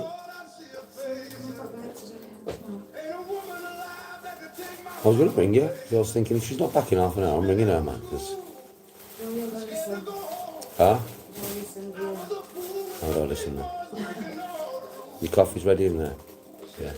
Been there for about an hour, though. I'm not saying I've made it, like. Yeah, Dan will release his own footage, and Witter releases footage. You know what I mean? So.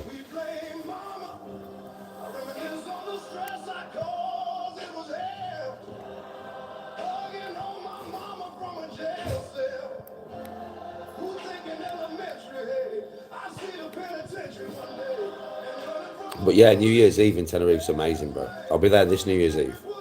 Fucking brilliant, bro. Honestly, really good. Really, really good. No trouble neither. Not where I was anyway last year. No trouble, bro. Police everywhere. Safe as fuck. And you can't fuck about with the Spanish police, bro. You fuck about with the Spanish police, they'll probably shoot you. Oh, that'll bat the shit out of you. They don't give a fuck, mate. Which is good, because I never cause trouble, so, you know what I mean? It's only for trouble causes that you got to worry, really. And yeah, it was just a really good atmosphere, and it's nice to be in the heat. You know what I mean? Rather than being the freezing cold, I suppose.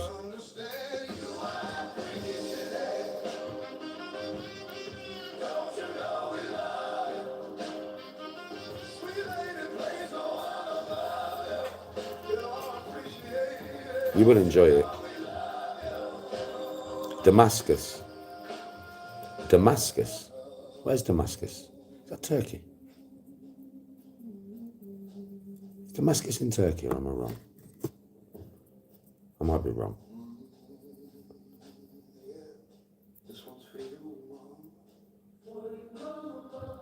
Syria.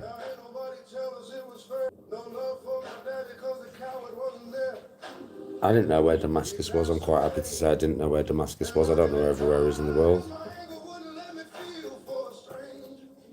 I bet you didn't know neither, Strange Ghost. I bet you didn't actually know where it was neither, did you? Let's be honest.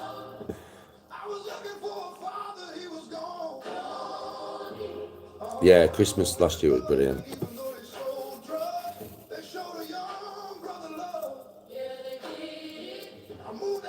Obviously you did. I bet you did. I bet you did, bro.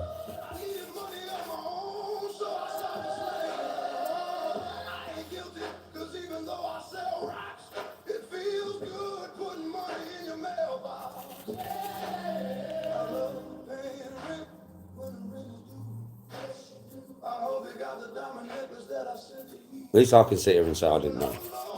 Because I didn't.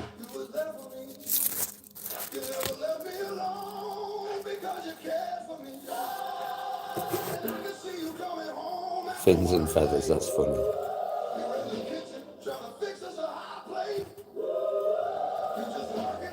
Don't need to blag IQ. What do you mean? I've never blagged my IQ. What do you mean? What are you on about, bro? You've lost me. You've absolutely lost me. What are you on about? Please explain. It's going to be funny when he explains, isn't it? I'll let him explain, then I'll explain. Will you tell me what my IQ is? What's my IQ? You tell me what my IQ is, seeing as you know your stuff. You know so much. You tell me my IQ. Just let him tell me. Let him tell me my IQ. What's my IQ, bro? 174. Yeah? Yeah. I've never took an IQ test in my life. That's what you call giving you a silly answer to a silly question. I was talking about Einstein that day, and everybody just wanted to take the piss. And there was like, okay then, if you know so much about space and all that, what's your IQ? And I said, what's Einstein's? And somebody went 170, so I just upped it by 4. You really believe that? I've never took an IQ test. I don't know what my IQ is, I ain't got a fucking clue. For all I know, it could be 1. For all I know, I could have the fucking intelligence of an amoeba. I wouldn't know because I've never took one. Joke's on you there. I can't believe you thought that I thought that I had a higher IQ than Einstein. Are you nuts, bro? I ain't no fucking Einstein.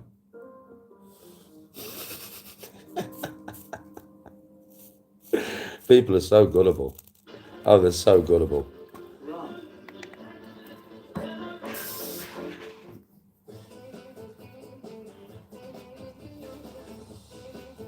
Why blag? I didn't blag. I was just giving people a silly answer. Yeah, here's another silly answer for you. Right? Do you reckon you'd beat a fucking silverback gorilla in a fight? Silly answer. Yeah, I'll run at it, slide underneath its legs, ribs, sternum, uppercut, jump on its back, snap its neck, Danny G style. And what? I broke your fucking neck. Silly answer. Real answer. I get thrown around like a ragdoll. I do it all the time. It's just obviously you're too daft to realise when I'm doing it. Well, that's a you problem, not a me problem. That's your daftness, not my daftness.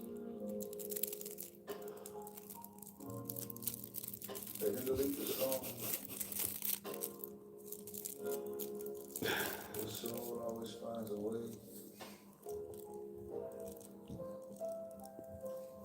Thanks for listening. Yes, of course it was. Of course it was.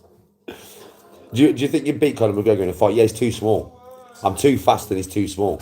I'd dance around him, bro. Do you know what I mean? His whirlwind kick ain't got nothing on my arm. I'm like Boyaka. Yeah, of course. Yeah.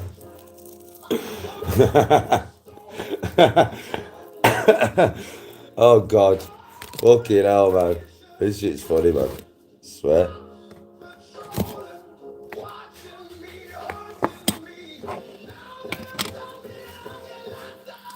I know, tell me about it, Danny is king.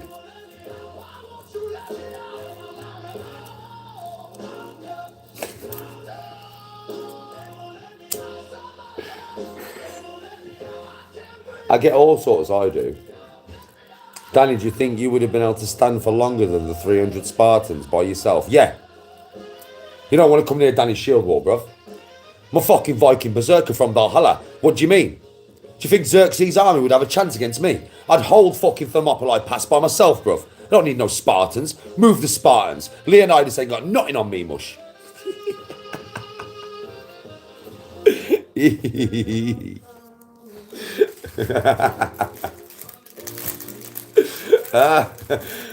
Oh, God. Come on. Come on.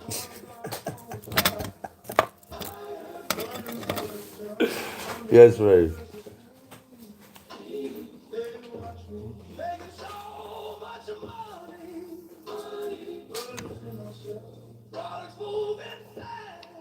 Silverback wins. Yeah, they do, Danny's king. They take that shit seriously, bro. Bro, they take that shit. I'm not joking with you. Mad, innit? They take that shit. Listen, do you reckon you'd beat Mike Tyson in his prime if you was in your prime? Yeah. Yeah. Underneath his left, underneath his right, counter him, over the hand right, man. He had never experienced power like my power. I turned it on about an hour ago. I turned it off. Turned it off now. Turned it on for about an hour. You wore back, so I turned it off. I wanted to be warm in here when you got back.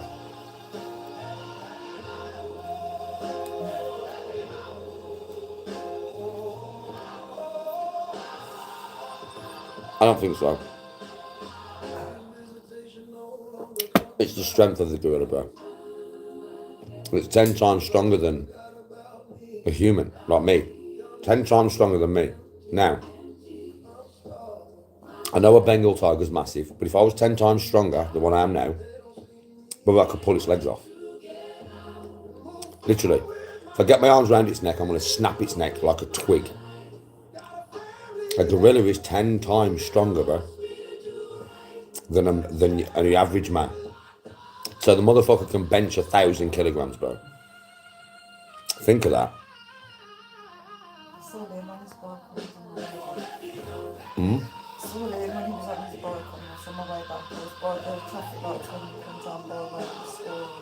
Mm.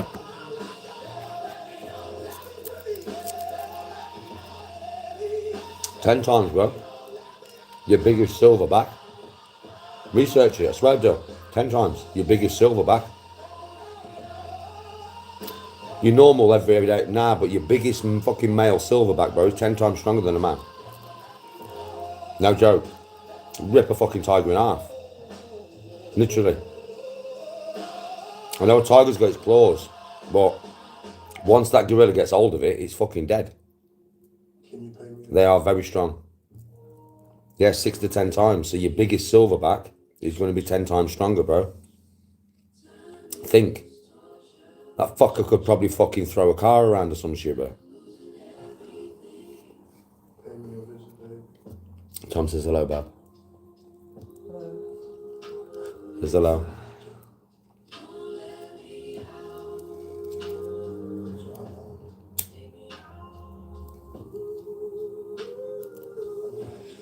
But it would be a mad one. It would be a mad fight, that. See, I reckon a bear would do a silverback. A big fucking grizzly. You know what I mean? But that's different. That's a different kettle of fish. Or a polar bear. Like a polar bear wins everything, right? There ain't nothing. Not even an elephant. I reckon a polar bear, if it really wanted to, take down a fucking elephant, bro. That's the most deadliest animal on this planet, isn't it? A polar bear, bro. On land, anyway.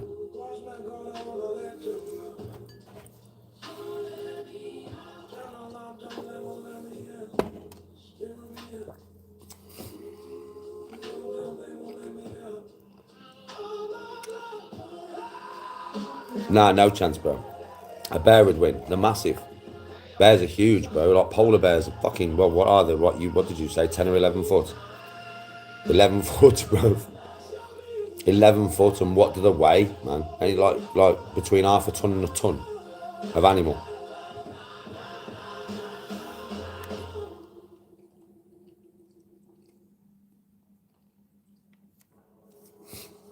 The award-winning Aviva pension puts you in control of your financial. But I don't know, man. I'm thinking like it's the only thing that I reckon could take down an African elephant, bro. Because African elephants are big.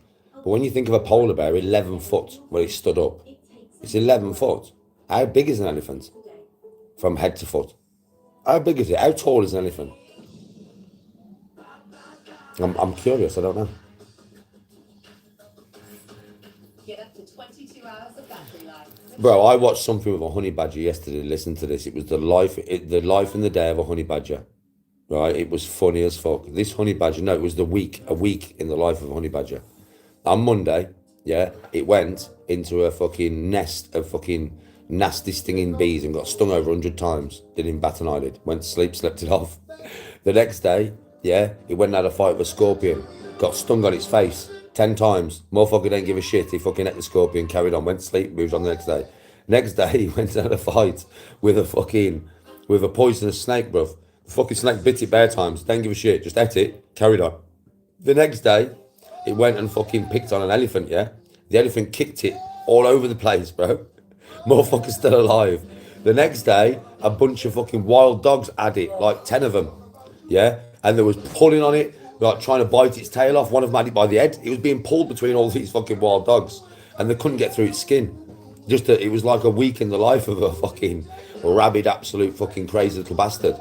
Oh, they're crazy, them animals. Them animals are crazy, bro. They really are nuts, man. Them honey badgers don't fuck about, mate. And it was like, there was a geezer commenting and he was saying they can't get through the hide. Its hide's as thick as like bone gristle. You know what I mean? Mental.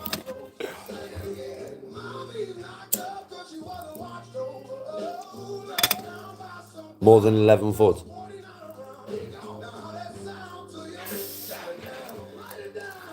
Yeah, so them honey badgers are mean, bro. Mean. Even when the elephant kicked it about fucking 40 foot and trampled all over it, the cunt kept going back for it. The cunt kept fucking squaring back up to the elephant, bro. I was like, what are you doing? Yes, Nathan, respect. Bro, I'm telling you, honey badgers, I watched it yesterday. It was just funny that somebody mentioned it in chat. I watched it. I was on my phone in the bath and I just come up. This clip, bro. A week in the life of a honey badger. Bruh, motherfuckers ain't scared of nothing.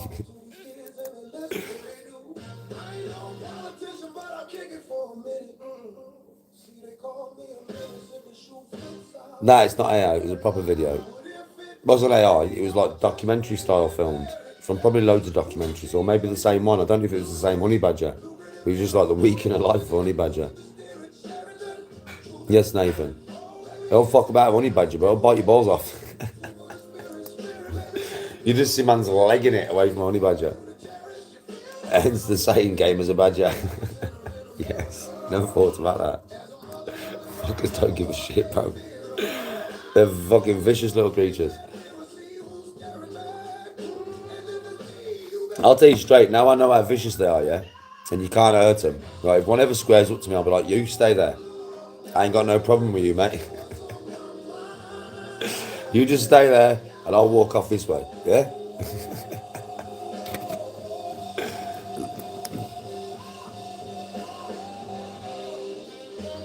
Oh yeah, ruthless animal. Ruthless, bro.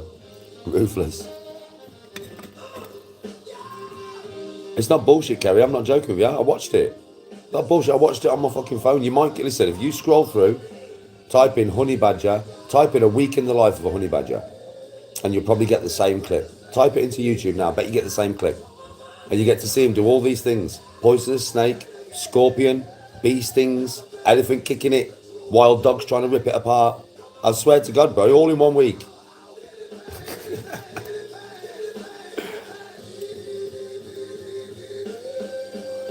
No, bro, I'm not fighting those fuckers. Like I said, bro, I'll just be like, yo, bro, you want twos? I'll throw him twos on my spliff and I'll get it the other way. You probably get the same thing, you know, if you type that in. A week in the life of a honey badger into YouTube, because it was on YouTube. I watched it while I was scrolling through. You probably get the same thing, man. It's like a couple of minutes long. It's fucking mental.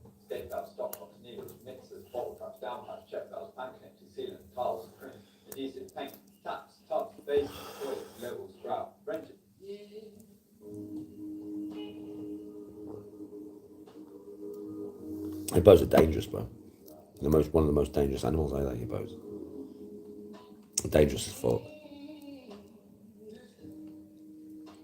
Lustic Iberian lynx. No, Zortex? Aye. Is that like a new species or something? Or an old species that we thought was extinct, but it's not?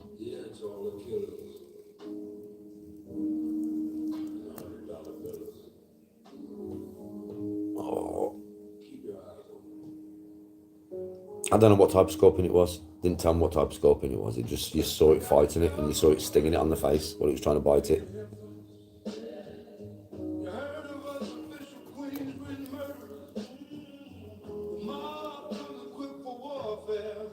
Yes, I have, Dylan. I have seen that. Yes, in a prehistoric program. Short-nosed bear, innit? Short-nosed bear. Fucking huge thing. Poisonous snake as well. Yeah, I don't know what it was. Let's see if I can... Yeah, I've got my other phone here. Let's see if I can get it. I mean, I'll just type this into YouTube. I might get it straight away. I watched it yesterday, man. Right, week in the life of a honey badger. Week in the life of a honey badger.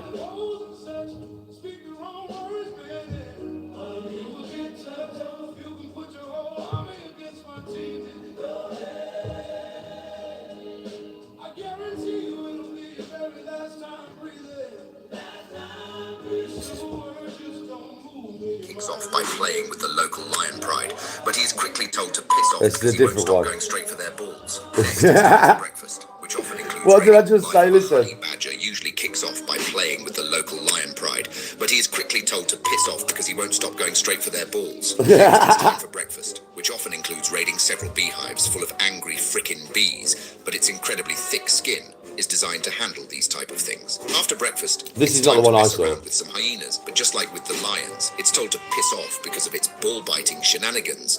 This makes the little honey badger depressed, so he finds the closest life-cancelling snake and lets it bite him, so he passes out, only to wake up a few hours later with an incredible hangover due to his powerful resistance against venom. This has also made the little menace hungry, so he goes for the biggest and most powerful snake he could find. As he wrestles the snake with complete and utter control over the situation, he gets third-partied by a couple of wild dogs, which isn't really a problem at all for the little devil. And soon enough, he wins the little tug-of-war contest, securing the loot, ending the day by the river, messing up some crocs.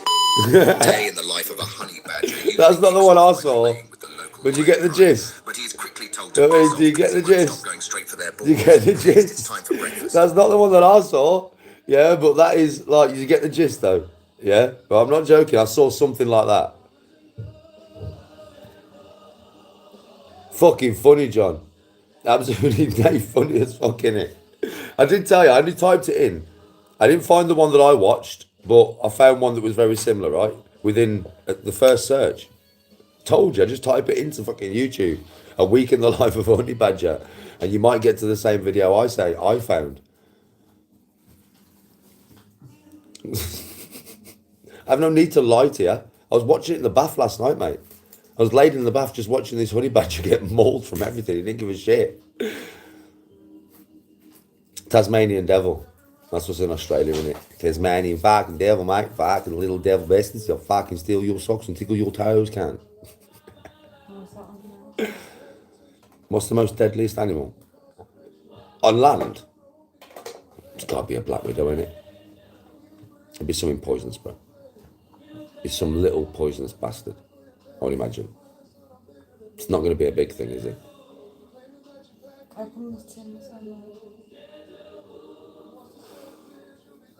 No reason.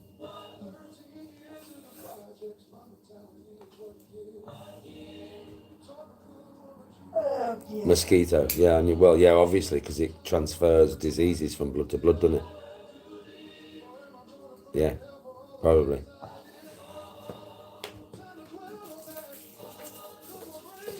I'm good, Drew, how are you? Yeah, them honey badgers, bro, they're fucking rough little creatures, bro.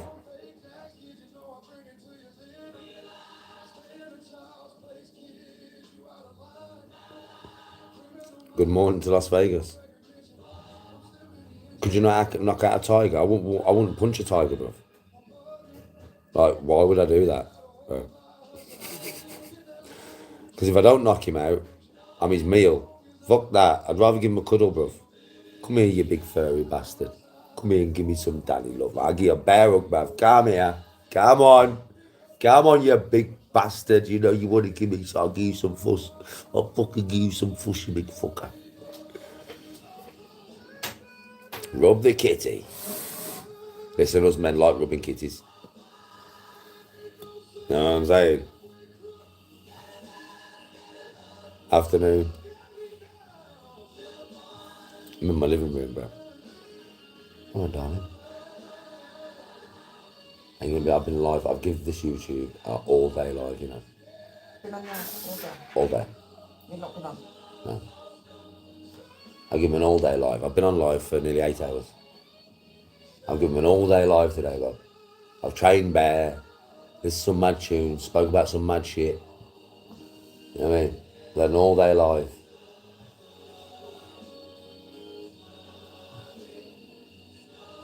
Yes, Drew.